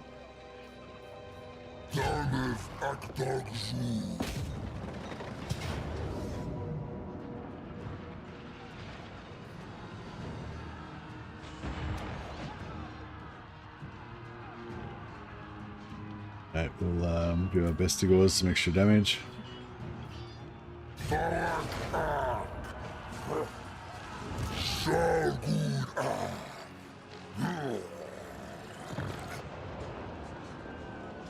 So we've got 7,000, so we can go to tier 3 now.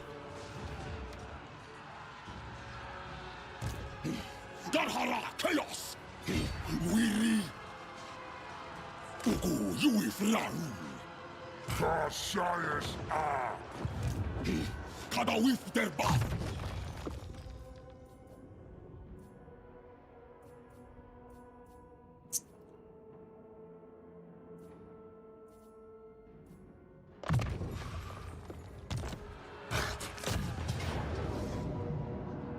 Alrighty. Let's do it.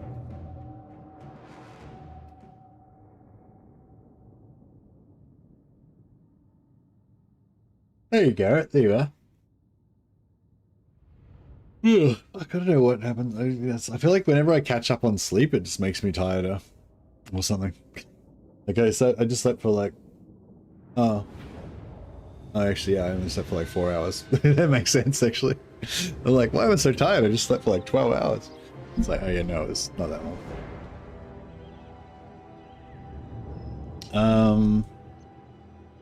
Right, I might... Yeah, I might try and do the sneaky thing again this time. So if we get all our like invisible dudes.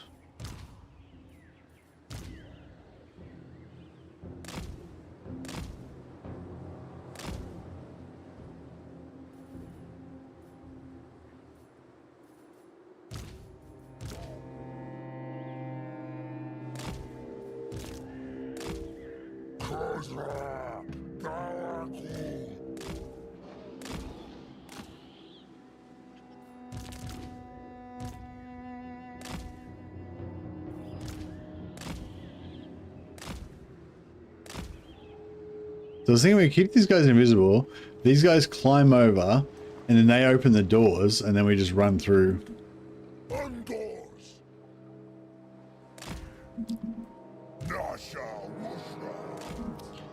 Because yeah, we should be able to get like 2 guys on each door, on 2 units on each door, so they should pop really fast. And then we're good to go. And yeah, we'll just leave these guys over here, just chill for a while. And we'll just wait till all our archers come on. And then they can start kicking the door in over here.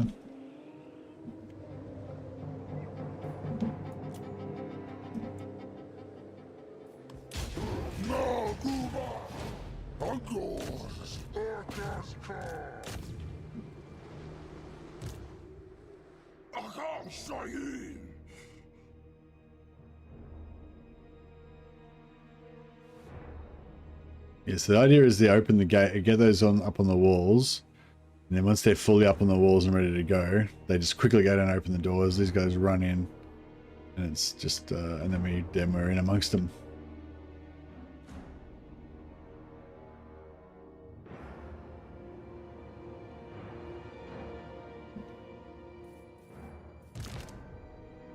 Yeah, just wait till they're fully up on the walls.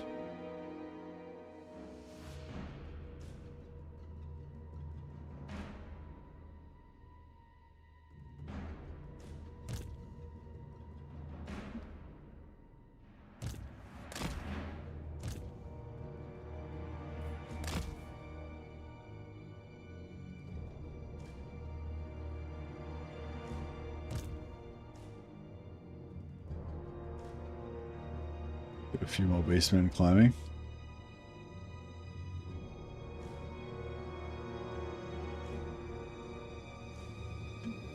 Alright. You guys go down there, you guys go down there. You guys start running out here.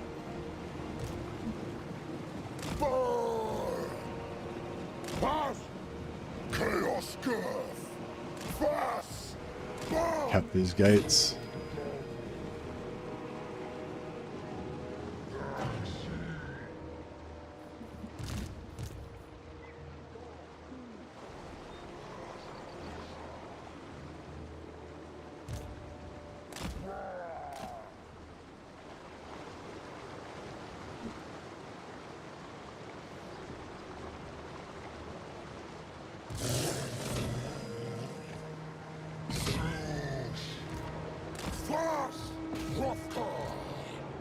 we're in.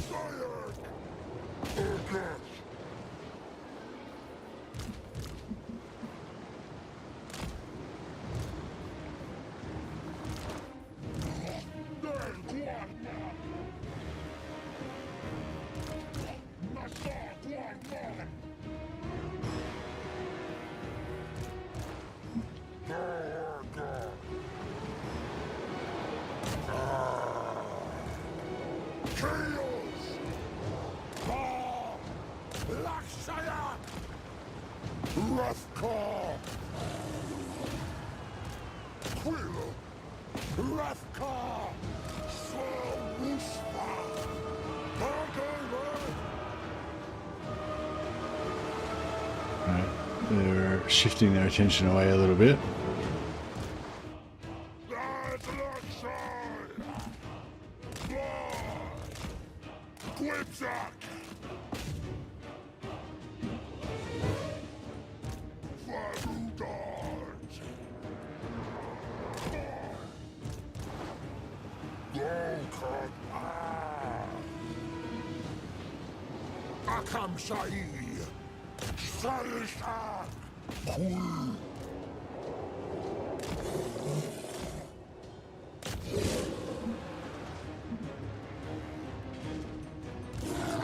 Alright, more fast. Beautiful.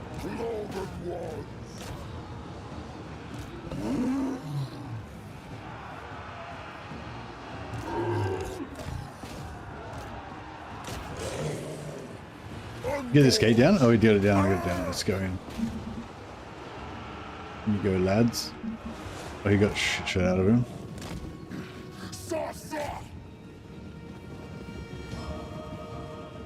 Rough.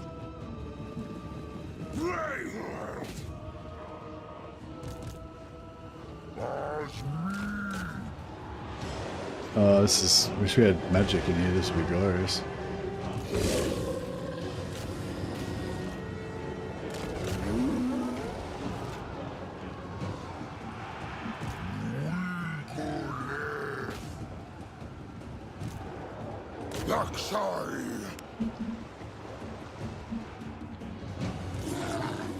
Alright, let's get the dogs in.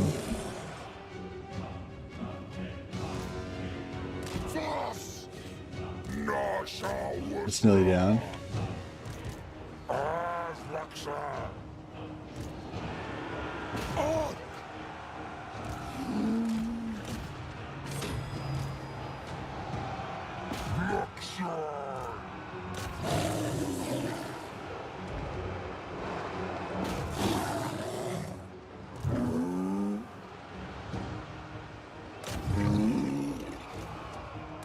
Charge bonus there. Oh yeah, this gate's down, right? Artillery. Get everyone in.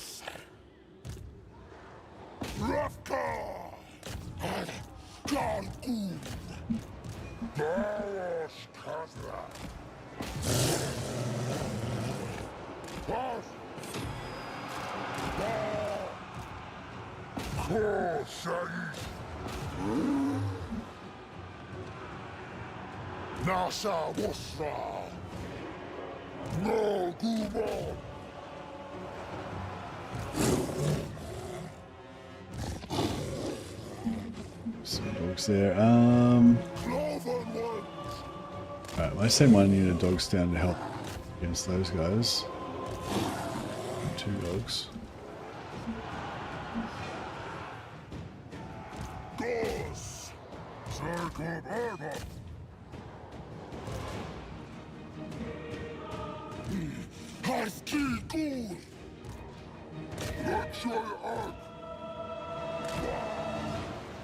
Now this is looking pretty good in here. There's a bit of a flogging. And another unit over there.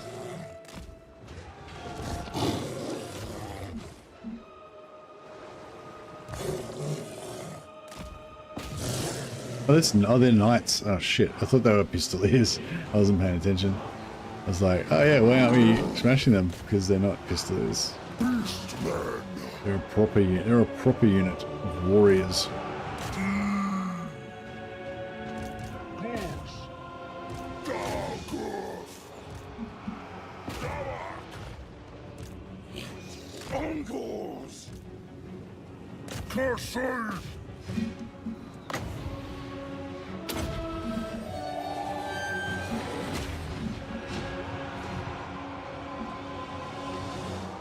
Cool, this is all rolled. I'm in there.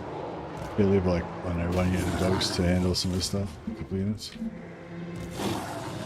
Yeah, these knights are wrecking us.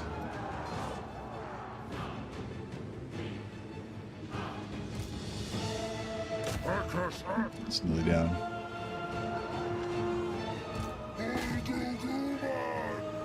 Alright, drop their armor. Make it a bit easier to get them down.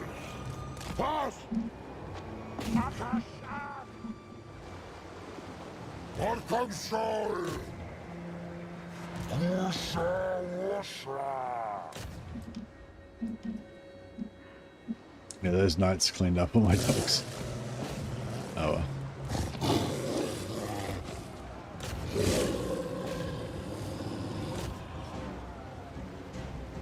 Alright, this is coming up.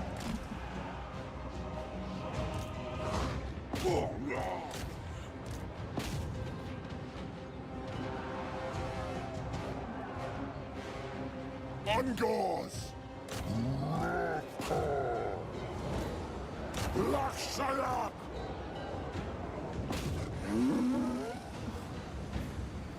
Alright, I think we're getting somewhere here.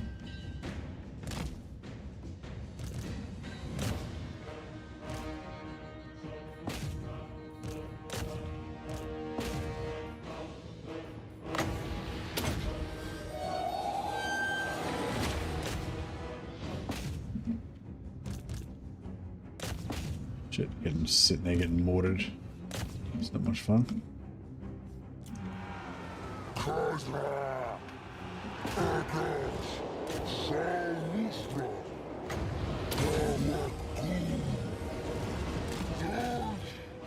Gorse! Raru! Dawak As! Cloverwood! I think we're very close to being done here.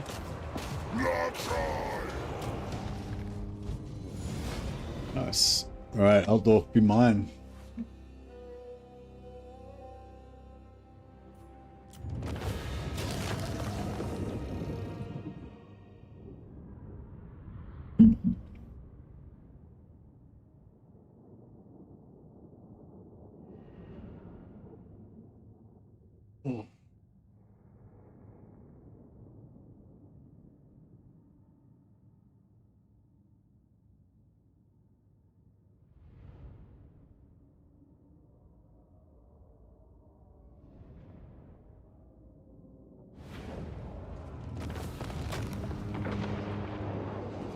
Banner of Eternal Flame, that's not too bad.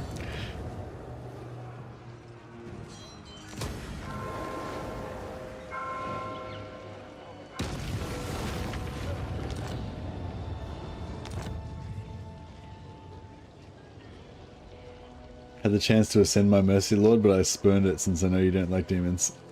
Thanks, Joshua.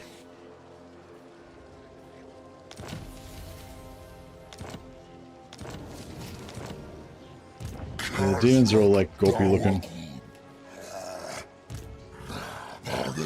Should I go to tier 3 and get my hero capacity and stuff, or should I get my Mortis engine? I feel like I should go for the... I feel like I should go for the hero capacity, but... All about the Chaos Warriors and Chosen. Sure is.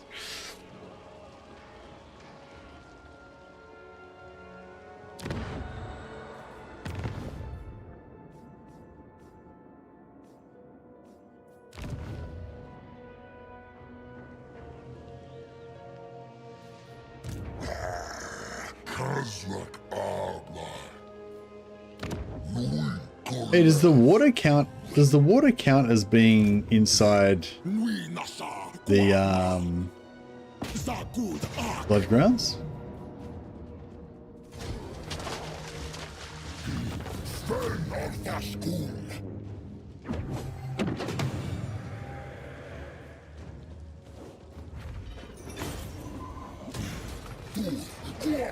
No, I don't think that counted.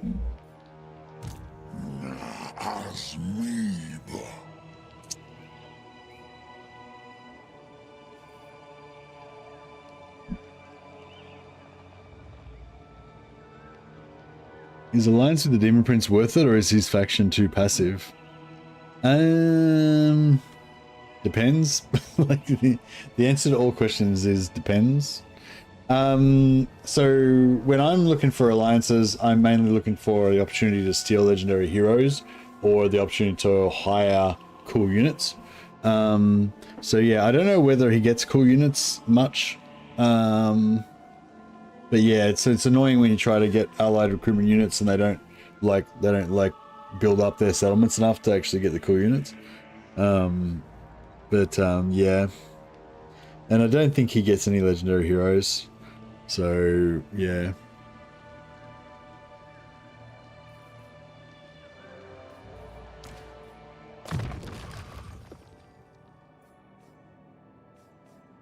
But in terms of using him for conquest, I don't know. It just depends whether if you're going to go that direction. Like, but I don't really use them for conquest. I use them for blockading. So it's like if you're playing as Archaon and you want to go west, then you want to wipe out Demon Prince because like you're going to be so much faster. Like you're going to take out all of the Demon Prince in like fucking 3 turns, and then you're going to be attacking his enemies and take them out in like 1 turn. You know what I mean? Like, so it doesn't matter how aggressive he is, you're 10 times more aggressive, you know? The only reason that you'd want to ally him is if you're going to go east and you just want him to block off the west so you don't have to defend. You know, that's kind of more how I think about it. Unless you're trying to get him and get an alliance to steal heroes and stuff, which I don't bother doing that with him.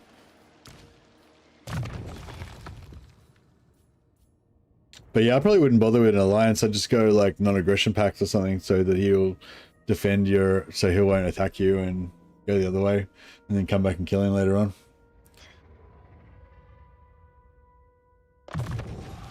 Alright, so we got a little bit extra ambush chance.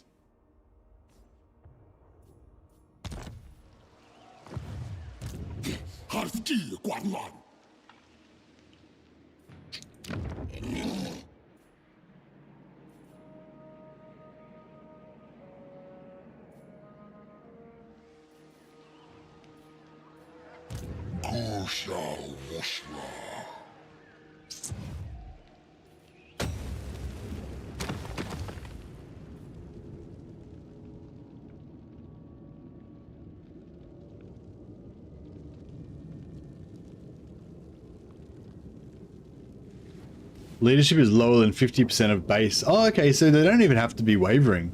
They just have to be below 50%. I think they waver when they get to 0. So yeah, 50% is pretty good. It means that like as soon as they start to lose, basically, you know. Well, a lot of times you'd be able to get them to go below 50% just from charging them and shooting them with arrows and stuff. So yeah, I don't know. I feel like that's good. I'm going to take it, just because I feel like if I don't buy it now, I'll just never buy it, because there'll always be other stuff that I want to get first.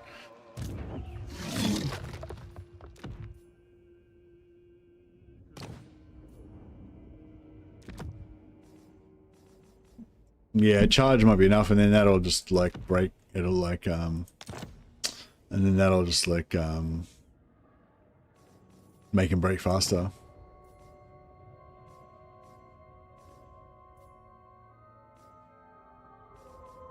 Gold Sigil Sword is actually not a bad white item. Steel Claws is kind of better though.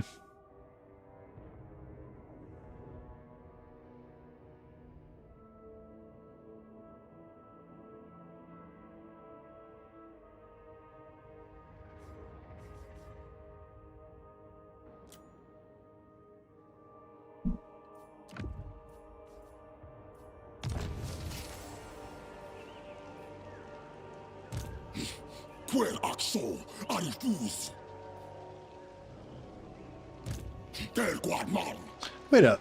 Are we in stalking stance or in the water?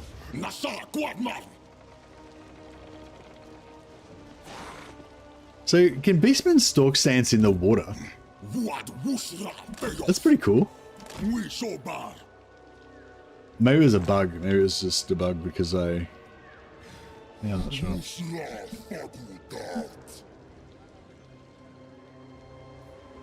You do look sick, all purple. Oh, he's... yeah. This guy. He's pretty purple.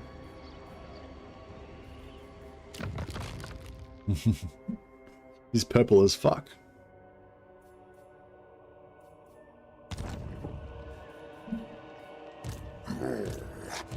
Yes.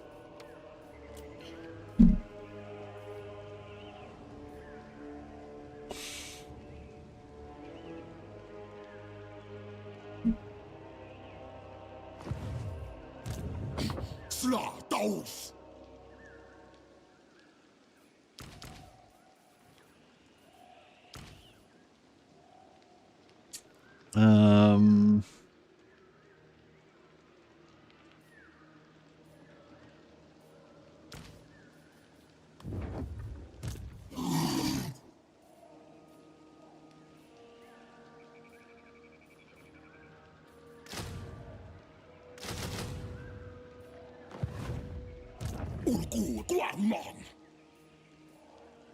Oh, what?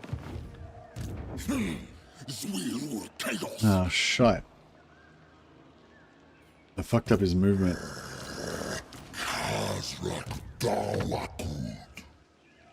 So is that guy... Maybe... that guy? Fuck. Chaos.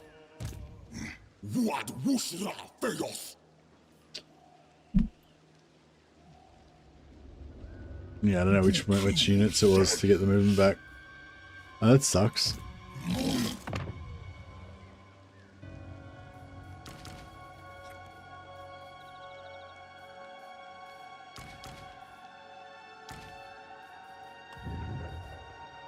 Khazrak.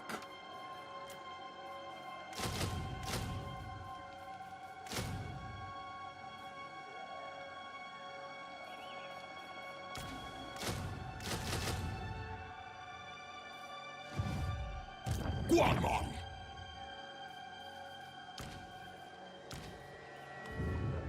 Towers Khazrak.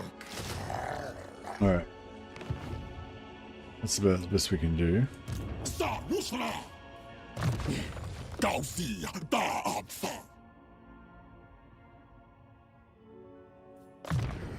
Distorted reality. It's pretty cool. So yeah, I reckon we could try, maybe we could try and heal up over this end turn and then try and do the regiment, the first battle after this.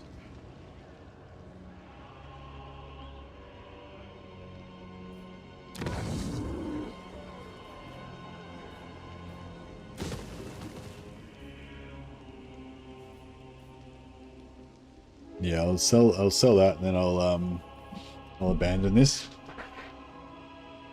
so that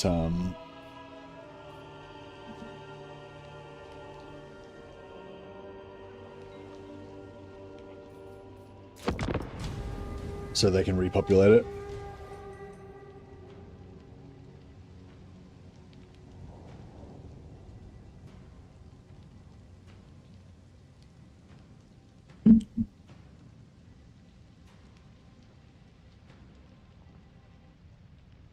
That way we can put another herdstone somewhere else.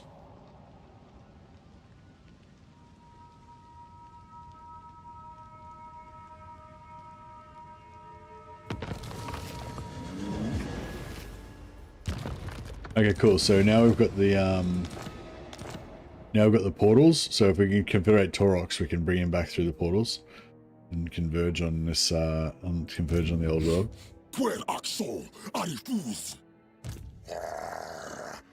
Oh, that's 2 turns. Lame.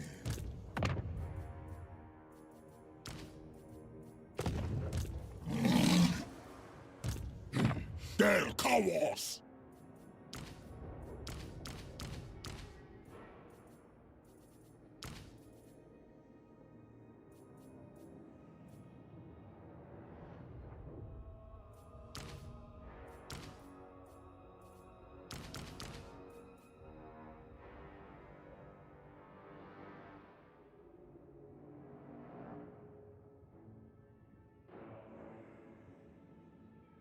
I don't know if I want these harpies.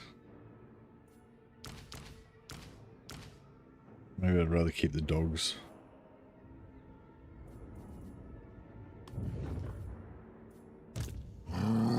Dauak ut az.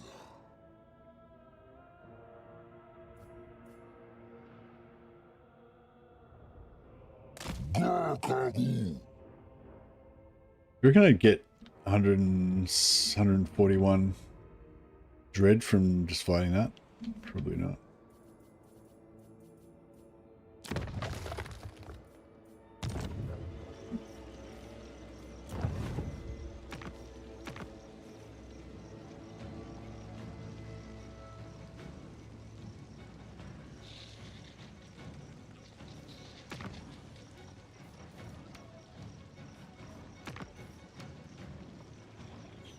Which one's easier?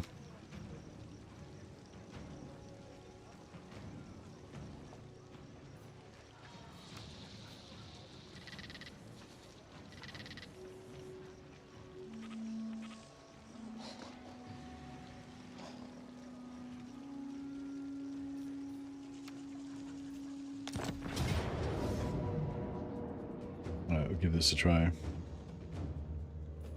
Looks like a good fight. Alright, so I'm going to give Aura of Madness to Khazrak.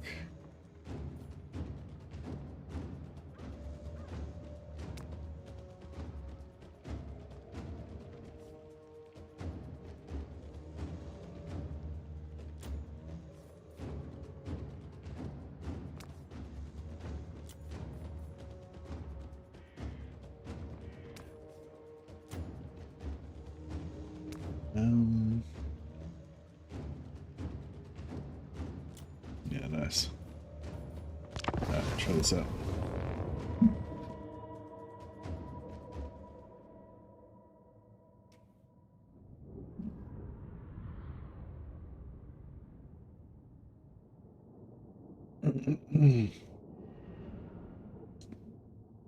Has caught his rival in between raids on the Manfilth worms. Nice.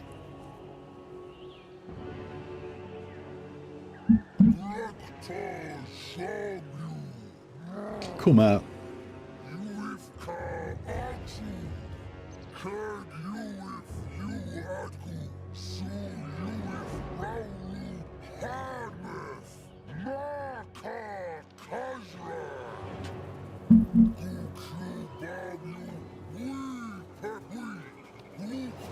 They call me cunning, they call me one eye, I call me beast lord of all. Boom. Eloquent. Well spoken.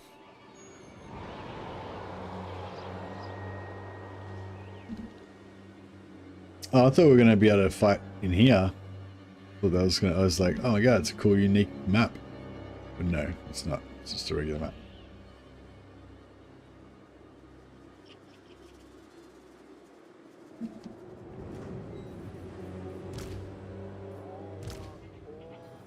Literally everybody can rush except for my Minotaurs.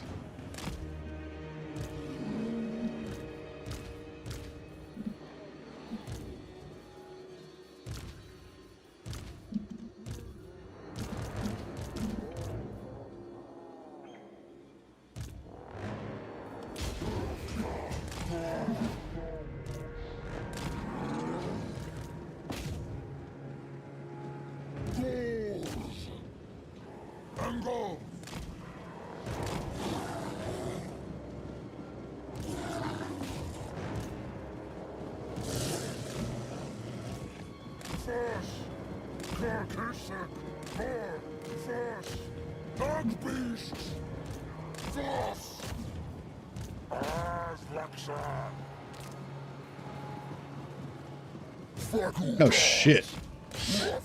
Yes, he tricked me. He tricked me!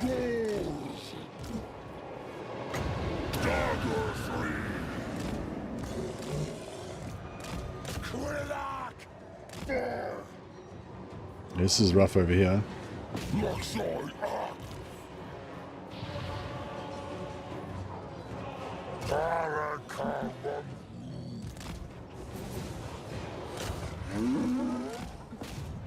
Yeah, these guys get wrecked over there.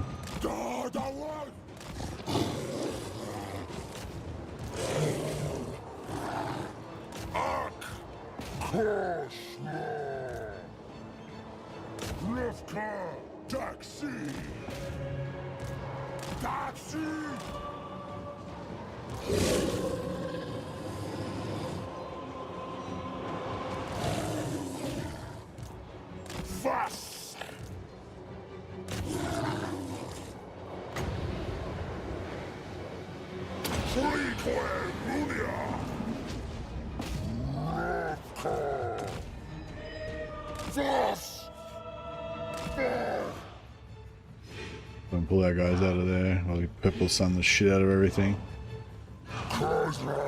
That's pretty good purple sun. It pretty much wrecked them, didn't really do much damage to us. And that was perfect.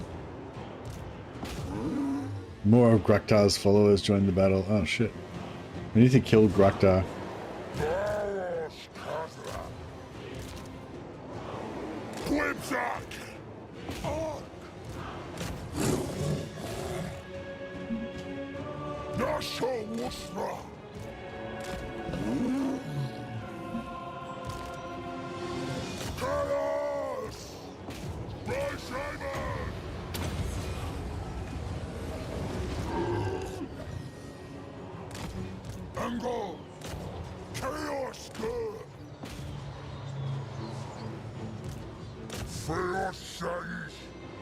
Alright, we'll get Khazrak to start dueling.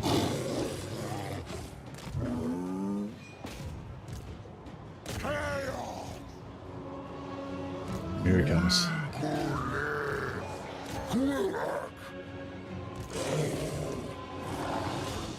Alright, we should be able to roll all this stuff quick. Yeah, Gruktar's getting wrecked by Khazrak.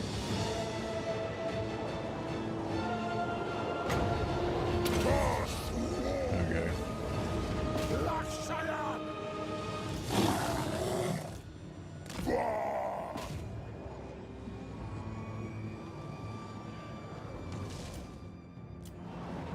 Venom has taken its toll. Gruktar is no more. Nice. Wonder if we have to fight these other guys, or if that it.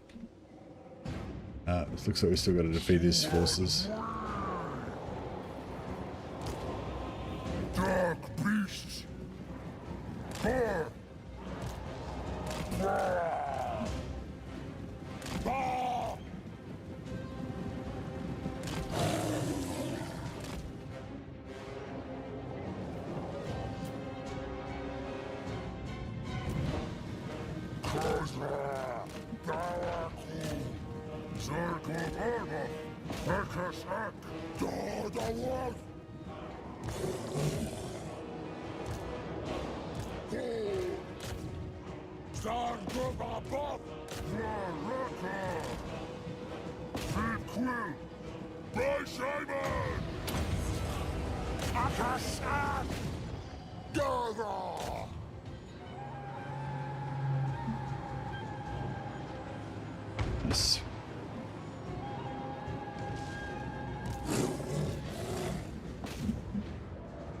Actually, I'll try and take him out and take that Minotaur.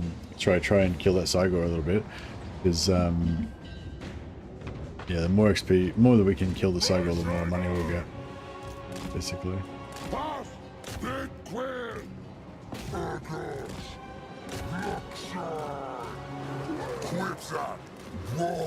can get him out of here.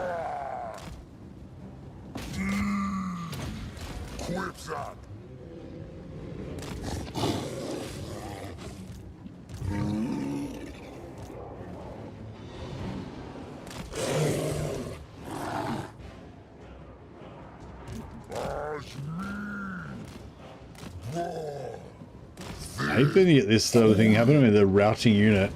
This routing unit is touching me, and so it's like slowing down my movement, even though they're not even trying to block me, they're just touching me.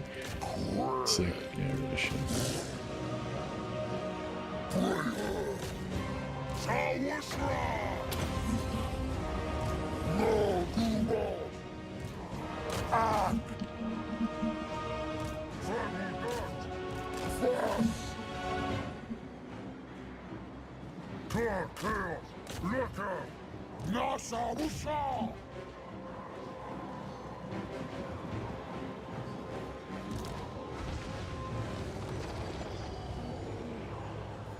Khazrak!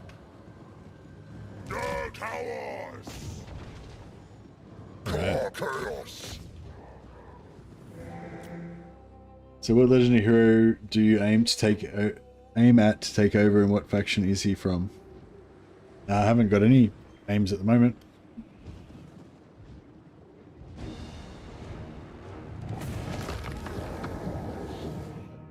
In this campaign, I'm going for I'm going for alliance with Festus.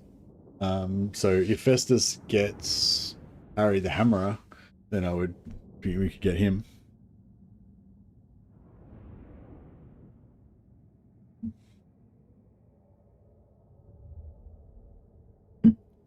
And that would be pretty cool. The only problem with Harry is he's got no mount, so he's super slow and can't really keep up with the Beastmen.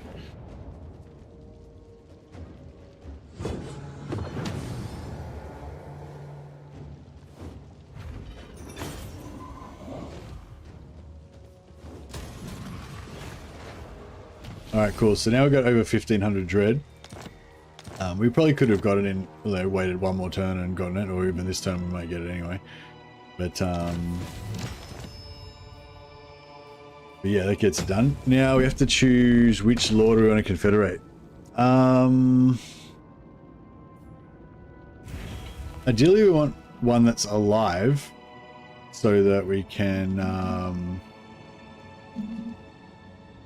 bring him back home. If we confederate Taurox, do you get a Doom Ball with Taurox?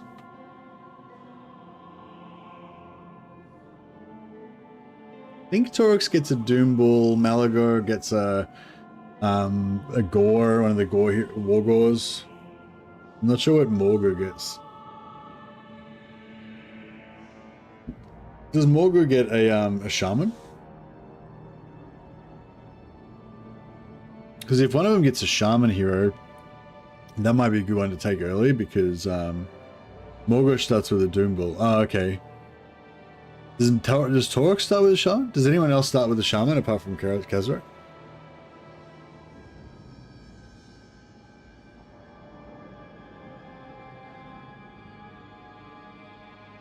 Yeah, basically, if we could get a Shaman, another Shaman hero, that'd be good. Taurox does get a Shaman? Oh, thanks, Silas. Alright, cool. I'll go Taurox then. Because if I've already got a Shaman and an overcapacity, and if I get Taurox as well, that means I'll have 2 Shamans, and then I won't need to up my capacity yet. I'm gonna I'll go for Wargore and Doomball capacity first, recruit 2 of each of them, and then confederate the other 2 and get the free extra hero. I think is the plan. If Taurox is still alive, that is. Oh, it's only 1200. I thought it was 1500. Did we get... Oh, okay. I think I already had enough before I even did that. That's fine. Oh, he's dead. Lame.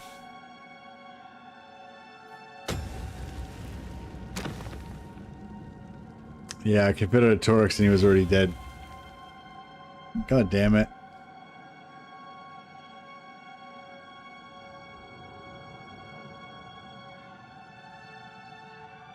Oh well. So yes, the whole reason why we rush the confederations is so you can get the free extra armies.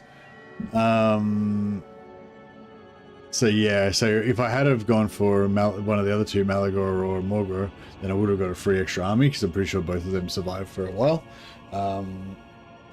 But yeah, but now I might be, I might be on a bit of a doom train now, because I wasted the first one on Taurox. Then Morgul might die, and then Malagor might die, and like if they keep dying before, if the one that I choose is the dead one each time, then I might just end up with nothing. Which is, I mean, it's not that bad, but it's quite a bit different to if I had like 3 extra armies. So I'd fly, like I could potentially get 5 armies after I get 3 confederations, whereas now I'm only getting 4 if I'm lucky, and if I'm not lucky, I'm gonna get 3, and if I'm really unlucky, I don't get any. So yeah, so that was just that like that decision to go for Taurox instead of Malachord just basically was a huge setback for this campaign. Basically, means that we're not going to get another army for ages.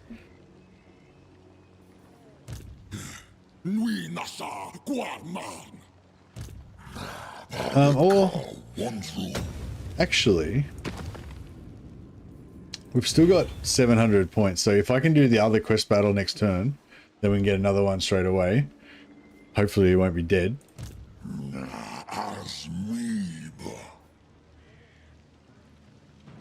Oh, what? Where's my movement gone? This guy had enough movement to get to Grumberg before, and now I don't.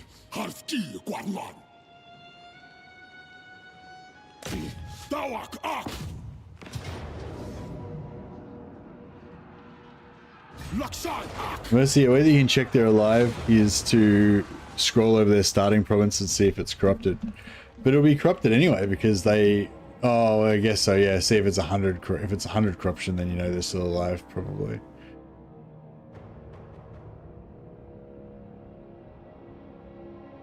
Yeah, Chaos Corruption... Chaos Undivided Corruption 51.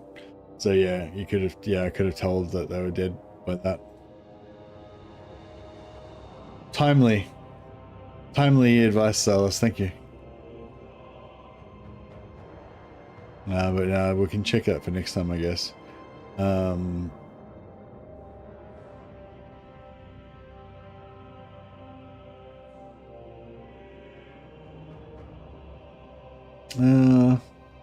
know. Yeah, it says 100 corn corruption, but that doesn't necessarily mean anything because if he only owns one settlement and Scarbrand owns all the others, then he might it might still be 100% corn corruption even if Malagor is still alive, I think.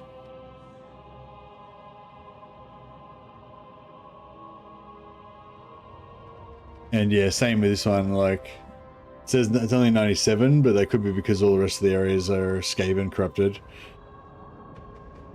The fact that it's got +9 per turn, Chaos Corruption, kind of makes me think he's definitely still alive. So yeah, we'll go Malagor. We'll try and go, we'll try and go Morgor. And potentially Malagor's already dead, so yeah.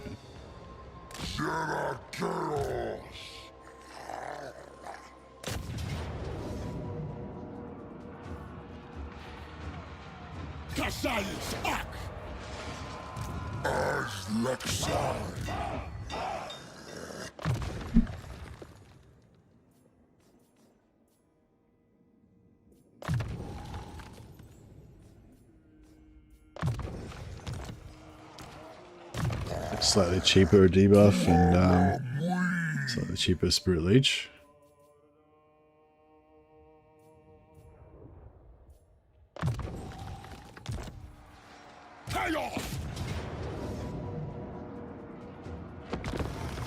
So let's go to the bathroom back in a second.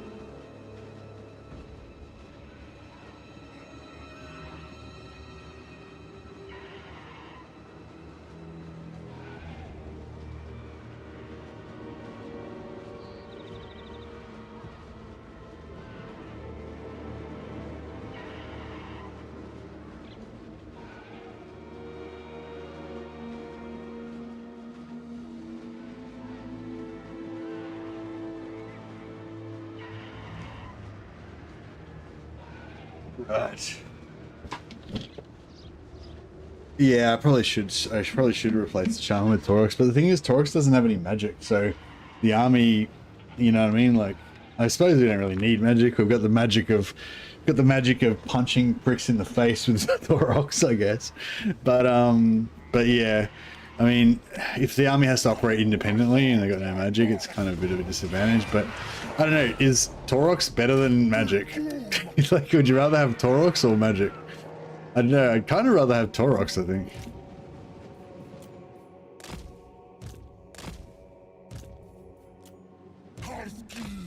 I'm not waiting. I'm intentionally not waiting for Khazrak's army. We would be, you know, it would be a lot better if we'd had Khazrak's army here, obviously, but.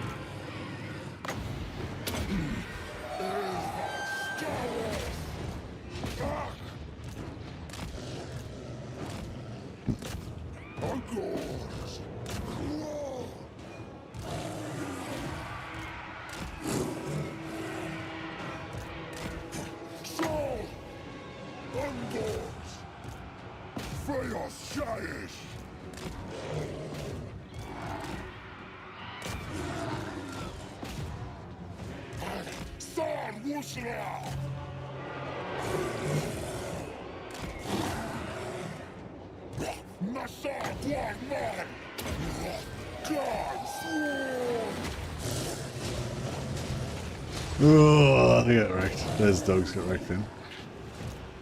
I was trying to pull them out before it landed, but it's a bit of bad timing there. Alright, nice. Even generic Doom Balls are pretty amazing, yeah. Yes, I cast Taurox, the best lore of magic.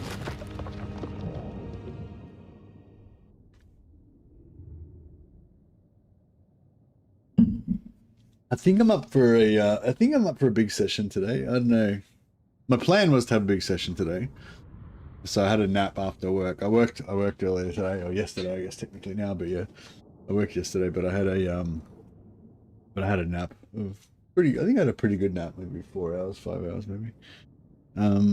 So the plan is we have a big session today, sleep tomorrow, and then we'll be ready to have a big sessions every day till it's work time again.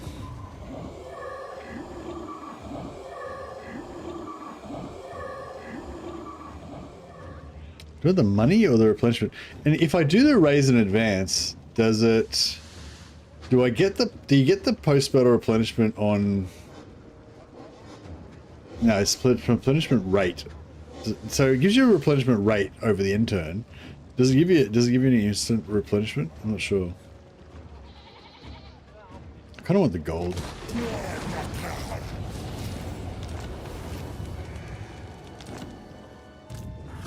Target call 1 through.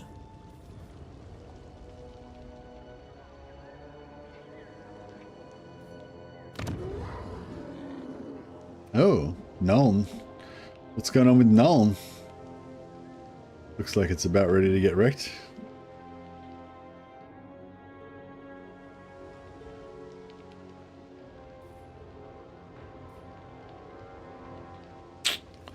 If we could get to...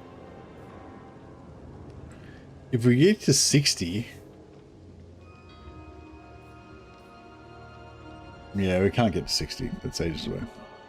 I was going to say, if we get to 60 before we get the Confederation, that would be good.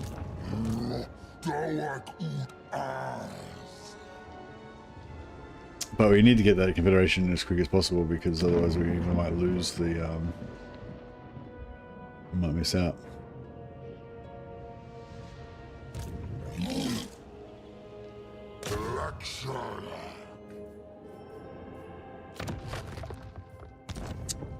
$11,000.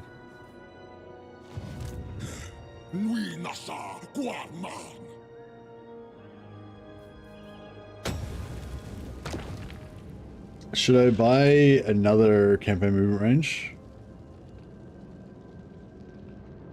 Or another Order of Madness? Savage Dominion is pretty good as well, actually. There's 2 summons, 2 Sogor summons. You can buy more than one, yeah.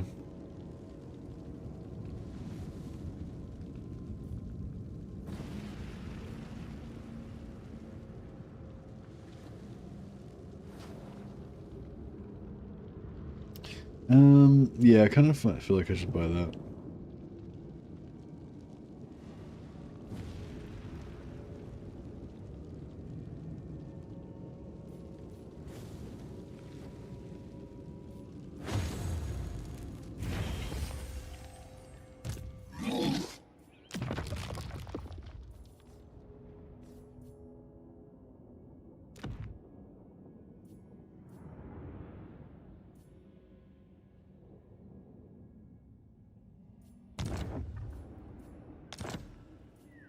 Yeah, I will get the campaign movement range for everybody, but I just thought if we can get a few of these items early, it's a bit of a force multiplier, you know, and yeah.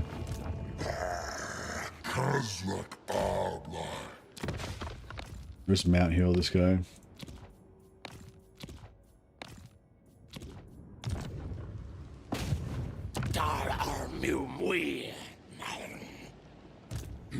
Del Kawas. Dar Watmui. Dar Anufa. Maybe I should get it for him as well, actually.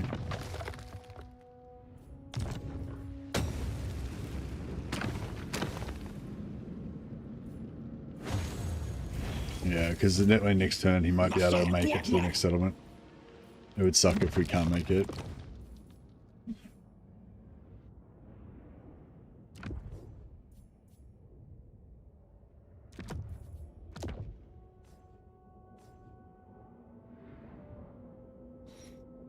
The shaman's cloak changed color depending on the mount.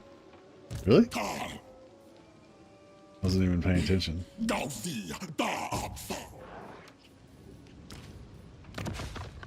So he's purple on a razor gore. Yeah, he's light purple on a tuskor. And he's grey. He's black on his. Yeah, okay. So he's the lightness of color changes depending on which chariot he's on. So it's only the tuskor chariot that gives him the fluorescent pink, fluorescent, you know, purple.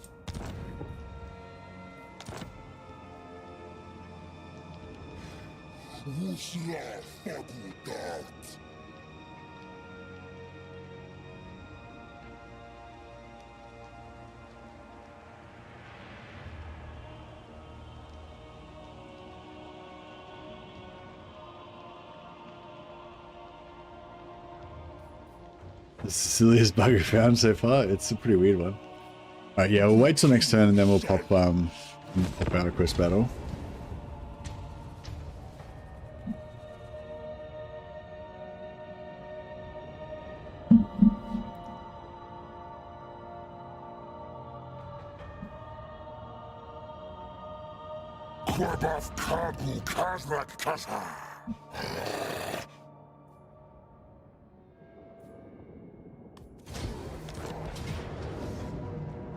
Nice. Failed to spot our ambush. What a noob. The only problem with this is that our ambush army is weak.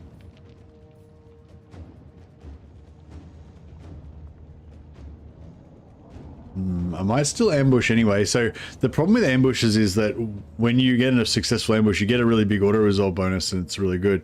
But when you actually fight in the battle, one army starts off right near the enemy, the other army starts off the map super far away. So it's like Dave Lightning Strike to me, essentially. One of my armies is not going to take part in the battle. They're going to be so far away.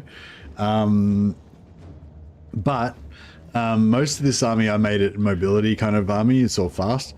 So what I might do is ambush, try and take out all their range and their weak units, and then just run away from their melee, and then wait for the big beef to come in and smash the melee.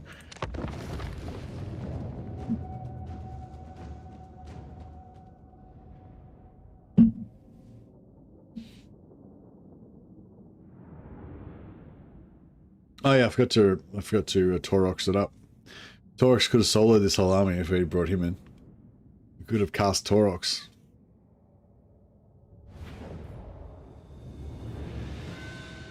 Yeah, see, all of his melee up here is a bit chunky, but all this stuff down here is all easy to kill. So yeah, I reckon we put... Where's our army? It's over there, okay. Yeah, so I reckon if we put our archers like there...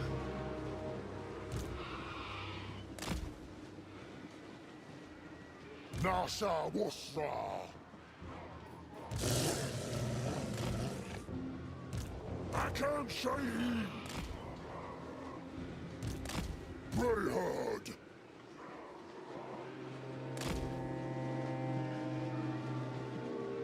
Undoors.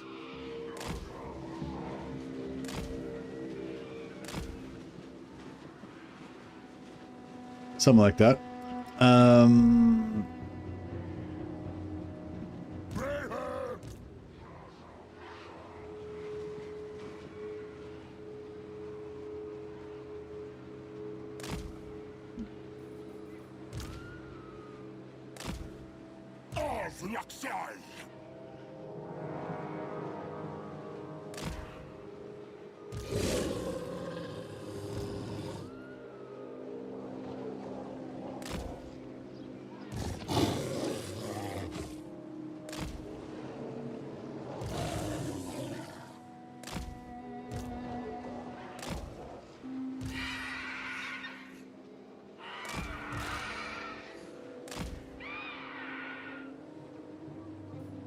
Okay.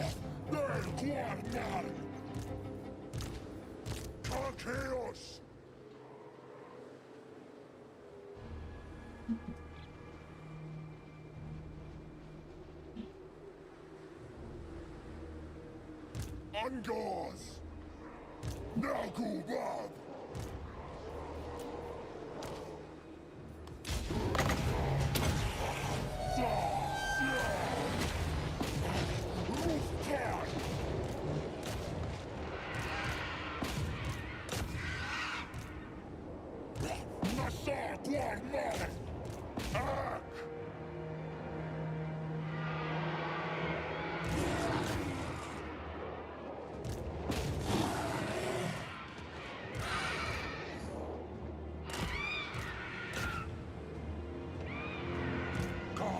Okay, this is looking pretty good.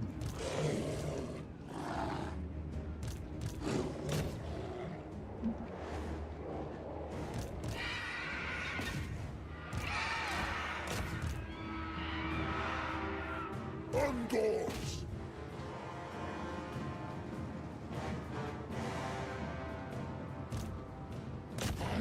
So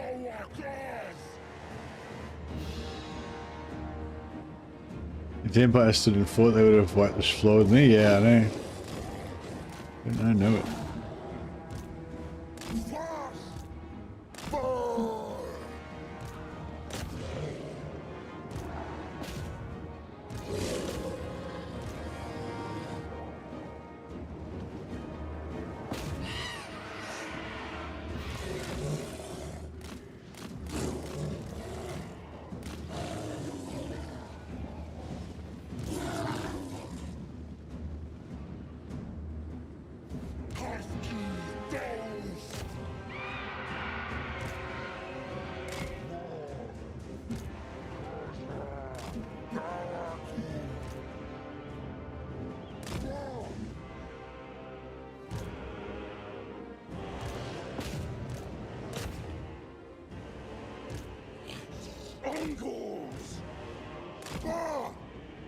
Cloven ones. Nasa Guarman.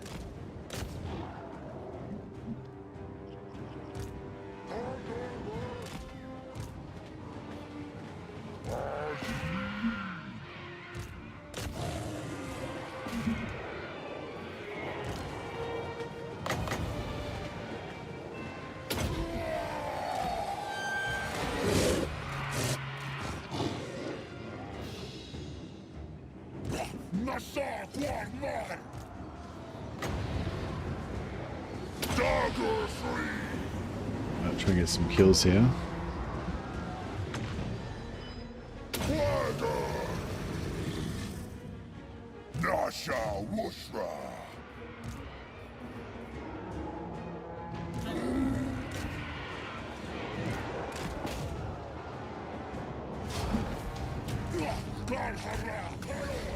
Their lords got away, so they aren't going to get much. We aren't going to get as much gold.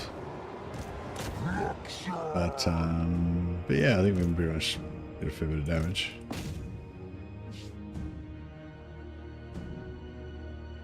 Yeah, that's it. Yeah, if he had turned in fort, I would have just run away from him until my other big army came in and smashed him. So it was alright. But yeah, I mean, I'd like to say that the enemy was intelligent enough to know they couldn't win, so they retreated. But I don't know. I don't think it was intelligence. It was much to do with it. Yeah, I just does that.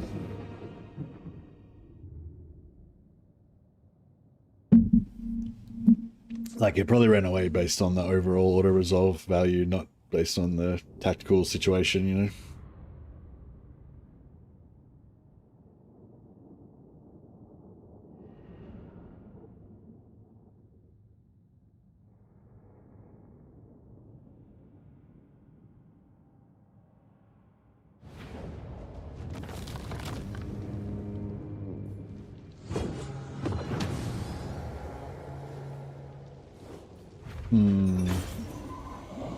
Yeah, I might take the replenishment.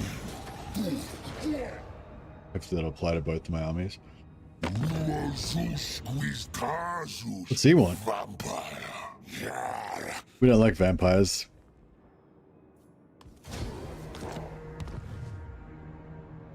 But we like wars with our allies, so we can get allied missions. That we do like.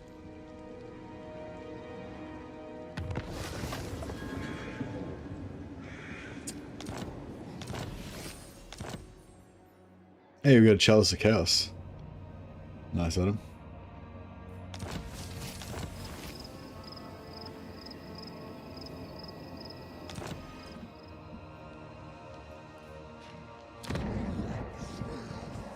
I'll abandon that. The tech tree for Beastmen, it's it looks like this. Yeah, when you unlock, you have to unlock various like achievements in order to unlock the different technologies. So I got to win 4 battles in a single turn. I got to summon 10 units in battle, etc.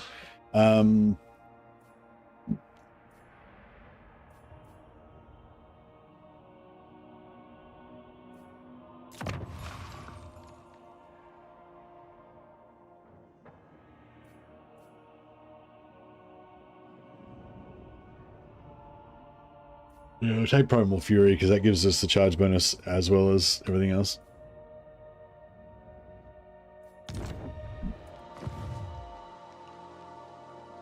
Khazrak.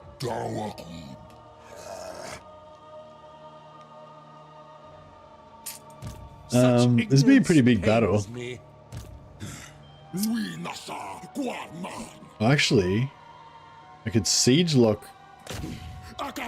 him out of it. And then cast Law of Taurox.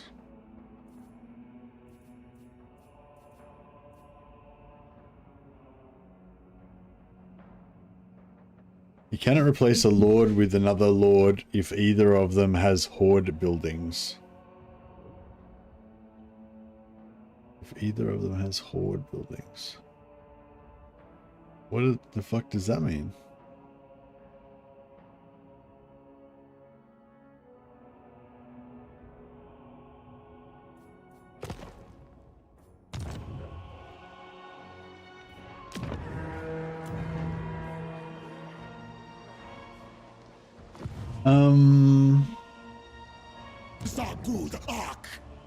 Does that mean that if I replaced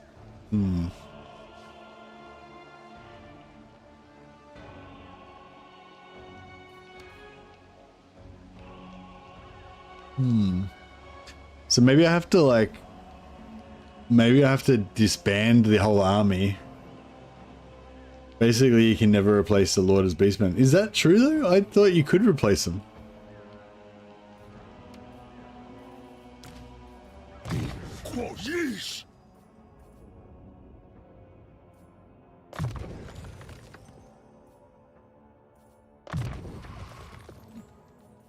I thought I remembered replacing them in the past, but I don't know, maybe I'm mistaken. Alright, so I see wisdom. this guy's the one that just retreated, right? My treasures are mine alone. So he shouldn't be able to retreat again.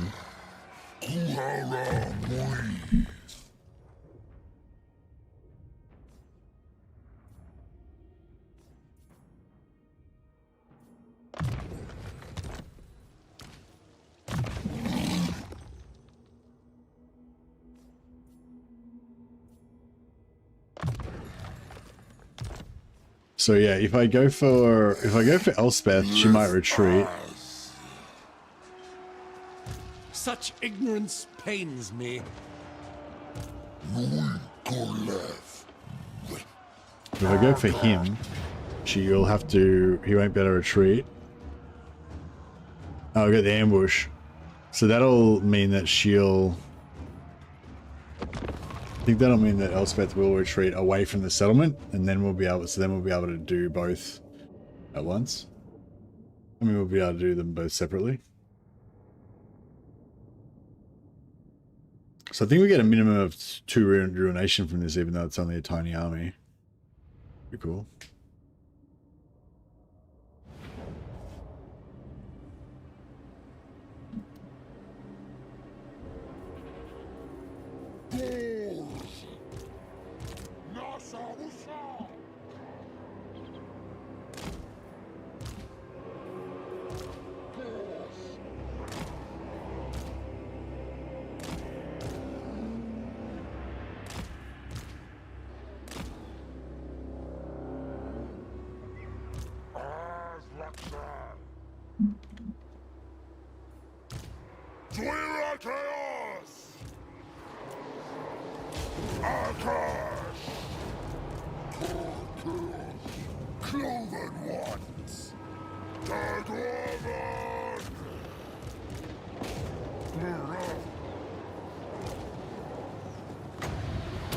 Debuff for their armor and stuff.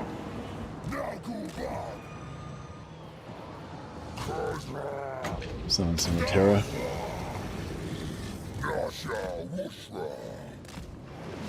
Can you catch the Pistoliers? Yeah, I think they're all dead already. Those two.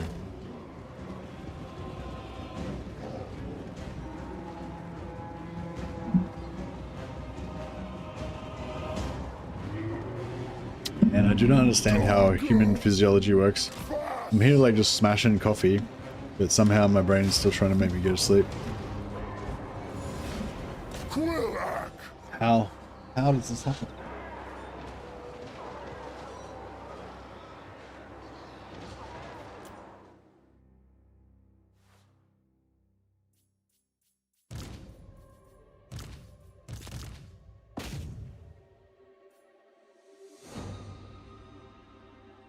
Drank too much coffee and got immunity. Yeah, that must be it.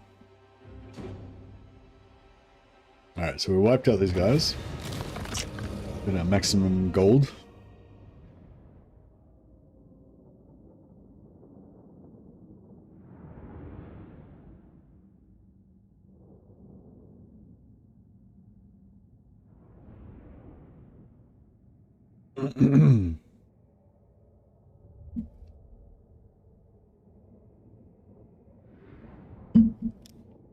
Yeah, I want to stream for like another fucking ages. How long are we on for? 5 hours so far. Oh, I guess that's a fair chunk. What time is it? 6 a.m. I suppose. Yeah, okay. Maybe I'll change my plan. I wanted to have like a massive session today, but maybe we'll just have a regular session. So I'll go for another, 2 or 3 hours maybe. We'll play maybe no Bannerlord today, or not this morning anyway, and then that might have to be it. But I'll have a massive session tomorrow.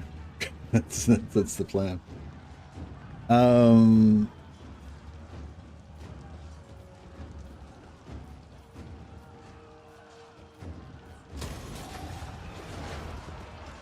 Yeah, so you retreated away.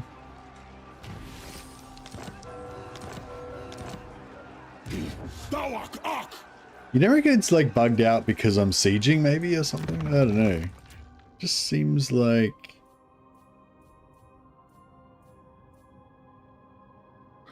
Can't replace the Lord if either of them has a horde building. I don't really get that. Like, what do you mean either of them has a horde building? Like, this guy's got a horde building. He's got a heap of horde buildings. He's got 3 horde buildings. And like, so if it says, you know, it says either of them have a horde building. Like, well, this guy's got a horde building, but it'll let me replace him with any of the other ones. Unless it means like both of them have a horde building or something. I don't know.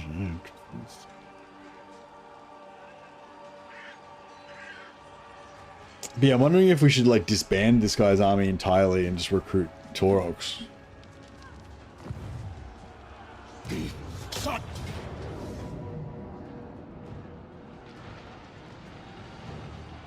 Either means the one you're replacing and the ones you're replacing them with. Yeah, lol, thanks for that. Yeah, I know, and that's what I assumed. And like but the thing is, like, both of them have horde buildings, so that means in all possible worlds, either of them will have a horde building. However, that doesn't work because it'll let me replace it with any other lord. So yeah, what the fuck's going on there? Makes no sense. Khazrak armor. Yes.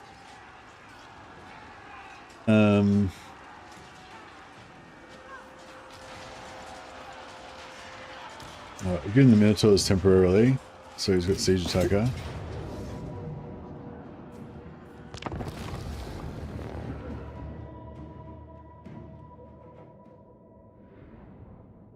Doge maxing? What's Doge maxing? It's been like 3 or 4 days now with successfully no rib popping out, so it's pretty good. I just did some like girl push-ups and some very tentative sit-ups and stuff, and some planks, and no ribs popped out. Although when I did sit-ups, I did feel like it was kind of pulling the muscles a little bit. But in essence, I thought I was old and fucked, but no, I'm still indestructible. Huzzah!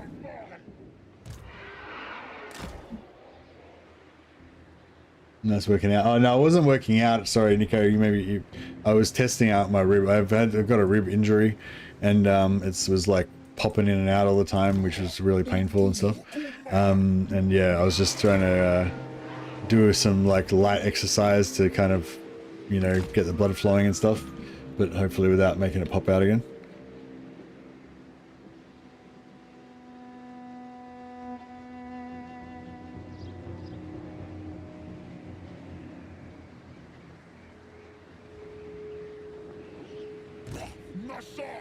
But yeah, no, the problem with it is the either thing, right? It says either, but it's not either. It's just the lord you're replacing it with, because the lord I'm replacing has a building.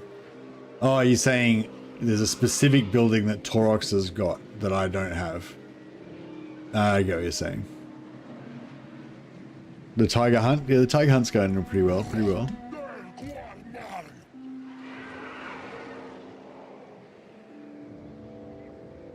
It's good for rehabilitation. That push. Yeah, I've just been like going on long walks for like an hour last couple of days just to get the blood pumping. There's like a massive hill on the way home, so I was actually like sweating bullets. No, I was sweating quite a lot. Getting quite a good workout on my little walks, my little old man walks.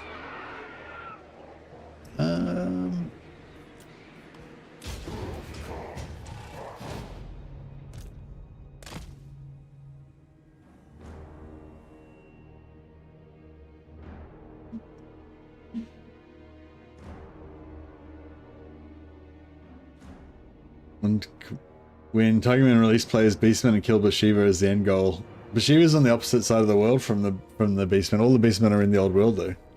They'd have to like travel for aeons. I suppose that would give you a good long-term campaign goal, that's for sure.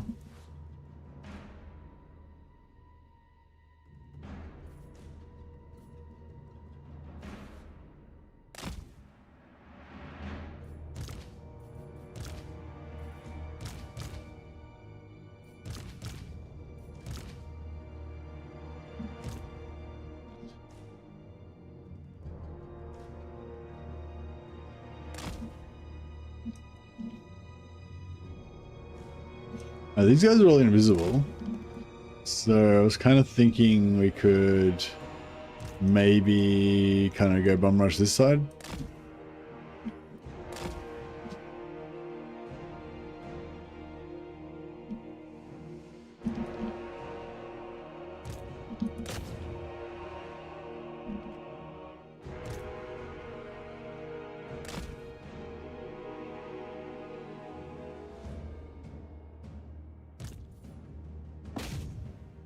Rip it down, rip it down, rip it down. Boom. Jesus, those guys are getting shot to shit.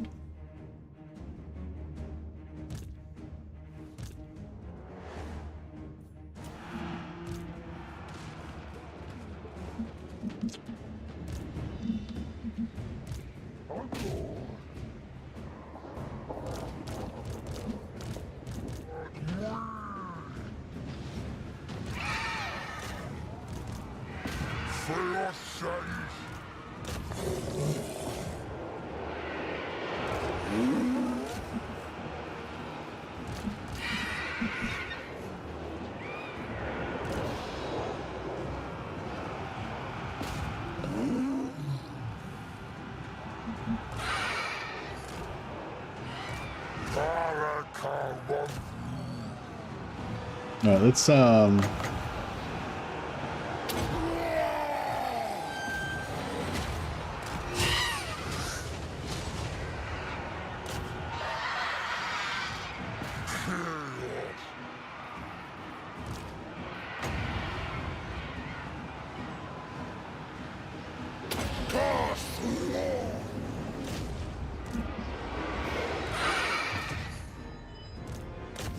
get Khazrak to beat the shit out of their lord.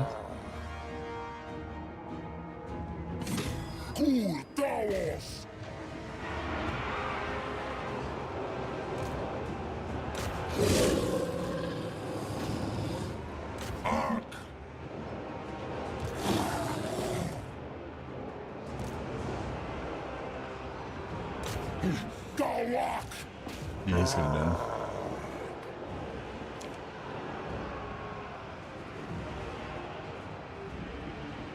Yeah, I was thinking I might start getting into some weights. Maybe not related to the rib. I don't know. I guess it's like I was gonna try to do some really bench press, but we're really lightweight. So I don't want to pop a gasket. But yeah, I was thinking I could do like deadlifts and you know, curls and stuff.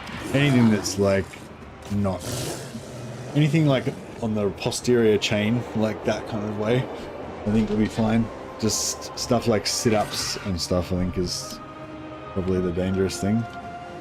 Or twisting, kind of twisting motions using the front intercostal muscles. But anyway, I guess the main point was, for those of you who are interested, the rib injury seems to be getting better.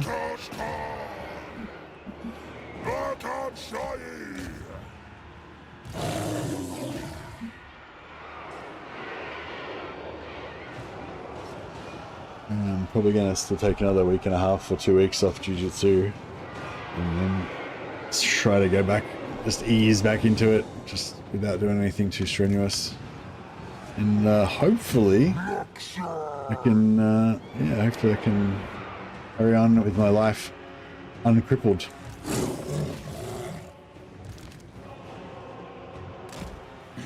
Right,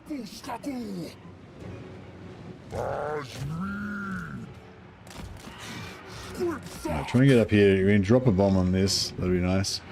Either maybe an overcast. overcast one of these. I don't really want to. I would like to bounce it, but if I bounce it, it'll surely hit my own shit. I mean, if I bounce it that way, maybe it'll be alright. It might bounce, it might not. Pretty clean, straight bounce, didn't hit my guys. It's good. Now we'll just do a purple sun right on the front of our guys. It'll be fine. It will go perfect direction. Yep, sideways, perfect, pretty much perfect actually. A few dogs got killed, but it's fine. Routed the whole plot. Beautiful.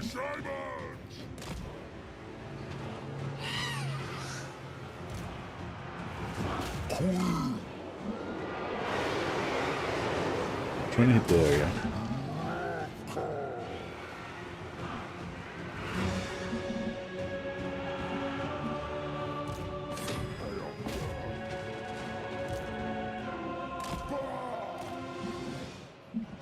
Nice.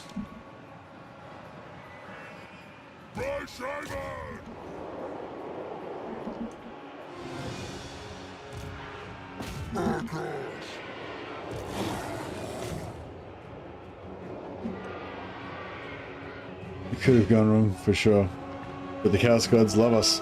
We're their children.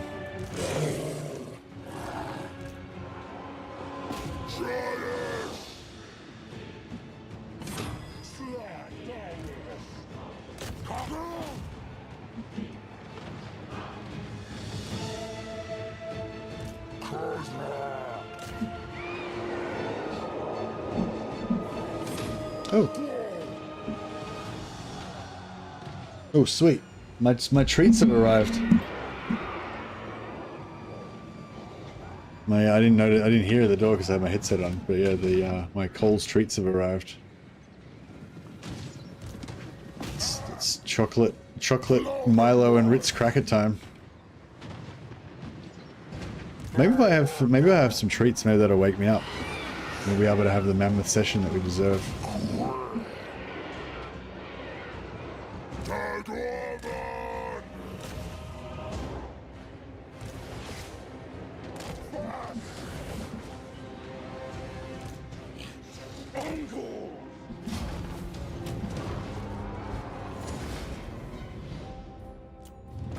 Glorious.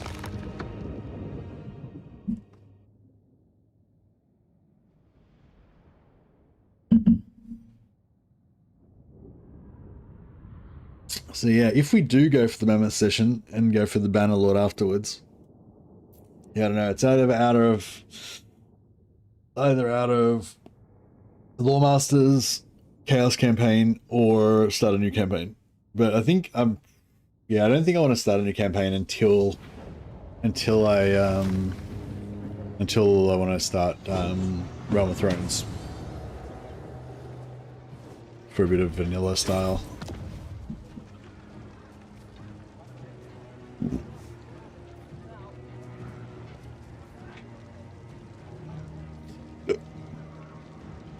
I kind of want the money, but if I do raise in advance, you should be able to get in range of Elspeth, and then we can get the get a bit of extra XP.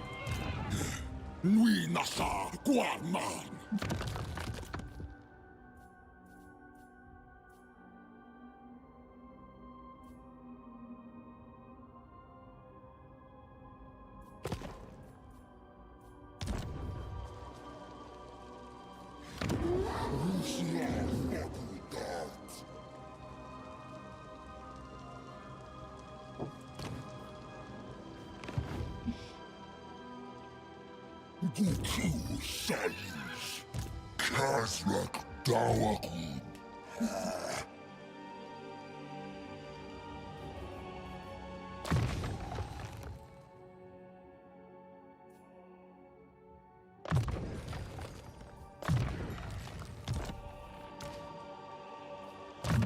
Yeah, we'll do some raiding and get our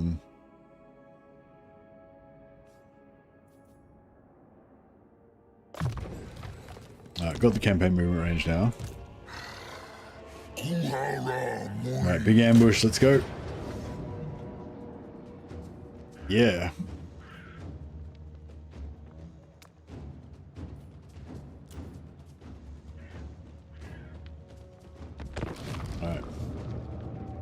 murdered.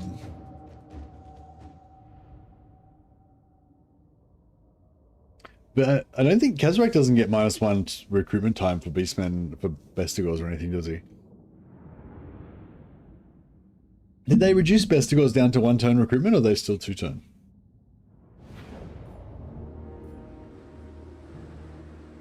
Yeah, 2-turn recruitment sucks. Yeah.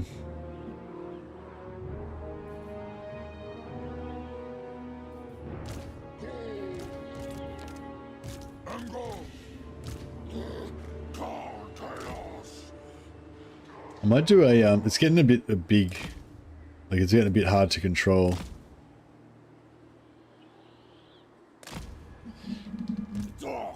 So I might do control groups on this one.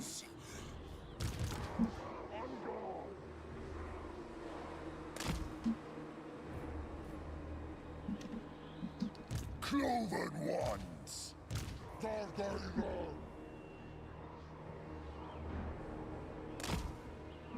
No, Google.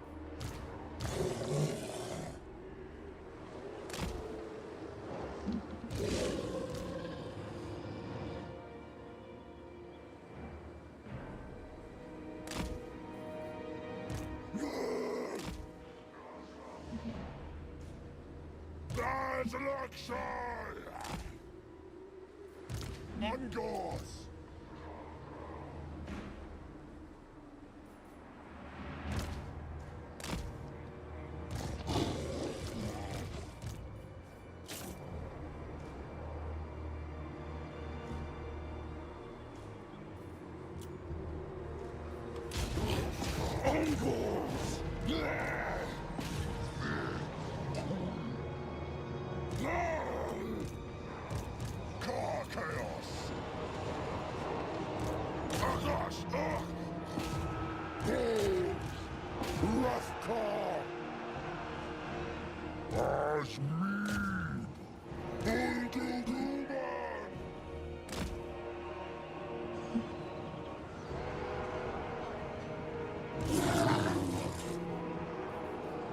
Khazrak.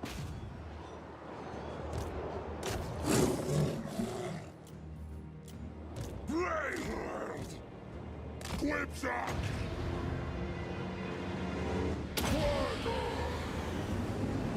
Bhashiva.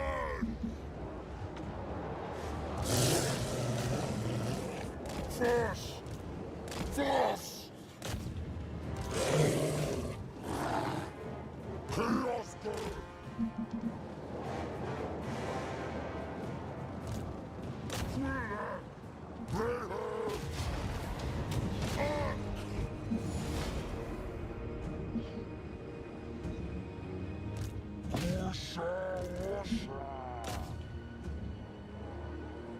Alright, that's about it. Well, we didn't get anywhere near as much gold as we should have, but that's right.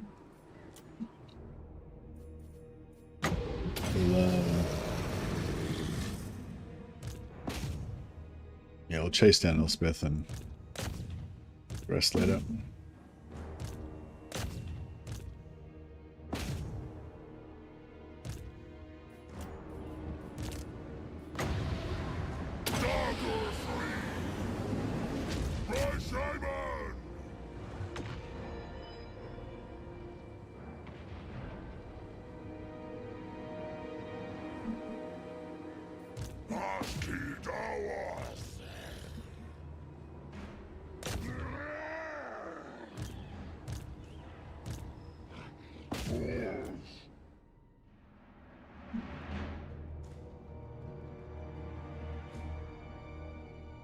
Yeah, it does. Yeah, it does pretty damn. It does the mortar center does activate pretty good. And we get their leadership down.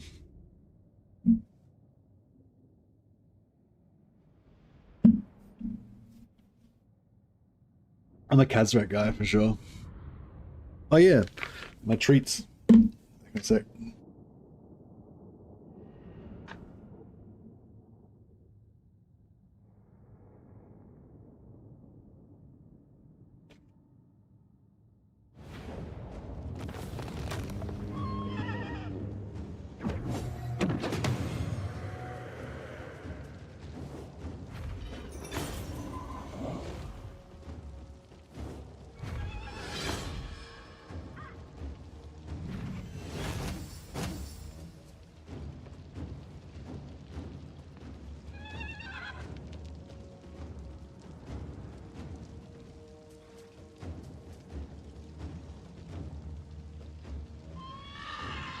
Sorry guys, excuse me, I'm just gonna...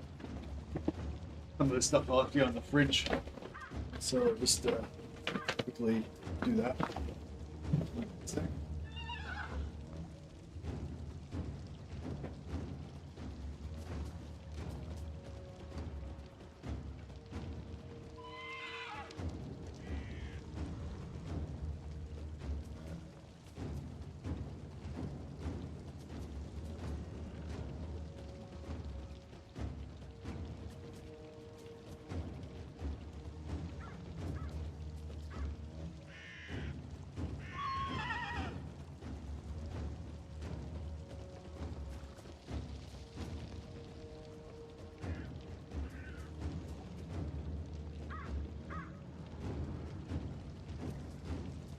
Alright, treats secured.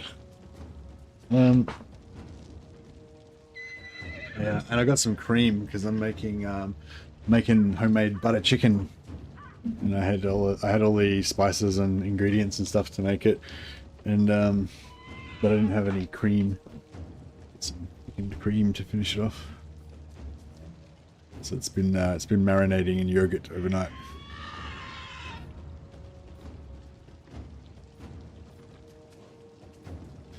10%'s a lot. Yeah, it's only 1,000 gold, so.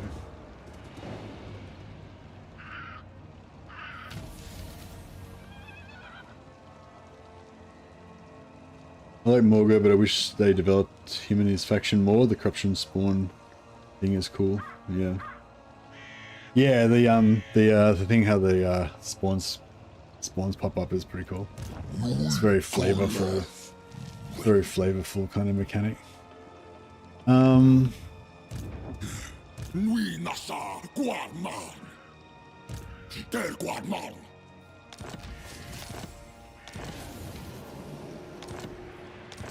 Another challenge completed. Damn it, if that had have been finished already and I had the shard, then I'd be able to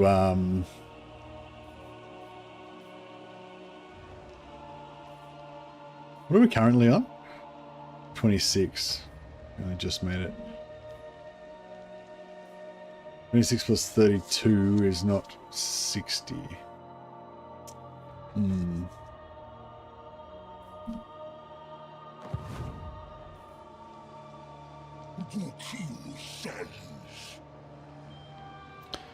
Do you get a new Herdstone shard?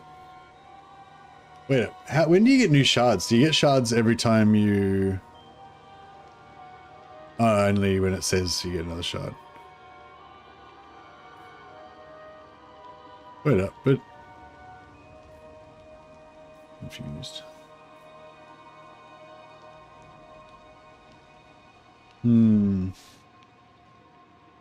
Because it's like, yeah, if I could have dropped the... Oh, no, I couldn't drop one there anyway because it's within the region. How many times? We've got 3 days. Yeah, we'll probably pop it in the 3 turns. Actually, I don't know. Maybe we should wait.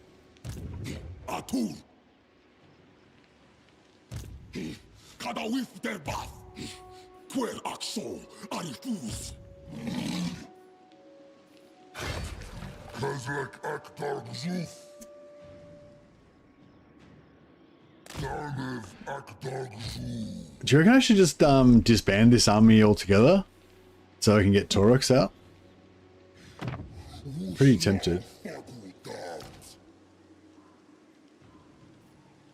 Yeah, I think we just murder all these guys and start again. Hopefully we can get Taurox that way.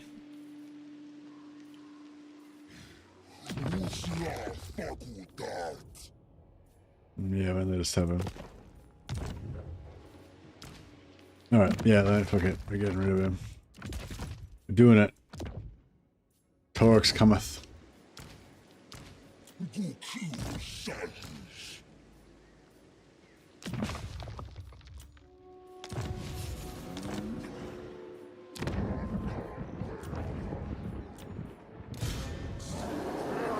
There he is.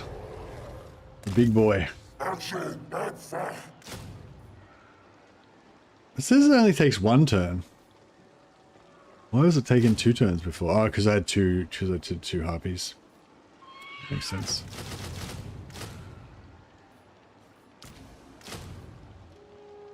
Torx the baby bull.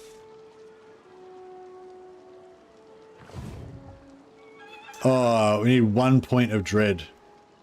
I need 1 point of dread to get my other Confederation. How bullshit is that?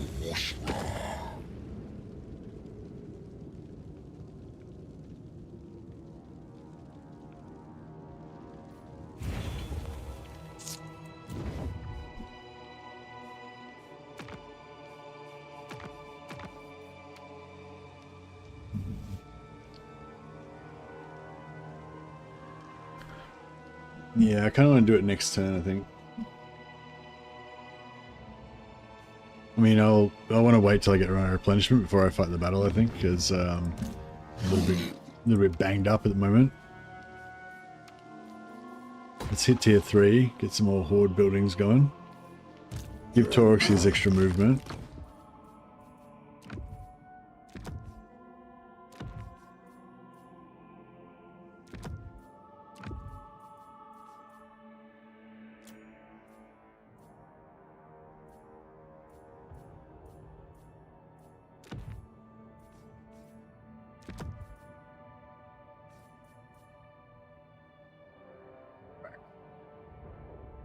I feel like his model looks a little bit low res. Like I feel like it needs to be a bit more polished up a little bit, made a bit more yeah, I don't know, a bit more contrast or something.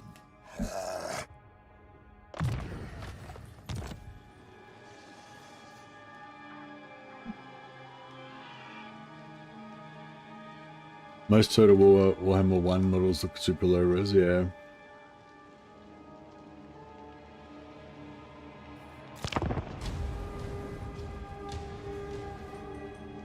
Trait gained, Ambuscator. Oh, nice. So I just got a trait that gives me more ambush.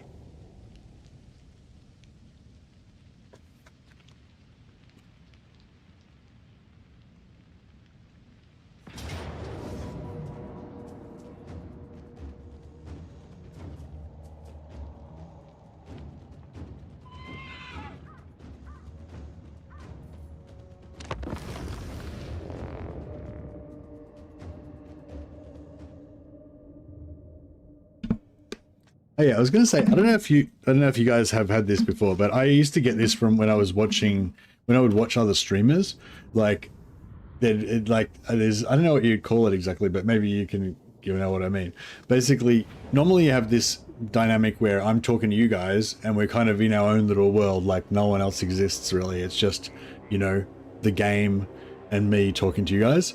But then, and I've had, I don't know if you guys have had this experience, but yeah, but then maybe the streamer's streaming and then they're their mum comes in or something, and then they fucking have a conversation with their mum and yell at her or something, and it kind of breaks the whole, it's like the fourth wall breaking in, you know, in a TV show or something like that. Yeah, you know, I don't know. Anyway, I don't know if you know what I mean, but yeah, it's like I've definitely felt it a number of times where, you know, yeah, you have this kind of, it sort of breaks the vibe or the spell of it or something, and it just changes it, makes it feel totally different.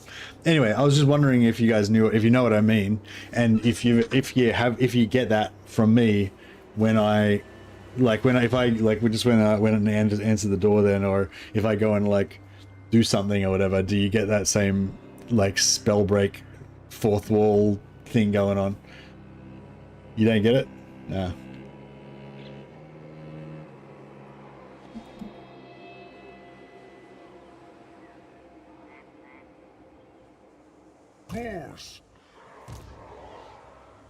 It's sort of I don't know, it's sort of you know when you meet somebody and they've got a certain personality when they talk to you, but then you see them interact with one of their old friends from school or something, and they've got a totally different, they talk a little bit different and they have a different vibe about them and stuff, you know, because they've got, you know, got a different personality. I don't know, yeah, anyway.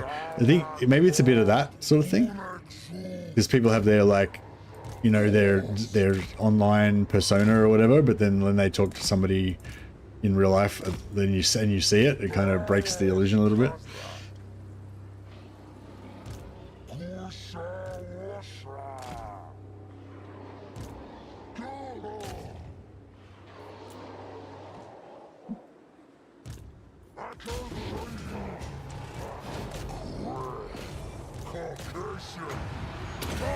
Slayer!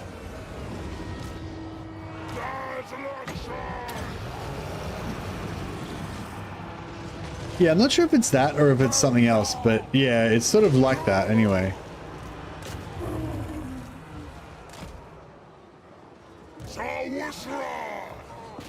Well, Elspeth went down pretty quick.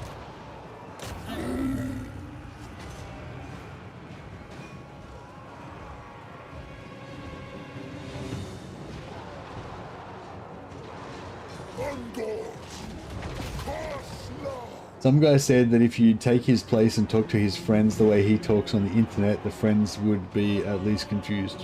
What? You used to do it when the cats want feeding.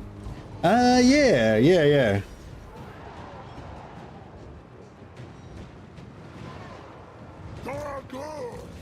Yeah, would my personality change? Because I changed it to like cat version of Mercy.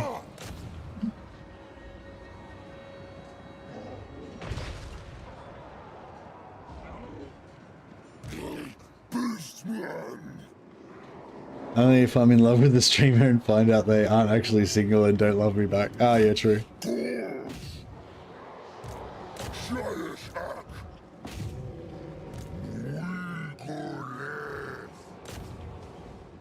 Mercy the cat.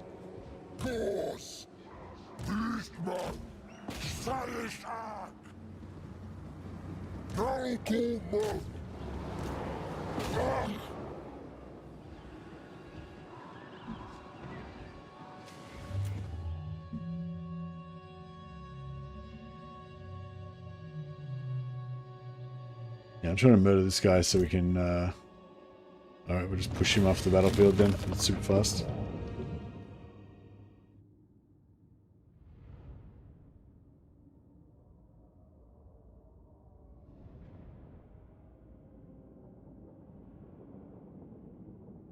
Ritz crackers. Treats.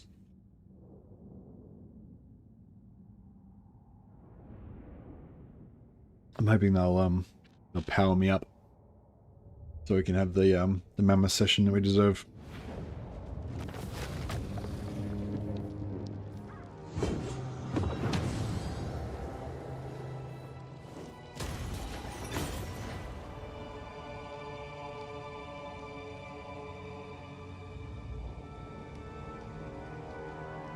Oh yeah, we need to get some allegiance quests going too, and build our outposts.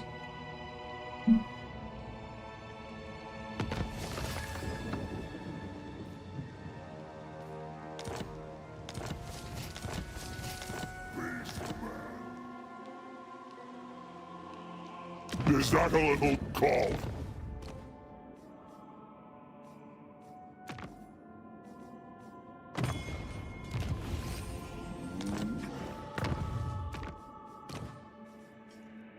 Oh yeah, the vampires are after us. I totally forgot about that. Okay, so Hildebrand's inside Kemperbad, so we can probably pin him.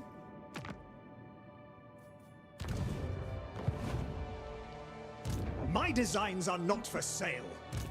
Yep, we can.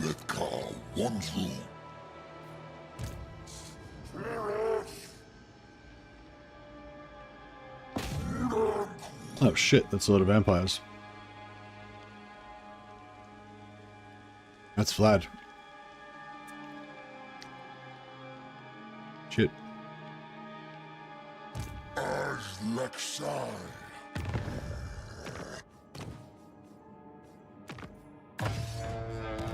Well. Okay, let's kill him.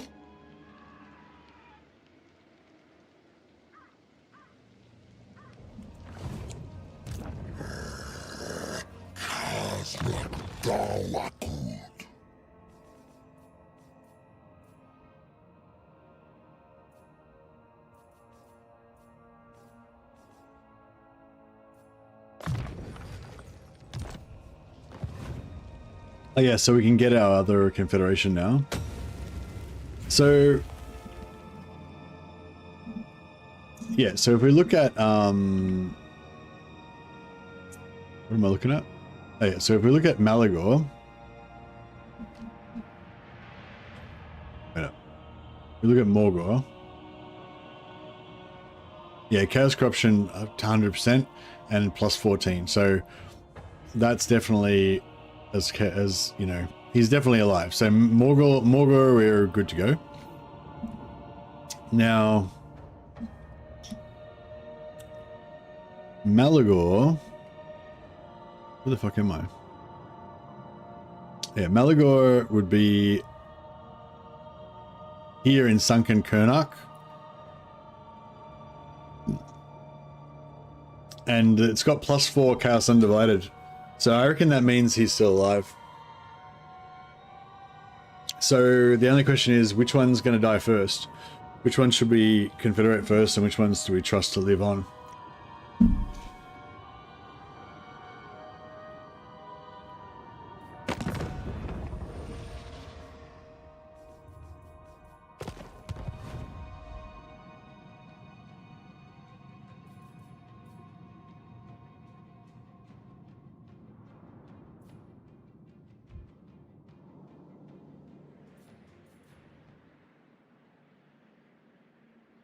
Hey, wait up, 34 plus 26 is 60.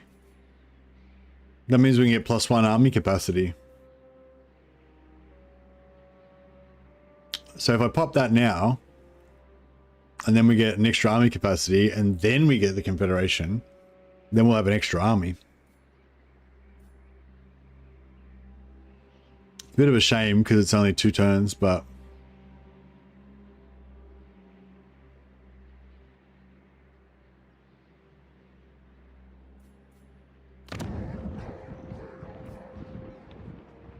what units do you want from Festus? Oh, I don't really need anything in particular from Festus. It's more just a role-playing thing of like, you know, I love the idea of like Chaos Warriors kind of dominating the Beastmen tribes and stuff. And so I like to, so I'd like to get some Chaos Knights and just have like 1 unit of Chaos Knights in each of my Beastmen warbands, as if the Chaos Knights kind of sit on a hill and they just kind of oversee, you know, and just watch the Beastmen. They just sit there silently in their big great helms. You can't see, but they're secretly, you know, communicating psychically to each other or something.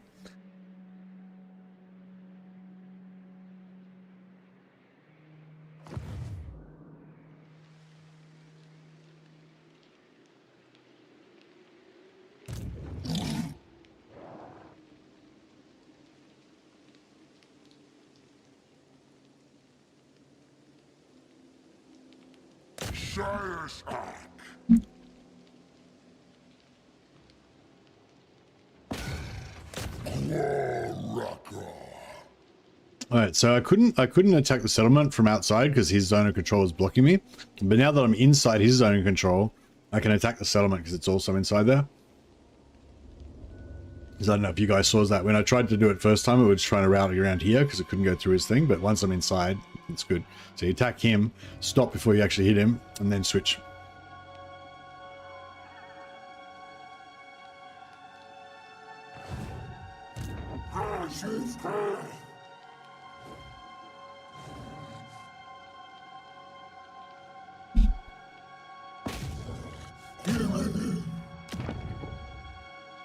Khazrak. Stop with backspace, yeah. Unfortunately, I can't get in range of him with Torx because I want to get the I kind of want to get the ambush on him, but Such insolence. I kind of want to get Torx in there as well. So I can either attack the settlement and pull in Vlad as well, and pull in Torox, or I can just go Vlad, hopefully get the ambush, and then take Torox to get the other one.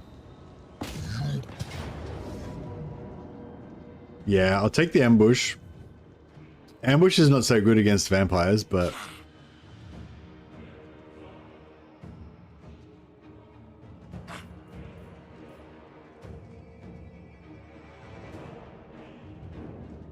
yeah, she's got no Wind of Death, but she's got some powerful characters.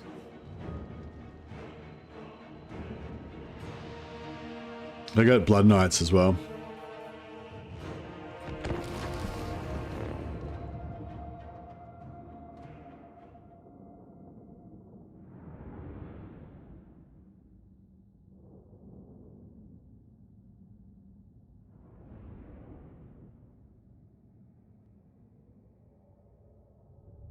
Does the enemy vampire counts even use Window Death effectively?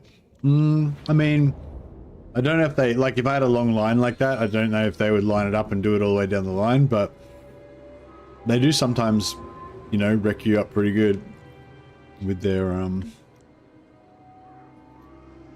stuff.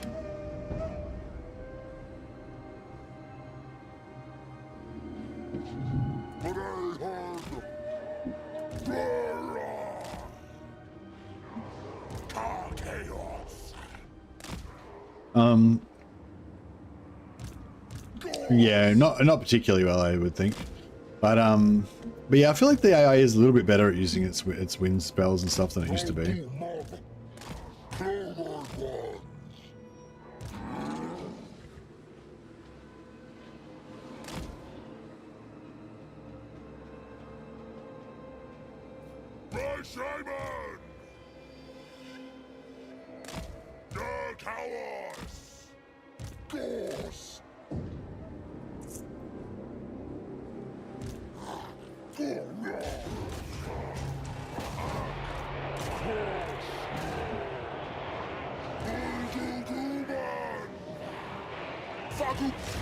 Oh, Vlad's staying around this time.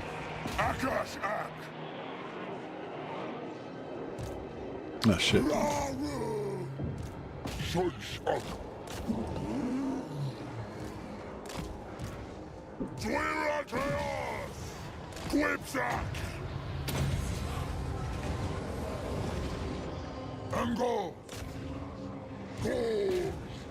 Khazrak,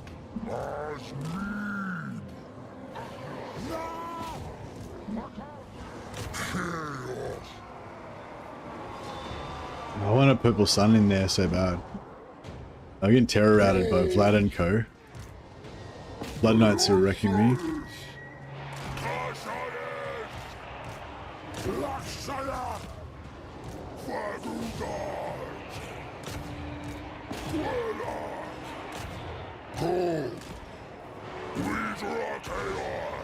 Give it to me.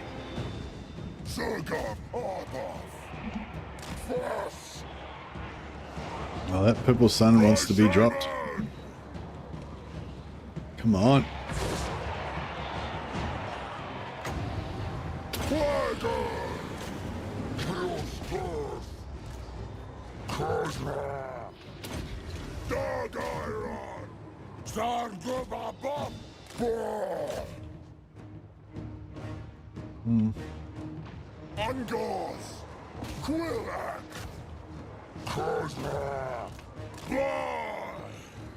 Where's Vlad? Is he in this part? No. Oh, he's over here, yeah. Cloven ones, Ungors, dark beasts, dark earth, cold, grey no good. I'll get the Minotaurs onto this pile of where's my... oh no, they didn't come into this one, that's right. Yeah, we'll get the Blood Knights down.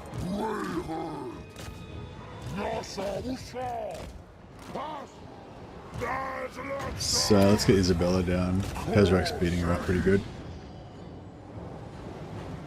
Blood Knights are gone. Yeah, we'll leave Vlad to last and let him just melt. Let him melt from the... there we go. Army lost is kicked in.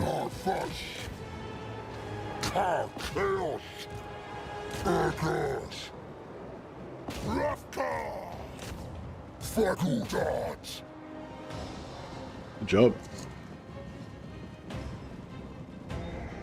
Vlad's unbreakable? No, I don't think he's unbreakable, no.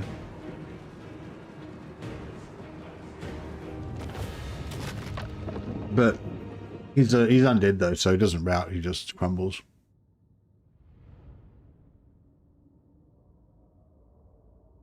He used to get unbreakable sometimes from killing Gotrek, I think. And that was before he got nerfed. So yeah, unbreakable pre-nerf lad was pretty nasty.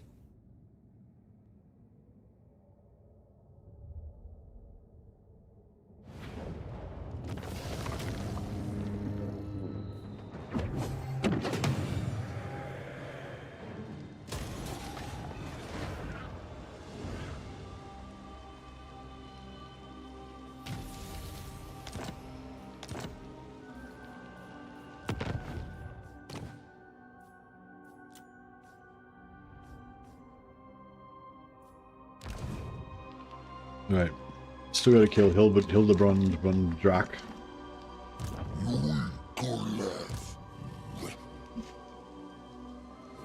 Khazrak Abla.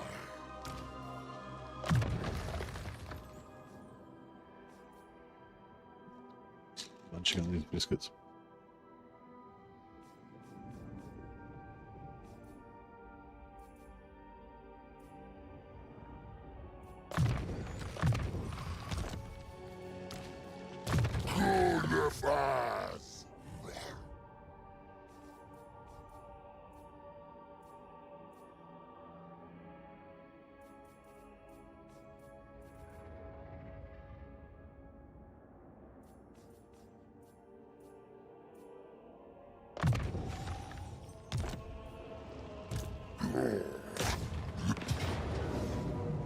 Decisive victory medium.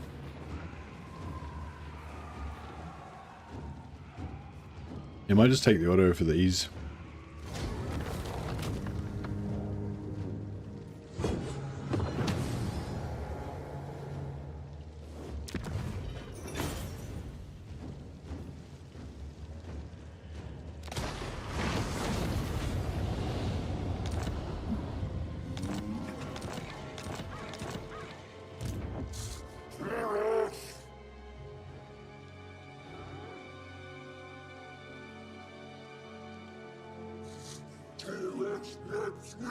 Yeah, so I might hold off doing the Confederation for a little bit longer.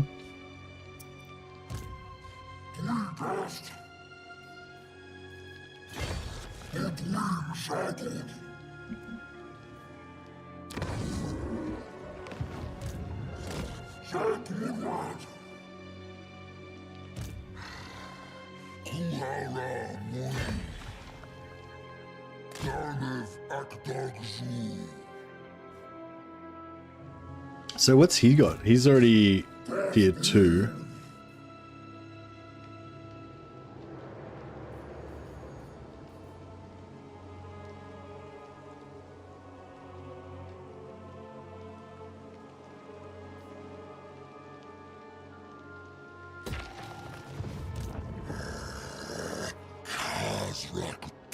And he's already got the Bray Shaman building, so I don't need to build that.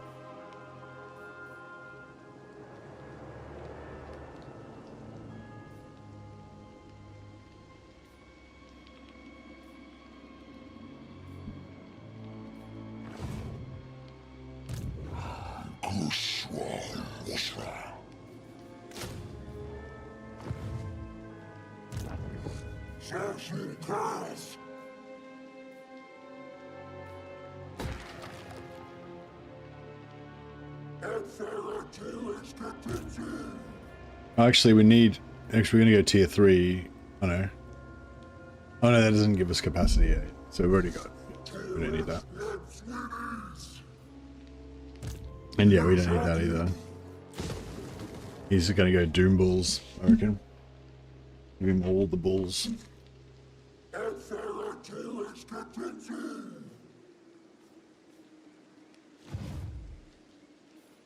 Speak up, or I'll take your tongue!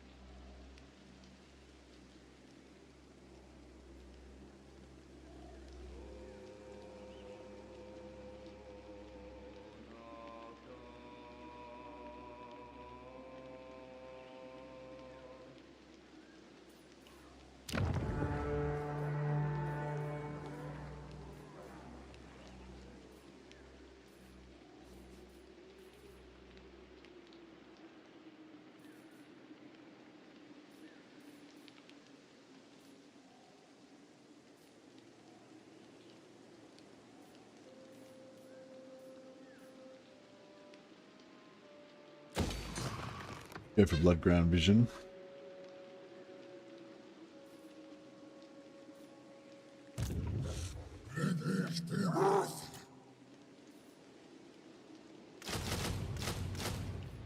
Let's go for a big wolf posse. Favored of the Skull Throne.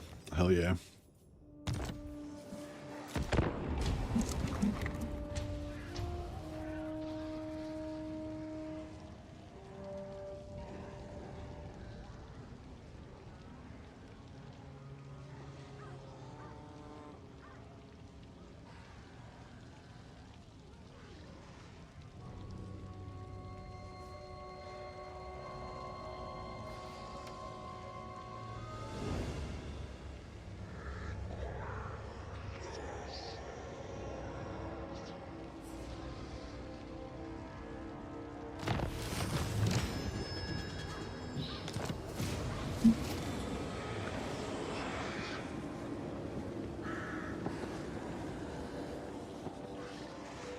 Do you love me?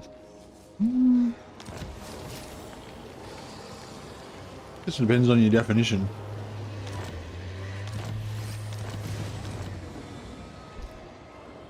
You mean, am I swept away by passionate romantic love? Probably not, no.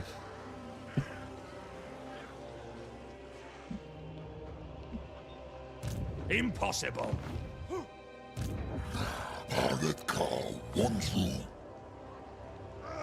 The love that can be found between two battle brothers in the midst of combat. Verily. I'll fight beside you anytime. Khazrak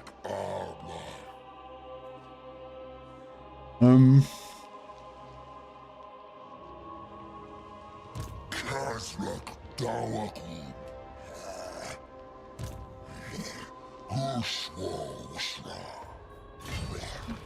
Alright, let's kill these guys. How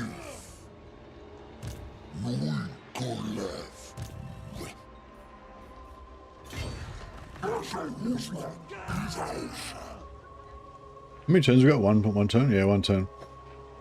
Yeah, I think I'm gonna wait. I'm gonna wait and pop the thing after we get the 30% from the moon. Do the ritual, I mean. And then as soon as we do the ritual, get the extra army, we'll recruit another army. And then we'll pop the Confederation. And then I'll do the quest battle and try and get the second Confederation straight away.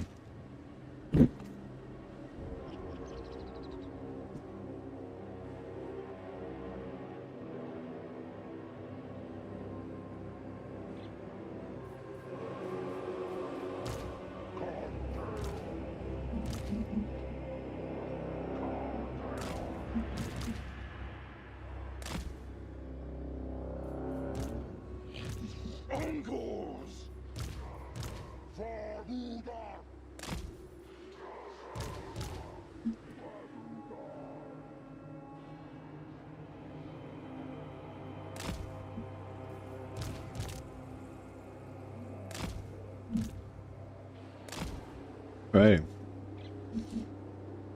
Looking pretty good.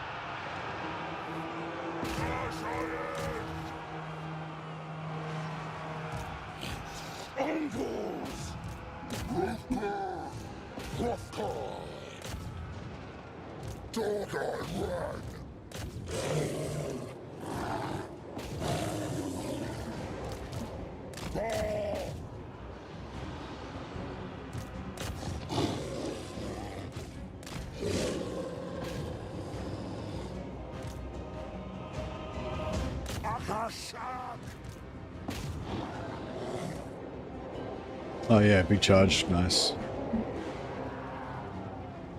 Angors, Dardas, Gorge, Quilla, Dardas, Ravka.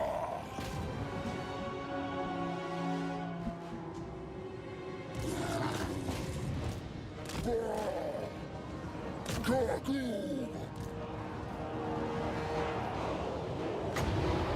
Dagger 3. Ravka.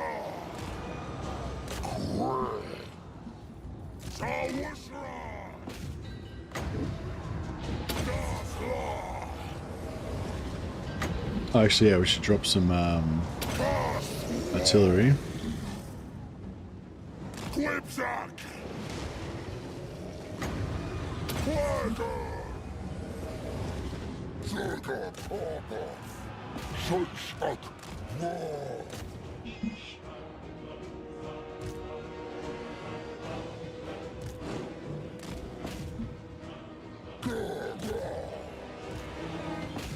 Send the Minotaurs after those knights. Chaos, Force,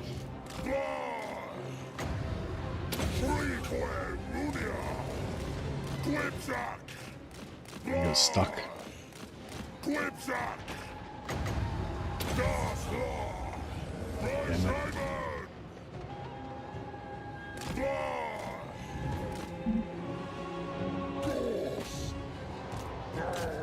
Yeah, now the lords left, they've got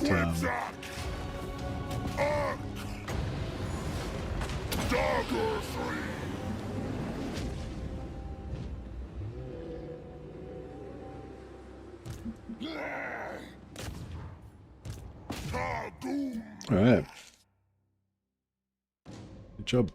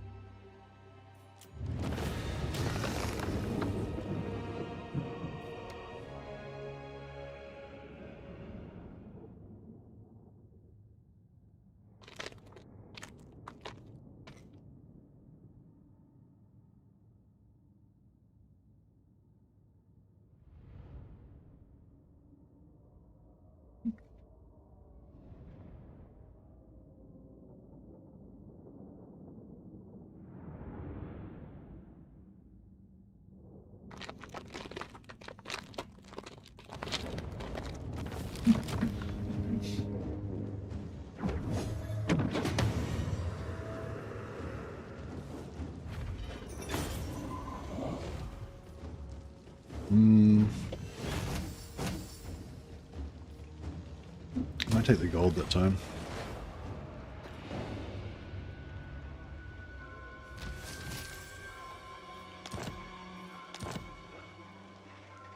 Khazrak Abla.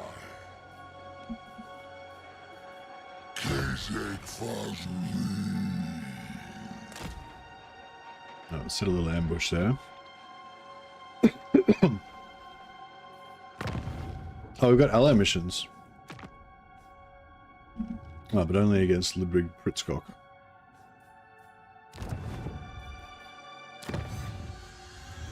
What do we got going on here? Movement. Oh yeah, plus 10% movement. All characters sounds pretty good. Yeah, see, we could do a Confederation right now.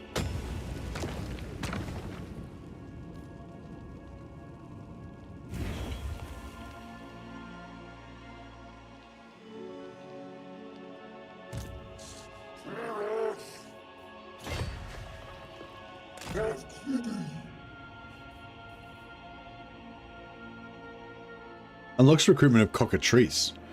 Oh, wow. Oh, no, not cockatrice. Chimera is what I want. Cockatrices are nothing special.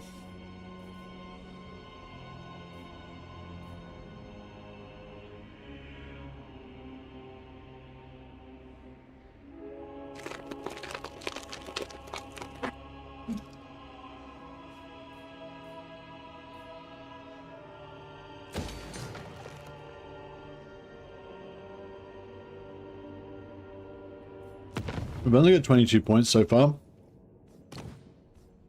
We haven't got the outpost yet anyway, so we can't recruit shit. But yeah, I want to I want to get Chaos Knights. But so you need tier 3 for that, so it's going to cost us a fair bit of gold as well.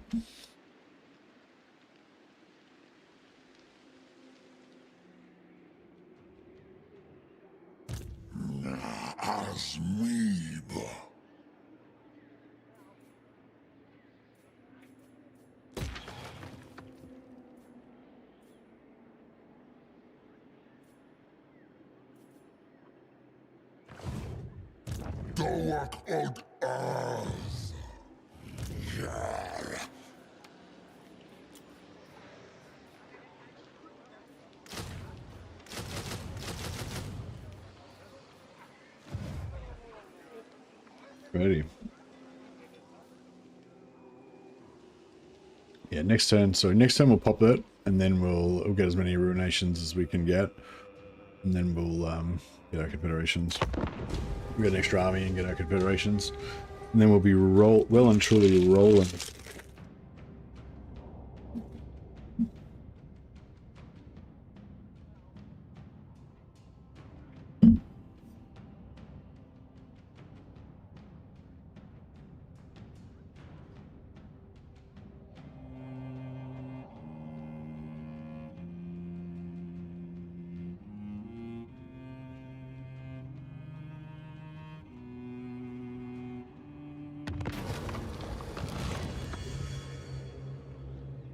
Let's forsake Jigglyman, ally with Arbal, and get Skull Crushers. Skull Crushers would be pretty sweet. They're one of my favorite units in the whole game. 40% extra campaign movement range. Pretty good. Don't even have to read the rest.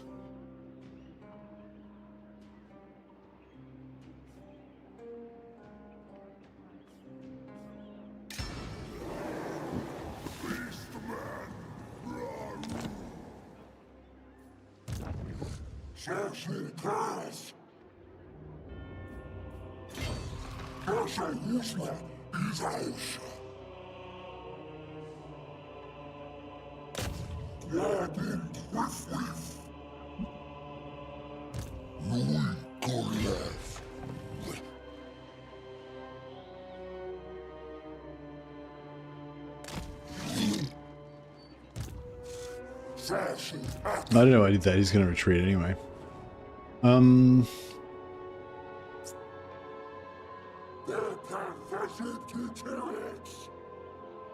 Carl was not expecting a 40% increased movement range. Indeed. No one expects that. Oh, he didn't. Oh, he got the ambush sucked in. Yeah, we'll go for the wipeout.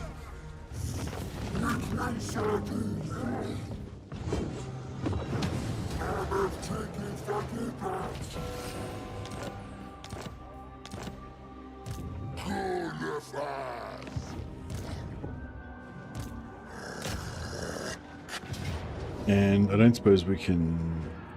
I suppose we can get 2 orcs in there.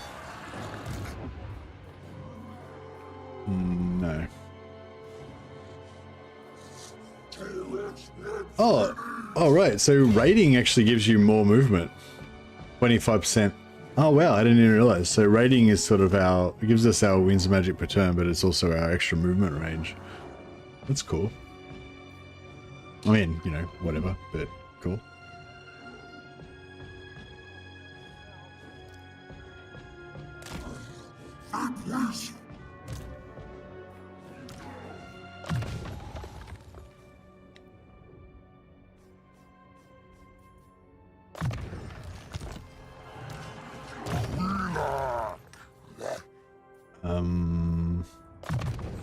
You get Fury of the Herd.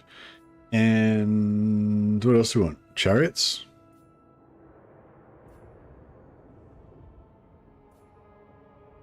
Maybe some big monsters.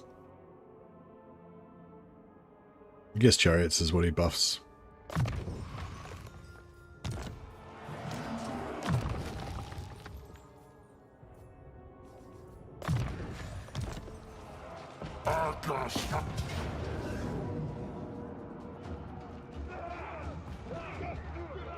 Why does it always want to kill that one particular unit of Gauze?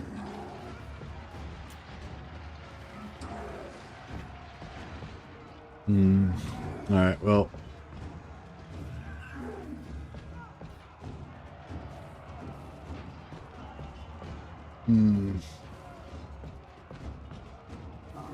Yeah, we'll keep it moving.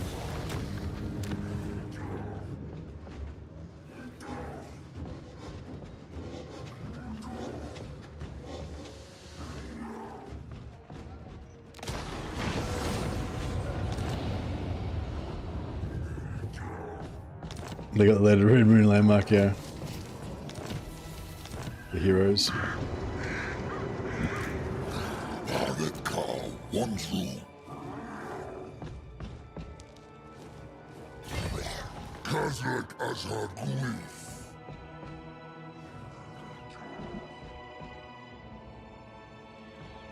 Darnev Akdag Zu.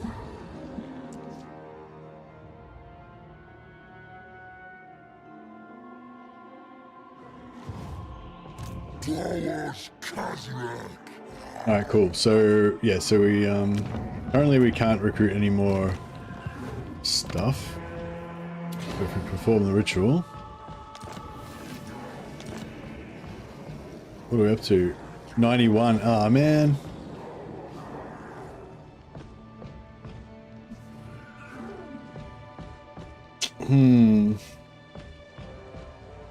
I could wait. See, if I wait another 9, if I wait for another 9 more marks, then I could get 3 armies and then get the Confederation, assuming they're still alive after that.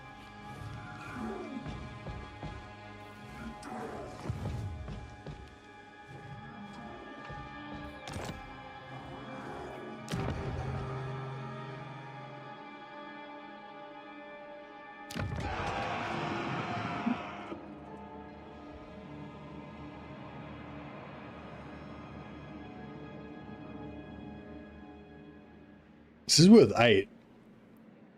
How come? How's that only worth 0? Oh, maybe because it doesn't have, haven't built it up yet. But yeah, I could take Helmgart and then just take Montfort and then boom, done. Plus 10. Then we're at 100.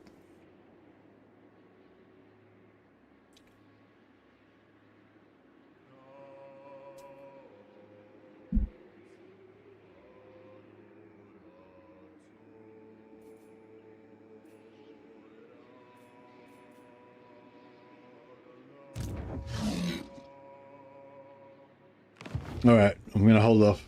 Hopefully they don't die. I should be able to get both of them at once, so.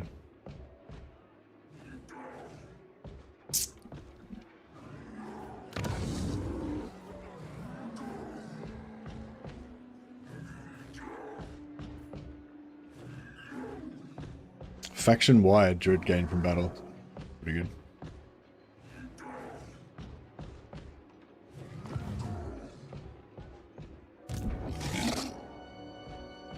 Might blow up. I might actually blow up Altdorf and then rebuild it again. If I blow it up and then I take over and I attack the ruins, then I can build another headstone there, right?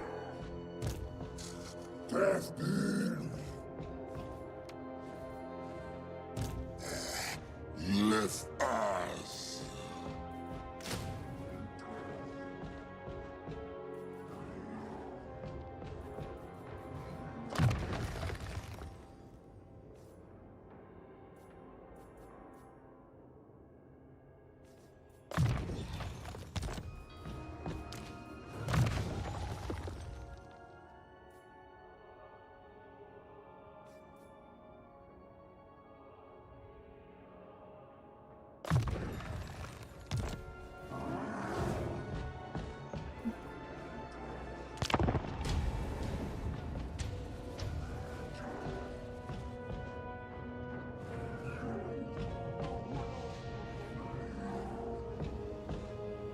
Actually, Isleheart should be within range, so I should be able to pop it.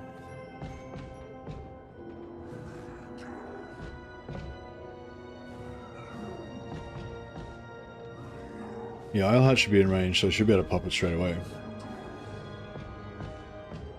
So hopefully we can get all our extra armies this turn.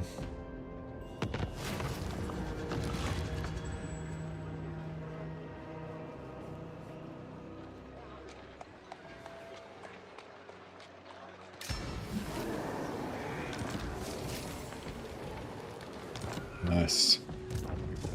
Alright, so...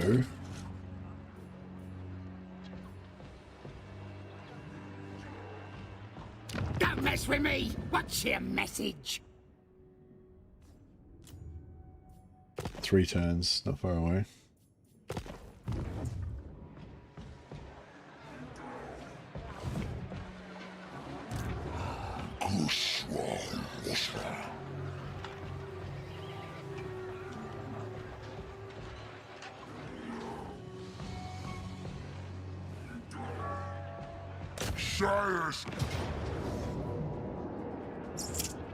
It's pretty rough.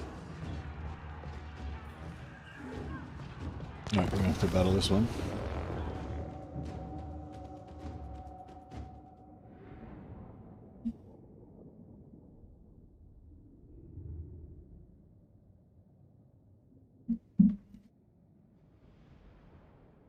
Oh yeah, so Bannerlord later. Should we go for Chaos Campaign, Lawmasters, Swordmasters, Swordmaster, Lawmasters, or something else?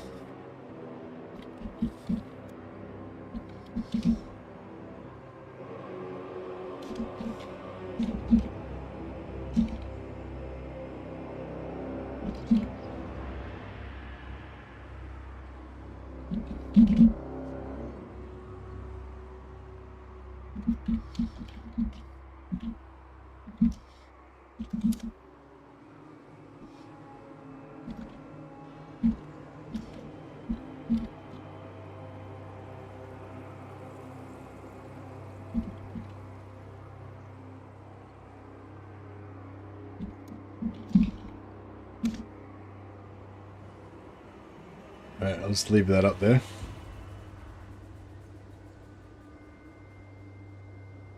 I mean, I don't want to take huge casualties, but I don't, on the other hand, I don't want to have to like do a lot of effort fighting this battle either. I want to take not many casualties without a lot of effort. That's the goal.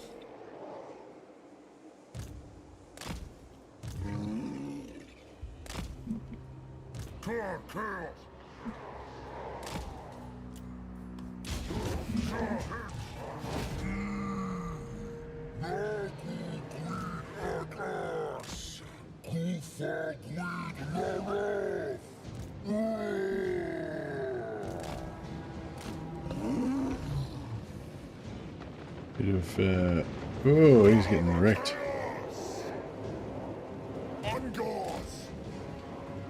I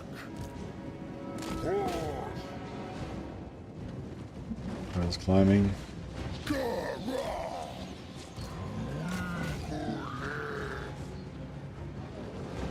I voted Chaos Campaign, but what if we do Musion Chaos Undead Campaign like Krell? That was when you do the something else. That was option 4.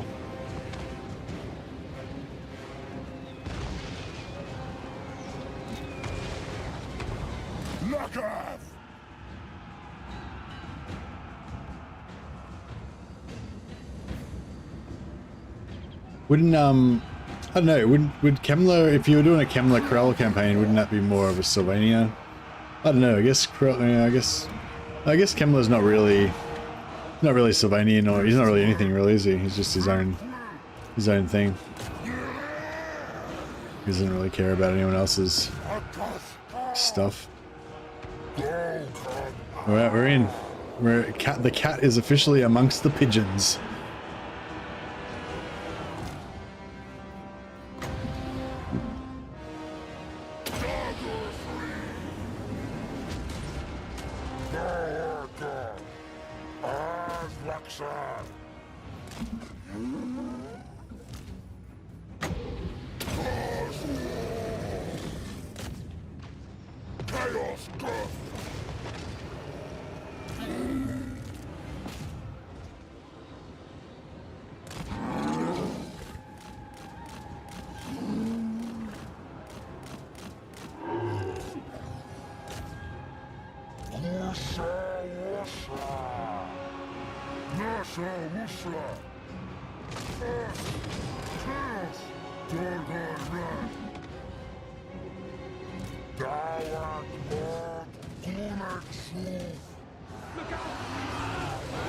I thought it was just smashing everything. You're wavering, yeah, correct.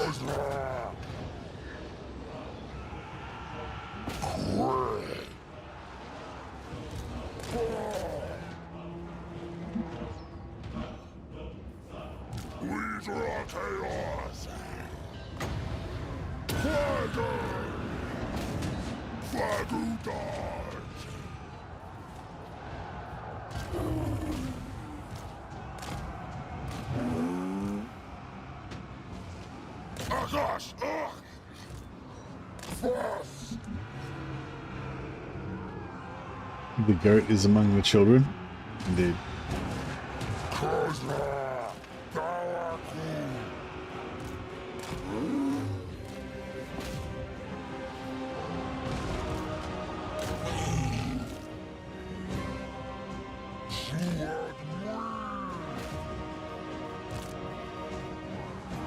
Alright, it's purple sun time.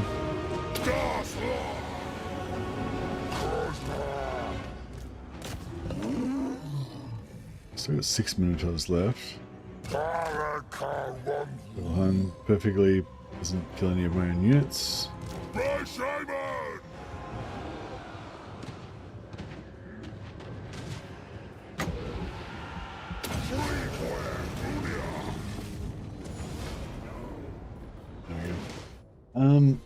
No. Actually, no, I think the Bannerlord campaign is off again. I'm too sleepy. While I was eating those Ritz crackers before, and I think the carbs was like pumping me up a bit, and I thought, yeah, we're doing this. And then as soon as I stopped eating biscuits, I was just like, now I'm sleepy. I'm getting sleepy again.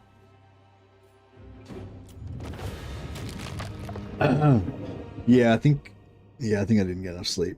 But I don't know. I thought because I had like a 4-hour nap after work, so I figured that would be enough to go all night. But no, it doesn't seem to be working. But I reckon hopefully I'll be my cycles will be aligned, so tomorrow we'll be able to do a good session.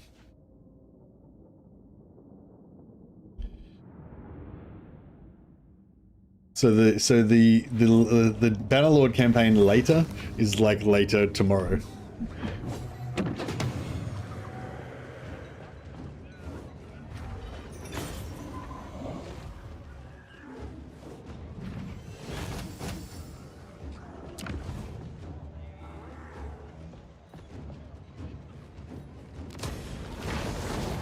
So yeah, so Razor Hearthstone there, that gives us 8 straight away. And that also makes it so that this is inside that. This is also inside this blood ground. So that's inside both blood grounds, Altdorf and this one.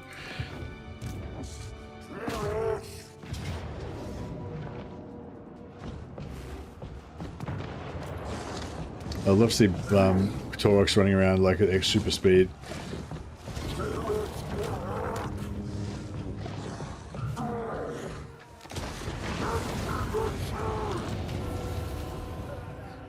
So we've got the ritual available. So then we pop the ritual. Boom. And now we've got +2 armies.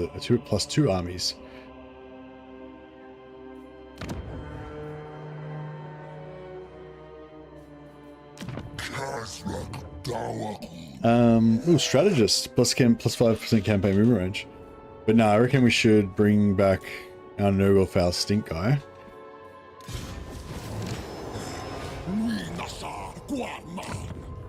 And that's it? Yeah.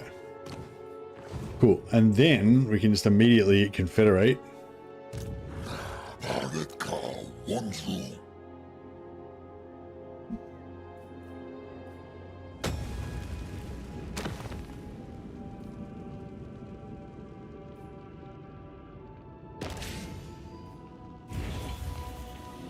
Alright, so we got Malagor. And we actually got Malagor this what the fuck? He must have he just died. He just fucking died. God damn it. If I had confederated him before, instead of putting it off. Well, I guess it's fine, because if I had a Confederate in before, I would have just gotten the one extra army, which we got anyway. So we wouldn't have got, you know, it wouldn't have made any difference. Basically, we'd have no extra armies, and if I'd gotten him earlier, we'd have no extra armies. So it's the same shit. But if I can Confederate the other one, and he's still, I guess the thing is, I should have gone for the other one first, but. If we wait till next turn once we've healed up, then I'll get Morga, and then hopefully he's still alive. I believe he just died that one to the fuck.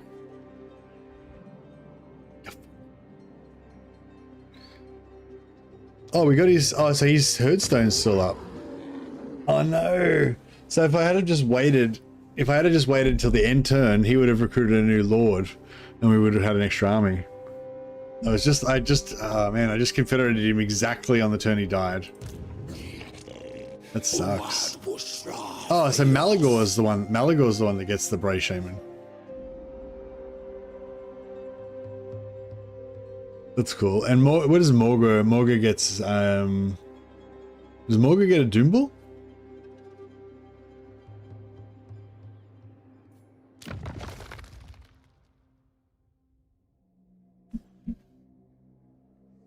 Alright, what's our next rename?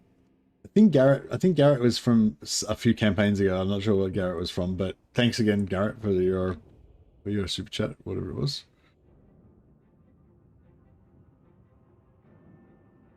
I just killed Thrall from Warcraft in single combat in this Bannerlord mod. My 12-year-old self would be so proud. Congratulations. Congratulations, Mini Anthony.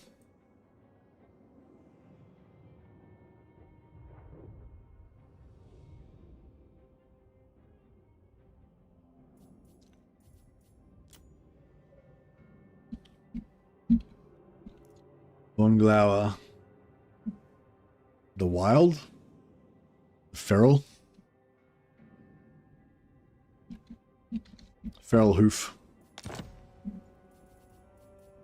Perceptive. Oh, nice. Extra magic item drop chance. Always nice.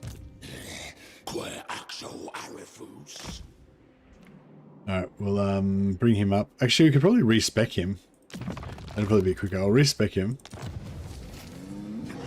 And then he'll pop back up at our closest settlement. We'll get rid of this.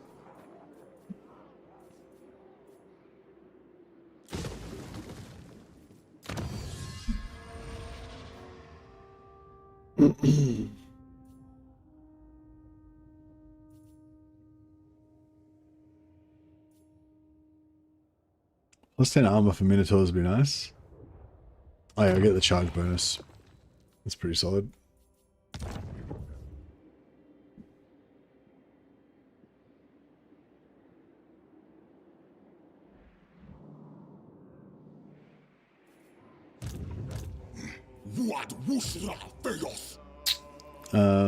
Alright, so we can recruit 5.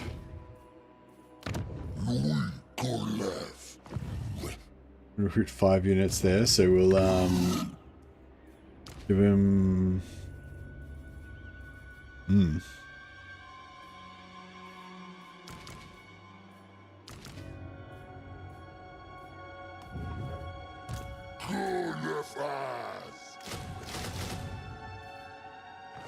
with those. We're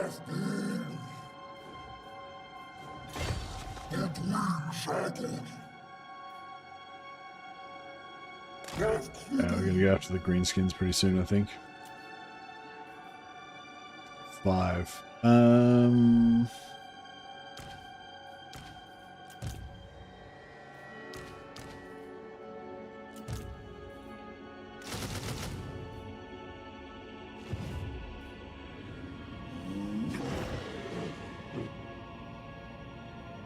What's the alliance? For the alliance.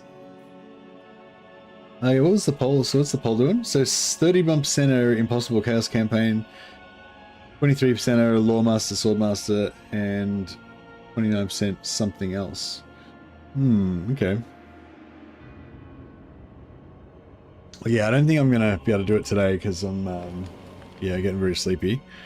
I might end up getting up early though. If I sleep now, I might end up getting up early, so I might have a bit of an early stream. So tomorrow midnight, so the same time I started this stream roughly, a bit earlier, we'll do Warhammer again, and then after that probably Bannerlord. But yeah, if I get up early, we might do a bit of Bannerlord before Warhammer as well. But I don't know, or maybe we'll do the Warhammer stream early. But we'll see how we go. But yeah, I'm getting sleepy. So I'm thinking I'll save it there and put a pin in it.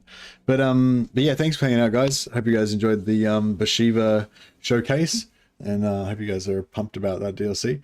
As I said, I'm not too pumped about Tiger Man. It doesn't really do anything for me, but new content is always good, and I'll be interested to see how it changes the dynamic of Cathay. Cathay is not one of my favorite not one of my favorite factions. I don't play them very often, but they're not like one of the factions I kind of hate to play either. They're just kind of mid. So yes, I'm hoping that this DLC will spice them up and make them more interesting for me. But yeah, I'm going to be showing off some Bhashiva. When am I showing off Bhashiva? On Friday the 15th, so tomorrow. Oh, okay, shit. All right, well, I guess this campaign is going to be a bit disrupted because yeah, we can do battle footage tomorrow. So maybe I'll show some battles with Tiger Men in them. I don't know if you guys would be interested in seeing that. I mean, I'm guessing most people would probably rather see me do, like, it's annoying because it's a battle embargo, so I can't do campaign stuff. All I can do is battles, but I can load battles from campaigns. So I got to like play some campaign in my off time, save some battles, and then show you them or whatever.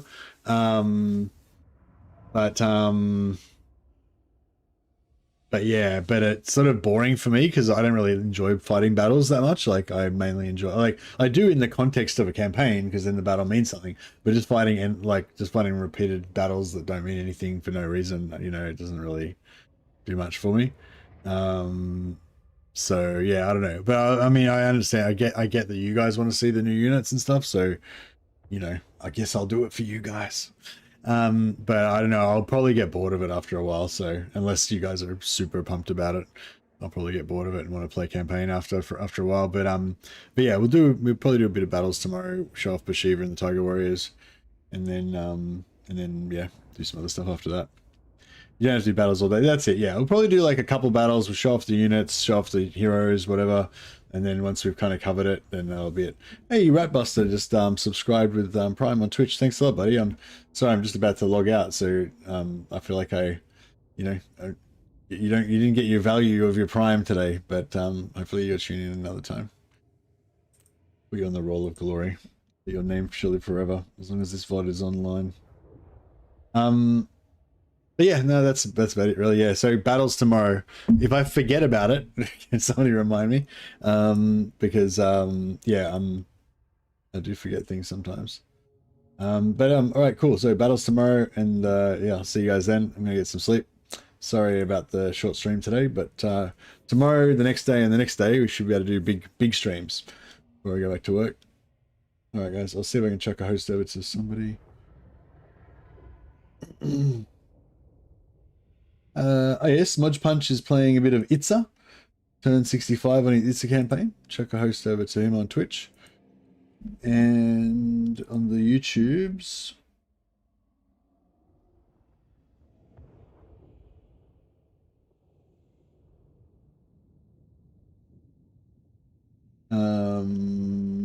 This is no one I know on YouTube. Alright guys, well I'll catch you next time and have a good one. I'm going to go and eat some more treats and then fall asleep. See you guys.